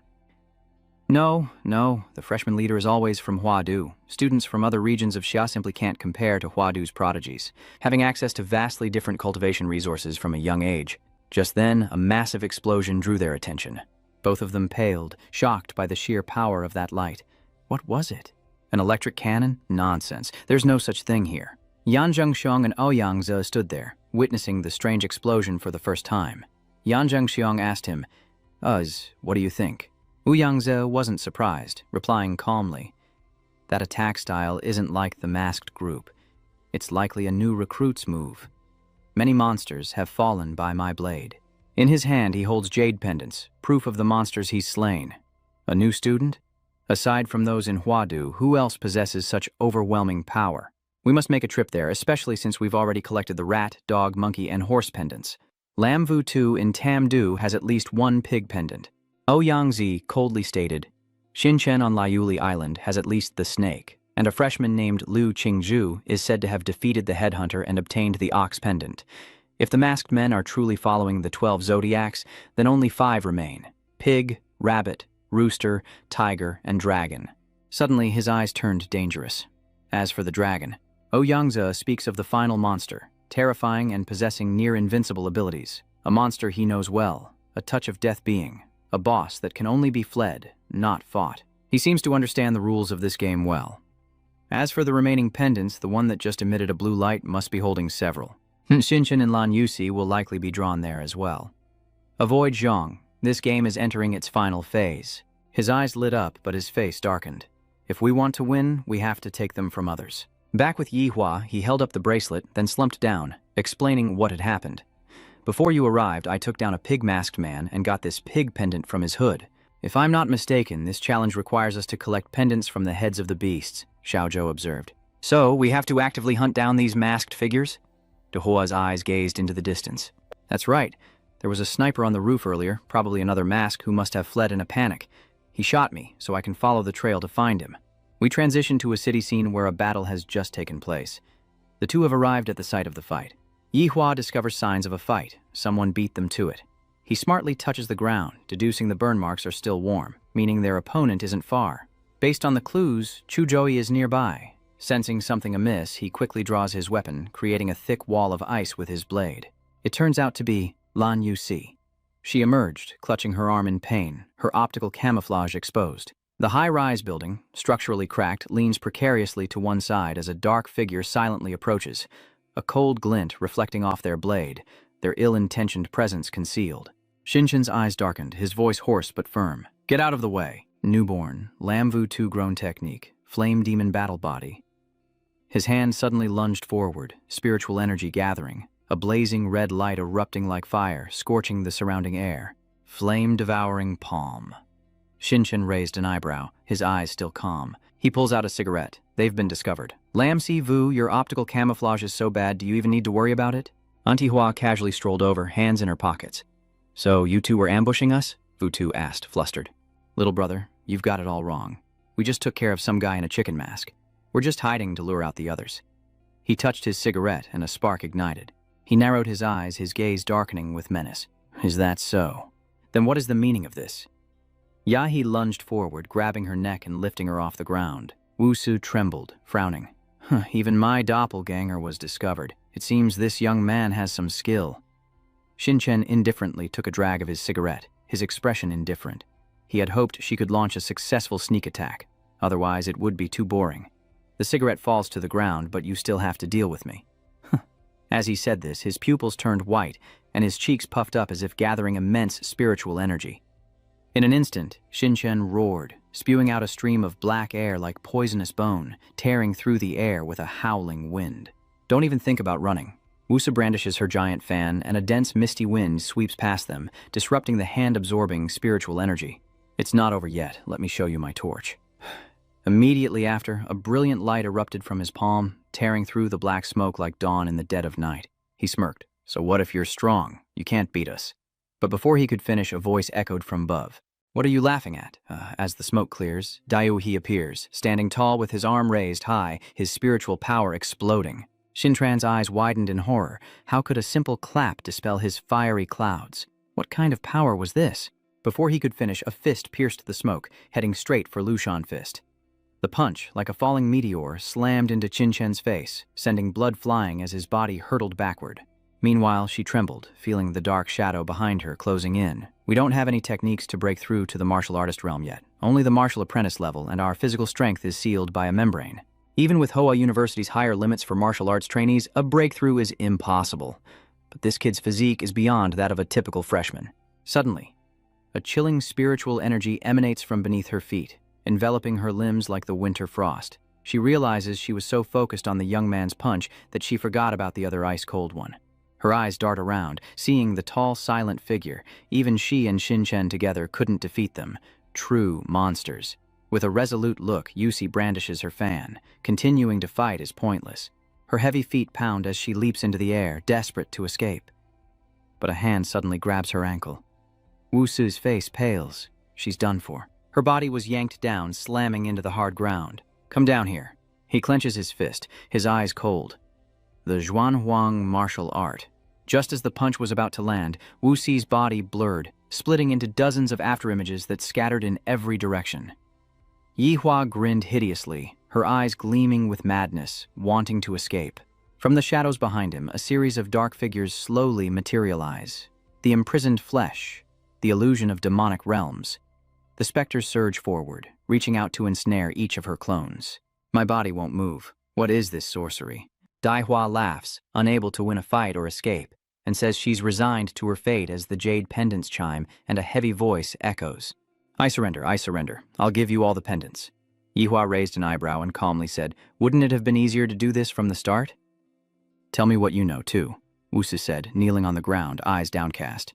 To win this trial, you must collect all 12 pendants. We're now in the final stage of the trial.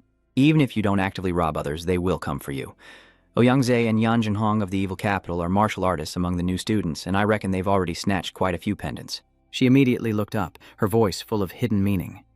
What do you mean? Should I take you to find Ouyangze and Yan Jinhong? Since I have no hope of winning, I might as well stir up trouble and let you fight among yourselves. He clutches the necklace, his eyes darkening. That's none of your concern, but I must say your fan isn't bad. Outside the crumbling, dilapidated buildings, Yangze swept through the air like the wind, calmly saying, By now, I'm afraid Jinchen and Lan Yusi have already arrived, haven't they? No matter who wins, we'll just take the necklace from them. All they're doing is holding it for us. Suddenly, Zhuangzhong stopped, his eyes wide with shock. Azza, look at that body. In the distance, a figure lay motionless, covered in blood. A horrified voice cries out, That's Shinchen. Minutes earlier, Shinchen was blasted away by a rogue force, staggering with his hands clutching his head in pain. That guy is a monster. I guess Lan Yusi is finished too. It looks like that guy marked me as well. He'll definitely come for me. Looks like I need to team up with those two evil capitals, Ouyangze and Yan Zhenjiang. He suddenly sensed an approaching aura and turned around warily. From the dim light in the distance, Shenlong slowly approached, coldly brandishing his sword, his eyes bloodshot. Shinchen trembled, stammering. Long. The flickering streetlights crackled, then blazed to life, illuminating a spray of blood. Shenlong snatched the necklace and vanished, leaving only a chilling aura of death. Zhan Xiong examined the scene. Why did Shinchen die here, and with such a precise cut? Yang Zi stood calmly with his hands in his pockets, saying plainly, Shenlong made this decisive and accurate strike. A fatal blow shows the opponent completely overwhelmed Shinchen in strength. Only the dragon mask of the 12 zodiac masks could do this. Zhejiang was immediately confused, memories flashing in his mind. But Dragon Mask is only supposed to operate in the underground parking lot, right? I even led over 20 men down there to find you. He saw countless figures fall before the dragon's blades. In the end, only 2 of them escaped with their lives. The crimson blood splattered everywhere. I couldn't believe he was really killing people. Wasn't this supposed to be just a test? That hot blood didn't feel fake at the time. Yangze's eyes drooped slightly, his body trembling with fear. He frowned. What should they do now? It seemed that Shinchen's pendant had also been taken. A calm voice echoes, suggesting the Divine Dragon's departure from the parking lot is likely due to our new recruits fulfilling a condition. Perhaps the elimination of all fake masks, freeing the final boss to act. Just as the Zodiac masks automatically hunt the new students, the Divine Dragon will likely actively hunt those of us who possess the Zodiac pendants. His eyes flashed, and he said sternly, We can't face the Divine Dragon. We have to move first. Steal the pendants from the others and don't let them fall into his hands. With his bloodline awakened, golden-winged rock wings suddenly appear on Yangze's back. He dashes forward, eyes gone white, declaring they must take the initiative, lure out the pendant holders, and fight to the death. His wings' spiritual energy engulfs the space. Somewhere in the Purple City, a figure emerges from the shadows, his voice heavy. He came to Hua University by car, only to be inexplicably drawn into this so-called Purple City of Death. Many freshmen have already been killed by the dragon-masked man. Qingju's eyes fell. She and another survivor had met the teacher who said he could only take one person out. It couldn't be her. She couldn't leave at such a dangerous time. She stared intently at the picture on her phone, determined to warn that idiot Yi Hua not to get involved. Tantruk dejectedly rubbed her head, her voice weary, wondering if her classmate who escaped had encountered Yi Hua. Unfortunately, I don't have the strength to look for him right now. With his power, he should be fine as long as he doesn't run into the dragon mask. She suddenly stopped, seeing a brilliant golden light fill the space. Qingju's eyes widened. Panic. Have I been discovered? A figure moved to the parking lot, she calculated silently. In her current state, escape was impossible. They'd locked onto her aura. They were definitely coming for the pendant. Even though I don't care much for it, I have a feeling that Dihua will need it. I can't confront them head-on right now. I can only lure them to that place. Yang Zu's eyes glinted. It's Liu Qingju. Sensing something, he paused. During the college entrance exams, I heard that the declining Liu family had produced someone who awakened the Dark Sparrow bloodline. Since we both possessed high-ranking demonic beast god bloodlines, I researched Liu Qingzu. In her hand, she holds a pendant, an unexpected delight, and she's moving towards a destination. Yangze hovered in the air, smirking. She wants to lead me to Shenlong's parking lot? How adorably foolish. Shenlong has already left with his blade. That underground parking lot is now empty. He sped off like the wind, saying grimly, Avoid him. Stay here and wait for me. I'm going to catch someone first. Inside the dilapidated building, explosions echoed, filling the air with black smoke. Yangza floats in the air, his voice deep and hoarse. Lu Qingzhu, you can't escape. Just then, a strange sound rings out, and he freezes, his eyes wide with shock. That sound in the pitch-black night? The form of a dragon appears. It's long. How could it be? Shouldn't he be out hunting the pendant holders? An ominous aura surrounds Yangze as his eyes dart around in confusion. Wait a minute. If Long's target is the pendant holders, and I have 4 pendants, he'll definitely prioritize the place with the most pendants. I was too arrogant. I've put myself in danger. A sinister glint flashes in the dragon god's eyes, and Yangze's brow furrows, his expression shifting as golden light radiates from the massive wings on the dragon god's shoulders. Yangze carefully surveys his surroundings. Is this a domain? He never expected the dragon god to wield such power, gritting his teeth as sweat poured down his brow. Just by looking into his eyes, I've been pulled into this special domain. The only way out is to defeat him. I can't believe I've been pushed this far. With lightning speed, Shenlong lunges forward. Here he comes. Yangzhu immediately used his wings to protect himself from the barrage of sharp blades, while Shenlong's eyes turned bloodshot, his roar like a sound from hell. The resounding sound quickly echoed through the area. Just then, Tran Hung appeared, using all his spiritual power to wield the Yang sword and withstand the oncoming force. Yihua raised an eyebrow, his hand still smoking. Was he broadcasting his taunts to the entire server? Behind him, Suzhou tightened his grip on his sword. Yihua, leave this one to me. I want to test my own strength. Tran Hung roared as he charged forward, sword raised. You think you've caught me? How arrogant. The sword gleams and Chucho's eyes are resolute as the ice veins pulse. Avoiding the powerful blow from Xiong, the sheer force of it kicks up a cloud of dust. His eyes flashed gold as he laughed. Where do you think you're going? The two sides clashed in a fierce battle. Sensing something amiss, Chu gazes around in bewilderment. He tightens his grip on his sword, parrying the incoming blade, his eyes darkening as he murmurs, Sword intent of wounded souls. Sword and man as one. A dragon with shimmering black scales soars in, radiating power, while behind Chan Hung, the white eyes of the tiger spirit glare from the mist of spiritual energy, filled with murderous intent. He stood between the two spirit beasts, his aura soaring, his killing intent churning. From afar, He simply watched, his eyes glistening, even shaking his head in disappointment. That look made Tran Hung pause for a moment. A Tui's aura. He's calling for help. An opposing blade sends him staggering back, his heels digging into the ground as Tran Hung turns, eyes blazing with fury. If I didn't have urgent business, I would have shattered at least 8 of your bones. But a cold voice rings out. You think you can just leave after saying something so vicious? Did I say you could leave? He was stunned to see Yihua in pursuit. What? A terrifying fist came down like a hammer blow. Tran Hung's body was sent flying like a sandbag, tumbling through dust and rubble as he spat out a mouthful of blood, unable to believe he'd just been blown away. Dihua admits he sent him flying, raising an eyebrow. Tran Hung grits his teeth, claiming it was a cheap shot. He sighs, denying it, and insults the man's slow wit, causing Tran Hung to roar, his face turning purple with rage. I want your life. 3 minutes later, he lay sprawled on the ground, his face swollen like a steamed bun.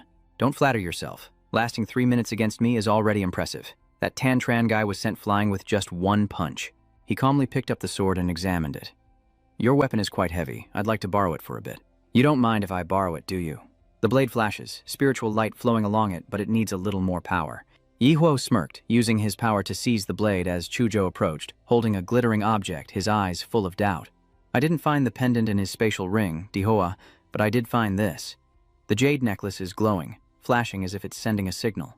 Within the domain, a dark place filled with lurking dangers, Yangze lay broken and bloodied, his face streaked with blood, his eyes vacant, never imagining it would come to this. I've used all the aura-sealing spikes I brought from the secret realm ruins. Just piercing his heart would seal his martial prowess and energy flow. Sadly, I paid the price of an arm, yet I still couldn't drive the spike into Shenlong's heart. It was still off by 3 fingers. I've lost my only chance to kill the dragon god. Yangze looks despondent, oblivious to the dragon god's attack.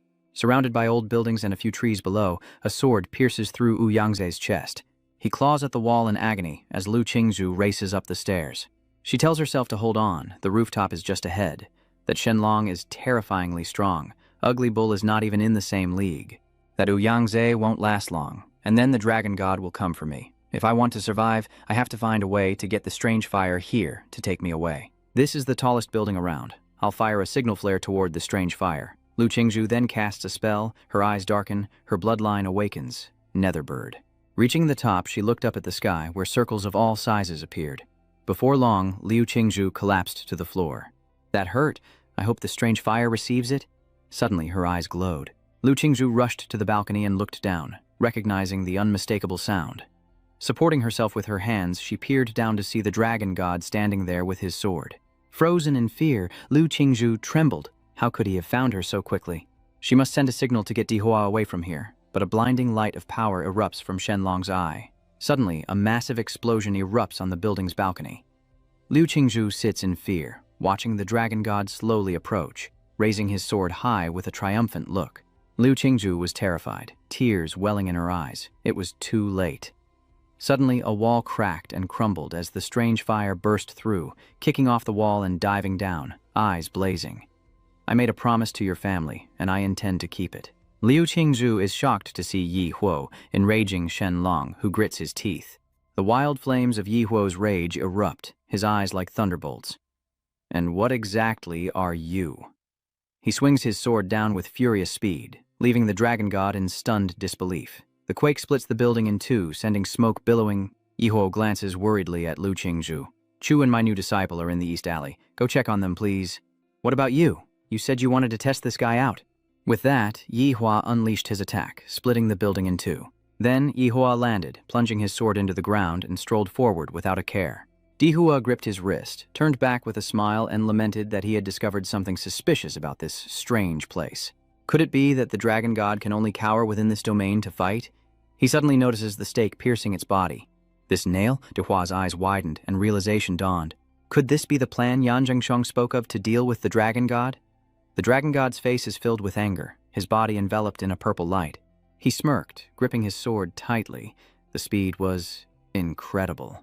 The ground shook, dust filled the air, and a fierce battle seemed to have erupted, with Shenlong and Yi Hua's swords clashing. He was full of vigor. I'm really looking forward to this. Suddenly, the building began to shake violently. Then, powerful slashes cleaved the building into 3 pieces, and a massive quake devastated the area, filling it with smoke. There, the battle between the dragon god and the heretic was fierce, neither willing to yield. He angrily opened his mouth, revealing his fangs and forked tongue. Meanwhile, Yi Hua fiercely resists, gritting his teeth as he struggles to endure. The dragon god swings his sword, sending Yi Hua crashing down, engulfed in smoke. From above, all that could be seen was a mix of blue and purple smoke. The divine dragon watched intently when suddenly a light shone directly on him. From the depths of the earth, a whirlwind erupts, piercing through apartments and soaring into the sky. Dihua emerges in a different outfit, his eyes sharp and intense. Finally, since arriving in this world, he's found someone who resembles a worthy opponent. He watches intently, frowning with tension. So you won't be defeated so easily either, will you? Suddenly, a hand rests on a rock as someone slowly climbs up, the dragon god's face severely damaged, still clutching his sword. Yi Hua smiles at him with amusement. That's more like it. It wouldn't do for the invincible dragon god to be defeated so easily, would it? Then, with dark energy swirling behind him, the dragon god charged forward, sword in hand, and Dihua, observing intently, braced for the attack. He soared into the air, swinging his blade, but Dihua reacted swiftly, parrying each blow. Faced with immense power, he grits his teeth, trying to move faster. After his mask is broken, not only his speed, but his strength increases. Something dawned in Shenlong's eyes, and he swung his sword, but Yi Hua dodged it. She was startled, her face panicked. The sword was broken. Shenlong gripped his sword, aimed at the bewildered Yi Hua, and swung. But in that moment, she bit down on the blade, a triumphant glint in her eye. "I've finally got you." Seizing the opportunity, he clenched his fist, and while Shenlong looked surprised and confused, Dihua punched him hard in the face before he could react. The powerful blow shatters Shenlong's face, his eyes glazed over. Then, Yi Hua grabs his sword hand, "Not done yet, customer," and throws another fierce punch, his eyes full of determination. Technician number 23, at your service. Shenlong's body is taking a massive beating. A terrifying smile crept across Yi Hua's face, his excitement palpable as he analyzed his previous attacks. The temple, throat, heart, spleen, kidneys, and groin. All fatal weaknesses. Furthermore, you were already impaled by Wu Yangze's bronze nail, which blocked your meridians and disrupted the flow of martial energy. These attacks, infused with killing intent, penetrated vital acupoints and meridians, causing deep internal damage. At this point, Shenlong seemed to have lost consciousness, his limbs limp, and he unconsciously dropped his sword. Yi grabbed his hand to pull him back, then raised his hand behind him, looking angry. I knew you wouldn't give up. Yihoa summons a massive fan. Your only chance to kill me was when I first arrived, exploiting the information gap to trick me. That would have given you a 30% chance. Yihoa's face fills with resentment. A crimson vortex suddenly erupts, devastating the surrounding area, engulfing the unconscious Shenlong. This murderous fan is far more powerful than when it was wielded by Lam Vu Tu. Daihe flies up from below, eyes resolute. It's not over yet, Wu Lianzi. He raises his fist, gathering all his strength for a nuclear-powered punch. The first punch creates an explosion that rocks the heavens, and the unconscious dragon falls, his body smoking. Not yet, as Yihua rushes in, surrounded by immense power, the second punch lands squarely on his face. Lanzhan's black flash. Yiho relentlessly attacked Shenlong, who collapsed onto the shattered ground, his body splattered with blood. From afar, Yiho observed, "So much for a dragon. I thought he was strong, but he was just an insect." Suddenly, the dragon god opened his eyes, grabbed the sword, and said, "Kill, kill." Seeing this, he rushed forward, slashing the man's face, then quickly decapitating him. Yihua then turned his gaze to the necklace before him, deep in thought. With the dragon pendant in hand, it's time to end this game. A moment later, Yan Zhenghong stared down below, extremely tense. At the gathering, many had already arrived when suddenly, Lu Qingzhu's face froze, and she gasped. "You shouldn't have gone to fight the dragon-masked man alone." Chuzhou looked up, his expression calm. "Besides Yi Hua, we'd only be a hindrance." Hearing that, her eyes grew sorrowful. Chu was right. She was injured to the point of being unable to use her martial arts. "I say I'm helping Dihoa, but I'm just making him protect me. If I could become stronger, I wouldn't hold him back." Suddenly, Yi Hua appears, waving his hand. "What are you thinking about?" Liu Qingzhu looks up in surprise, opening his palm to reveal the ox pendant. "Does he want me to just steal it?" Liu Qingzhu embarrassedly rummages through many similar necklaces, the characters placed on the floor according to the order of the 12 zodiac animals. Let's try arranging them from rat to pig. Nothing happened? Could it be the order is wrong? With a thoughtful look, Diwo rests his chin on his hand. Yan Zhengxiong believes this dragon pendant is special, not like a masked person who can be hunted, but a hunter created to hunt down those who possess pendants. So, under normal circumstances, there's probably no need to attach an additional dragon pendant, then one of the strings is lifted. Liu Qingzhu turns back stunned. Did it work? Yanjing's face is filled with panic. Has something been triggered? In the sky, a golden light appears, shining down on the buildings as Yi Huang stares in stunned silence. "Look at the sky, what is that?" Suddenly, an eye surrounded by thick smoke appears in the sky. Yiho watches, utterly stunned. "What the hell is that?" Suddenly, a figure fell from the sky. It was Yi He. His face panicked. He woke with a start, his eyes wide with shock. Back in reality, the train car was noisy and bustling. Everyone had just experienced the same dream. The announcement attempts to reassure everyone, sighs, "Students, please don't panic. You were all just pulled into a dreamscape created by the magical artifact, the Eye of Dream Manipulation. This is this year's Imperial Capital Freshman Assessment, so please everyone, relax. Special announcement, in this new student assessment, Dai He from Anthan, along with the teams of Chuzhou and Liu Qingzhu, collected all 12 zodiac pendants and took first place. Among them, student Dai He had excellent results, and a special reward will be given after enrollment." The announcement ends. Everyone discusses who Dai He is. Did they all lose to a student from Anthunk City? Some doubt his identity, while others want to befriend him. At that moment, Yi He's face lit up. The moment had finally arrived. It seems that as long as certain conditions are met, he can draw a prize. A notification appears, congratulating him for surpassing all the freshmen in the Akna Imperial University entrance exam and rewarding him with one monster sample draw. Dihoa reads it, covered in sweat. So, Chua hands me a wet wipe. I need to clean my hands thoroughly. This time, I absolutely cannot fail. A spatial gate opens, filled with mystery, where he must face the terrifying Laku. The information panel displays, Grade 3 monster, the blood-sucking Lak Cut. Its bloodline abilities include infection mimicry, blood manipulation, an immortal body, a 1% compatibility, and the Lak Cut and False Gornoda evolution forms. The high-speed train departs, carrying Yi He, whose mind races with thoughts. Though the vampire is insignificant, the monster's evolved form has a time-stopping ability. That fateful day, Yu Yangzhe suddenly appeared. "Are you Yihe? Can you defeat the divine dragon?" Yan Zhengzhong glanced at Yu Yangzhe. "Ajay, calm down. If you clash with a divergent, there's no hospital on this train." The divergent's eyes sharpened as he corrected. "Not killed, beheaded." He was stunned, repeating to himself, "Beheaded?" Immediately after, Wu Yangze made an offer. I plan to start a new club at Hua University. I hope you'll join us. I'll make you the president. For years, the top freshman and student body president have always been from Hudu. Yihye, your strength shows me there's a chance to break this Wada tradition. Join us. However, Dihye wasn't interested, refusing with, "Sorry, I'm not interested in power struggles with the student council or forming organizations. I prefer my freedom." Everyone was disappointed to hear this.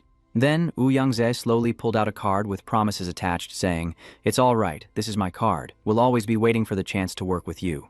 Time passes, and as the sun begins to set, Suzaku lazily informs him that they've arrived. Through the glass, Yi-He gazed in awe at the towering buildings. Was this really Hua City? This is indeed a big city. The train stops and people begin to disembark. The staff is waiting to guide you. New students of Hua University, this way please. Ahead lies Hua-Do University, and the students eagerly press forward. Suddenly, something unexpected happens as a massive aircraft awaits them. The stewardess's voice echoed, urging the students to follow instructions and board the plane in order. Please find your seats according to the numbers you had on the Huadai ship. Students, please board in an orderly fashion. Suddenly, Yi Hua teases her, startling Liu Qingzhu. Little Ju. Qinlan's words echoed in her mind. You and Yi Hua are engaged in name only but not yet married. Don't be too intimate when you're out. Don't let that kid take advantage of you. Protect yourself. Immediately, she angrily shouts, "What are you doing? And we're in public too?" Yihua explains, exasperated. "What do you mean, public? I want to ask why we had to take a plane." Hearing this, Liu Qingzhu didn't even want to answer. "Why did my mother marry me off to a country bumpkin like you?" Still, she takes the time to explain, because Hua University is in the sky, a city in the sky, piquing his curiosity. Moments later, the plane approaches its destination. Huaidu University, the aerial campus, now passing through a formidable barrier. At the same time, Yihua wondered if this electronic network was to prevent the invasion of magical beasts. Even after entering, the search range of the life magnetic field was not narrowed. Truly, this is Huaidu University. Below, staff remind everyone to keep their student IDs safe. He pulls out his own card, contemplating it. Huaidu University, Yihuo, male, freshman. The students' next stop is the train station. They'll take the suspended train to the student dorms. They've arrived and are now gazing at the massive buildings. Excited, Dihuo pointed and laughed. "We've arrived in the tallest city in the world, everyone." But those around him only felt disdain. Groups of students split up to take the elevators to their rooms. Yihua's room is A3 on the 42nd floor, and Chuzhou's is B7 on the 45th. So he has to get off first. As soon as he steps inside, Yi-He throws open the door, eagerly examining the interior. Even a standard room is over 100 square meters. Why university students really live the good life. He gleefully ran to the desk, marveling at the latest model computer and the well-equipped room. In addition, Yihua explored many other rooms, including a mage bathtub. No one could resist a mage bath. He happily sprawled on the luxurious bed, praising it like a 5-star hotel. Suddenly, Daihua's face hinted at a wicked plan, but he had to focus on the main task first, summoning the blood-sucking monster, Lon. With that, he jumped up, having figured out how to use his student card.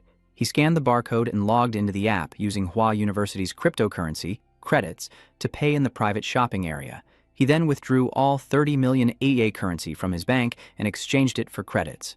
Reading the notification, he sees 32,943 credits have been deposited, and his face falls, filled with regret. 10,000 Hakwak Te for just one credit? What a ripoff. But the goods in the Academy's shopping district are top-notch.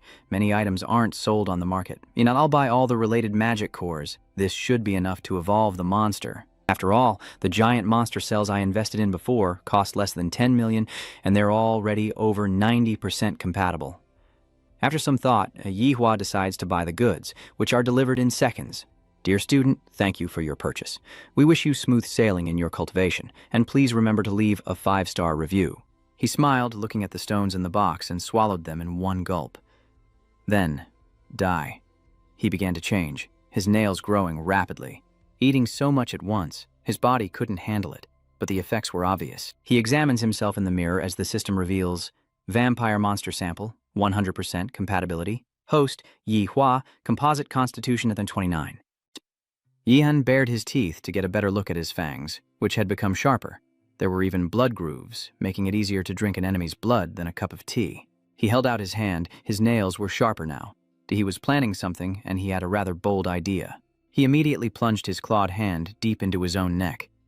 In the bathroom, Dihua stood exhausted before the mirror, hands resting on the sink. Beneath his throat, a gash opens, blood gushing forth, staining his collar and cascading down. But unexpectedly, the wound begins to heal. The bleeding subsides. He soberly reevaluated the process, which was happening slightly faster than before. The self-healing ability of a vampire is decent, but the mutations on his body are secondary. The most important thing is his newfound power. Jia Engua Rhoda Yi Hua slowly entered the room, exclaiming in surprise, as expected of a world that reveres martial arts, even a university dormitory has a training room. He stopped to practice seriously, his whole body radiating a fiery red aura. Dihua's eyes suddenly light up as he takes a deep breath. Before him, Lakut has appeared. Yihua's eyes are serious, without a trace of fear. He speaks, "Come, hit me with your best shot." Roaring, Lakut's crimson muscles surge as his power explodes, a white cloak enveloping him. He appears completely changed, his soul manifest, immediately gaining the upper hand with a devastating punch. Witnessing Lakut's power, Dihua is caught off guard, raising his hand to block the incoming punch, but the force overwhelms him. His bones shattered, and Yihuo's hand completely broke before Lan's attack. He punched Yihuo straight into a nearby wall, and the surrounding scene was chaotic. He sat up, smiled, and spoke. Very intense. Next, he tested his time-stopping ability. A faint blue energy emanated from him, freezing the surrounding space. Yihua counts softly. 1 second, 2 seconds, 3 seconds. The space around him is on the verge of collapse. 4 seconds, 5 seconds. The cracks grow larger. Exhausted, Yihua wondered if 5 seconds was truly the limit. No, he has to keep stopping time. 5.1 seconds. Die. His face is covered in blood, his eyes wide, but he doesn't give up, continuing to mutter, 5.2 seconds, 5.3 seconds, 5.4 seconds. Luokui still stands motionless, unable to move. At 5.5 seconds, his soul suddenly shattered into pieces. Yi declared that 5 seconds was indeed the original host's limit, but not his own. The next morning, Yihuo and Chujo strolled together. Yihuo raised a hand to his forehead, squinting slightly, finding the sunlight a bit too bright. Chujo was puzzled, as he didn't notice it, but Yihuo understood. After merging with the vampire monster, he would hate sunlight. Although he wasn't as sensitive to sunlight as a true vampire, Chujo asked Yihuo, "Have you seen Huadu University's academic reforms for this year?" He seemed evasive, replying curtly, "Haven't seen it. I was fighting those fake thugs all night and didn't pay attention to anything else." So Chu had to explain. This year, Huadu University switched to a group system with faculty advisors. Basically, each academic year will follow one main instructor, and during that time, you can also seek guidance from additional instructors. Yihua asked, shielding his eyes from the sun and turning to look at Chu. "So, we have to go and seek a master?" Chu raised his phone. "Not we. I have to seek a master. You don't need to." Yihua didn't understand for a moment. Chujo brought his phone closer to Yihua. "Look at the announcement on the freshman forum from last night. The school announced that Yihua has collected all 12 zodiac pendants, granting him the right to directly choose his instructor. A building appears. Sports Hall A. Inside the gymnasium, many people gathered, 3 to a group, entering rooms to be assessed. Then the instructors would turn on the lights to make their selections. Yihua Min exits the gymnasium, waving to Chuju. "You go in first. I'm going to wander around. I can choose any instructor I want anyway, so it doesn't matter when I go." Yihua Min walks away, sighing in boredom. Choosing an instructor is so boring. Suddenly, Yihua catches a whiff of faint red smoke. And then he recognizes it. The scent of blood. Yihua immediately raced toward the scent of blood, a scent laced with a dark, ominous aura of murderous intent that stirred the killer within him. He had to find its source. Yihua looks shocked at what she's seeing, breaking into a sweat, confused that it's a girl. Meanwhile, Ganga is about to enjoy a meal in the deserted city streets. Yihua was shocked, as if seeing a ghost in broad daylight. Could this cute girl be the source of that sinister aura? Surely I must be mistaken. With quick reflexes, Ganga glances around, probing. Casually, she reveals what she sensed. "Kid, are you practicing corpse-imprisoning physique?" he asked, wondering how she knew, but his mind was already racing. How could a child act so old, calling me kid? While munching on a sweet potato, Gongka reveals that she helped Liu Chenghu perfect this martial art. Immediately, Yi Hei thought of Liu Chenghu, his face showing displeasure. "Little Hu, the person you're talking about isn't this arrogant show-off. Liu Chenghu was my disciple over 90 years ago, so of course you wouldn't believe it. Are you kidding me?" Martial artists can indeed surpass human limits, with masters maintaining their prime into their 80s and 90s. But what about a little brat like you who still smells of milk? Yi Huang scrutinized Gongka, thinking that for martial artists who practiced special techniques, adjusting their bone structure to the size of a child wasn't impossible. But this white-haired lowly in front of him, with a demeanor that was either innocently naive or just plain idiotic, depending on your EQ, couldn't possibly be acting this well unless she deserved an Oscar. She responded with sharp eyes. "What is it? You don't believe me?"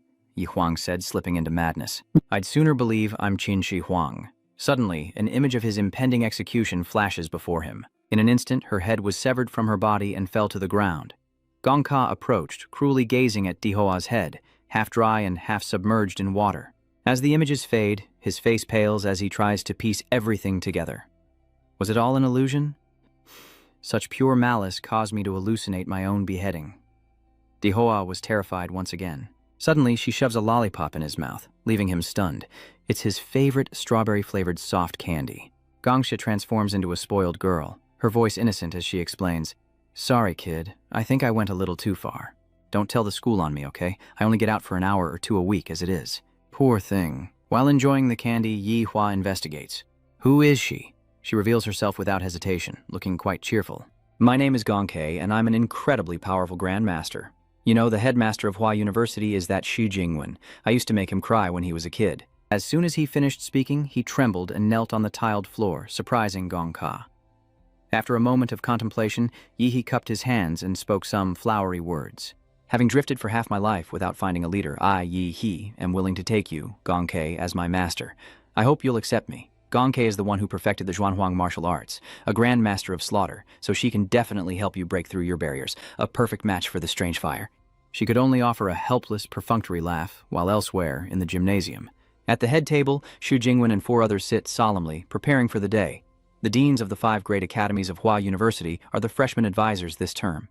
The students were sweating bullets, buzzing with anticipation, knowing that being chosen as a disciple by one of these deans would set them up for life. What are you thinking? Those are the 5 great academy directors. These deans must be here for the strange fire, unaware that the Zodiac competition is being broadcast live. The audience is the entire faculty of Hua University, who have been monitoring each student's ability to respond to sudden crises since the announcement on the ship. Through facial expression tracking, each student's ability to react is scored, and those who were unprepared and rushed recklessly into the Zodiac City will receive low marks. And then there's the scene of them frantically completing tasks. Even if the new students don't successfully hunt down the Zodiac masked men, they'll still get high marks as long as they excel in one of the above aspects. As for Yi, he's the only freshman who's consistently earned top marks, but that alone isn't enough to alarm the 5 deans. What astonished them was that he slew the divine dragon boss, which wasn't even a target of the trial. A teacher mentioned Yi Hua, and the dean heard it too. Perhaps Yi Hua himself doesn't know what kind of deity the dragon he killed was. That model was created by Yaguo's supercomputer, Nua, using data left by Fo Hong Sin, a national-level martial artist, when he enrolled at Hua University. Even a supercomputer can't replicate the double pupil's power of the twin gods in the kidney eye illusion. But Fu Hongsheng is the strongest martial artist in the history of China, and perhaps the world, with records at Hua University that have stood for a century. Dihua's ability to defeat the training simulation, even without replicating the original's full power, proves his unparalleled talent. If he stays out of trouble, he could become a grandmaster, or even reach the realm of a great grandmaster. What we need to do now is restrain ourselves and wait for Yihua to become a disciple. Suddenly, a staff member rushes in with urgent news. "Director, this is bad." His words stunned all 5 teachers into disbelief. Dihua is apprenticing under Kung Ka, a former professor and now a special employee. Back where Yihu is standing, Gongque struggles against the tight embrace. "You want to take me as your master?" Despite the pain, he answered with certainty, "Yes, I'm sure, master." This lowly is probably over 100 years old. Otherwise, kneeling before her in broad daylight would get me at least 3 years in prison. She pouts, making things difficult for Yi Hua, but it seems I've already been fired by the emperor. He hastily lays down a difficult condition. "But you said you can only go out for an hour or 2 a week. She will take me as a disciple, and within 2 years I will find a way to help her gain freedom." Hearing this, Gongka's eyes lit up, and she immediately agreed. "Really? Then I agree." Yi Hua laughed wickedly, having successfully coaxed her, but a powerful voice suddenly stopped her. "Wait! The deans are coming with different auras. She's sick of it. A bunch of busybodies are here. The tallest man spoke tactfully. Senior Gongkui, wasn't it agreed that you wouldn't interact with students while on leave? Besides, your current state of mind isn't suitable for teaching. The old black-haired man chimed in. That's right, Senior Kunka. You should go home. Kunka repeated, then turned to ask him, Go home? All right, what's your name? Dihoa politely replied, Master, I am Dihoa. And so, the two of them, one older, one younger, set off as she commanded. Very well, Daiwo, come home with me. Early one morning at the Hua University Research Institute, Gongko happily heads back, while Yihuo strides along, observing everything before casually entering the elevator. Inside, he wondered aloud. Teacher, why are you in such a remote place? Gongka then explained everything in detail. That's right, I had a bit of a breakdown decades ago and often hurt people, so Hua University arranged for me to stay in this research institute. Having regained control in recent years, I finally have the chance to get some fresh air. Does that mean I'm your first student in decades? She found it strange, looking up for answers. His train of thought was truly bizarre. Wasn't he afraid? His imagination runs wild, and he breaks out in a sweat. Afraid she'll chop you up? Strange numbers appear on the elevator's vertical bar, and Dihoa becomes critical of the passageway.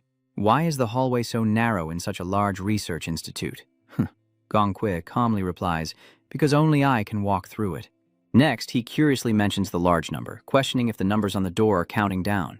Panic sets in, and she sprints forward. We're not going to make it. Hurry! The brainwashed zombie froze. Hey, what was that countdown timer? Gongkyu's eyes widened as he hurriedly explained, Every time I leave, the digital clock starts counting down. If I don't return in time, an alarm will sound in the president's office, and I'll be wanted by the entire university. Finally, the two made it to the end of the road, the clock hitting 0 just as they did. The iron door slams shut, and a powerful barrier is erected. Dangerous indeed. Coincidentally, he's already sensed something amiss. There seems to be a special magnetic field here, making it difficult for my martial energy to gather outside my body. In other words, the effectiveness of my martial arts is greatly reduced here. She finally relaxes in her room. Of course, because this is my temporary holding cell. To keep me from getting out, those Shu Jingwen kids built me a 3-story house. Ganga led Yi Hua deeper into the living room, tossed her coat onto a battlefield of food and drink, and settled onto the sofa, explaining, Everything's here for entertainment and training, but there's also a high-powered magnetic field to suppress martial energy, just in case I get bored and try to break out. He took a deep breath to ponder Gongka's words. It's called a prison, but this place is really a luxury apartment, meeting every need, feeling like they're just catering to teacher Gongka here, back at the Hua University freshman's campus. All information was gathered, and the report to Hua University's president Thi Kin Van was grim. Di Hua had become Kung Ka's student. Even so, he remained calm, unconcerned with him. Remember, our current goal is not to train a group of mediocre pillars, but to cultivate a top-tier powerhouse who can shoulder the fate of Jia and all of humanity by providing geniuses with all the resources they need. Let the geniuses develop freely and let Yi Hua learn from Gongke for now. The new students at Hua University are about to finish their special training at summer camp, so it's time to test Yi Hei, this whetstone, and hone these newly forged blades. The assistant complied. I understand, Headmaster. He then shifted his gaze to the computer screen. Headmaster Shai, the new divergent student has entered the cell with Gongka. Everything is stable for now, but according to the data, there's still a 5% chance that Special Forces operative Ka could lose control if he's kept in the same room with someone for too long. The chances of the new student surviving until reinforcements arrive from the capital are only 10.3%. And even if rescued, there's a 95.3% chance they won't make it. He left his seat and approached the clear glass, saying, So-called special grade combat power. 1. Powerful martial artists on death row. 2. Those who can't control their power. Normally, the nation restricts their freedom, but in times of crisis, they're deployed to the front lines as a national defense force. Faced with such a terrifying existence, I believe the hetero students are mentally prepared, for how can they walk the path of slaughter if they aren't prepared to die? The Ha country is running out of time, as the fools of the Northern Federation and the fanatical cults of the Divine Kingdom are all preparing to act. He suddenly said earnestly, Young generation, grow up quickly. Meanwhile, Gongka leads Yi Hua to her territory, the third-level training area of the prison. It's been decades since I've taught anyone. Let's test your strength first, she slowly asked. Will you suppress your cultivation to the martial apprentice realm to fight me? Too lazy to face him, Ka walked ahead, saying she almost forgot to suppress her cultivation. Yi Hua cracked his knuckles, turning to see her stretching as well. He announced, Lady Gong, I'm ready. Yi He steeled himself. Determined to stand firm, he really didn't want to relive that guillotine from before. Without a word, Kung Ka darts forward, As her hand nears his neck, he panics and strikes, aiming for a weak spot. Wasn't this just supposed to be a test? Yihua's pupils reflected Gonga's life-threatening appearance. He had simulated at least 5 different evasive maneuvers, yet each of Gonga's hand strikes predicted his movements. The only option was a head-on confrontation, and he instantly unleashed his ultimate power, the core light battlehound. Yihua clenched his thorny hand, preparing a fatal blow. She anticipated his every move, and with a mocking smile said, "Relying on awakened blood to accelerate, defending my attacks while counterattacking? Too bad for you, kid. I'm faster." Then she twisted his arm behind his back, leaving Yihua unable to react, and he cried out in excruciating pain. After leaving Daihe bloodied, Gongquo jumped back. He was covered in blood, but still managed to look up and taunt her. "So merciless, teacher. Even my awakened bloodline is beaten back to its original form." Showing no remorse, she licked the blood from her face, savoring the taste she hadn't experienced in so long. Yihua smirked, politely declaring, "Master, I am no match for you in physical combat. Next, I'll unleash some forbidden techniques, so please guide me." Immediately, a different energy erupted as he summoned it, personifying the elements. Yihua was grateful for yesterday's actions, his eyes still sharp. Luckily, he had infused the ultra-giant monster with energy last night. Gongka was impressed. Could a martial disciple really unleash such power? It seems he'd taken on a terrifying monster as a student. She's ecstatic, ready to unleash her ultimate technique. If that's the case, then I'll have to show off some of my skills as well. With that, Gongka unleashed a flurry of slashes across the floor, the heavenly severance blades. Both variations were about to collide. On his side, the power is stirring, reacting, instantly harmonizing with another massive form leaping from the dust cloud. An elemental split personality takes form, a personified domain. Her pupils dilate and contract violently. He then focuses his power and throws a punch at Gonga, who raises her hand and takes a deep breath.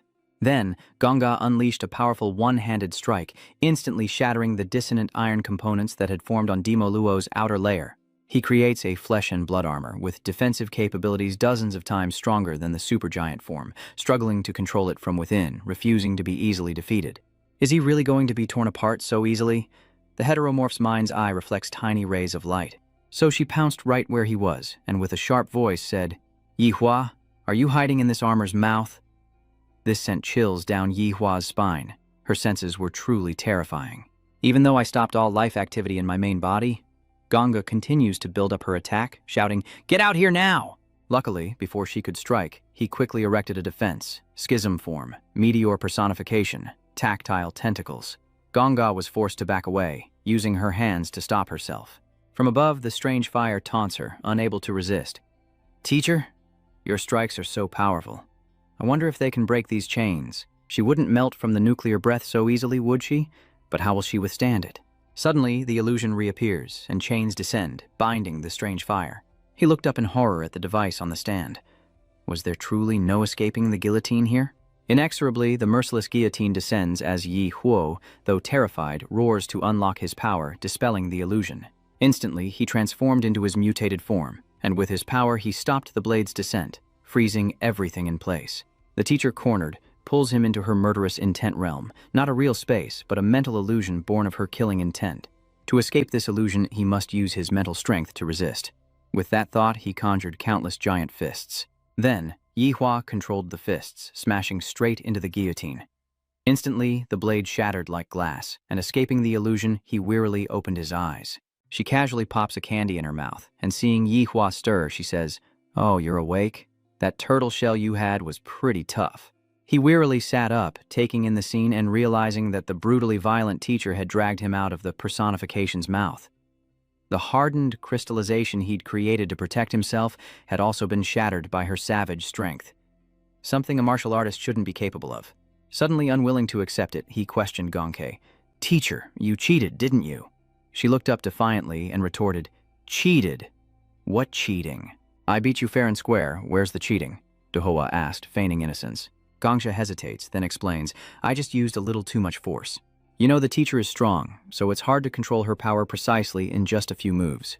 But then, Kunka changed his tune faster than you can flip a pancake, coaxing the spirit with crocodile tears. "Hey, I won't cheat next time, okay? Please don't be mad, okay? Please don't leave. I haven't played with anyone in decades." In that vast room filled with modern equipment, Dihuo waved her hands helplessly. "Hey, don't cry. Gongkui sat on the floor, wailing incessantly. With tearful eyes, she looked up and asked, "You're not leaving?" His face brightens, a cheerful smile spreading across it. "I worked so hard to catch you, teacher. Why would I leave?" Then Gongxia gets up, hands on his hips, defiant. "I wasn't crying just now." His eyes are dull and unfocused, and they head to the vending machine. Gongka opens the door to get water. "Now I have a basic understanding of your strength. Although you're still far behind me, you're quite talented compared to others. We can begin your training. What do you want to learn?" Yihua suddenly remembered, her eyes serious.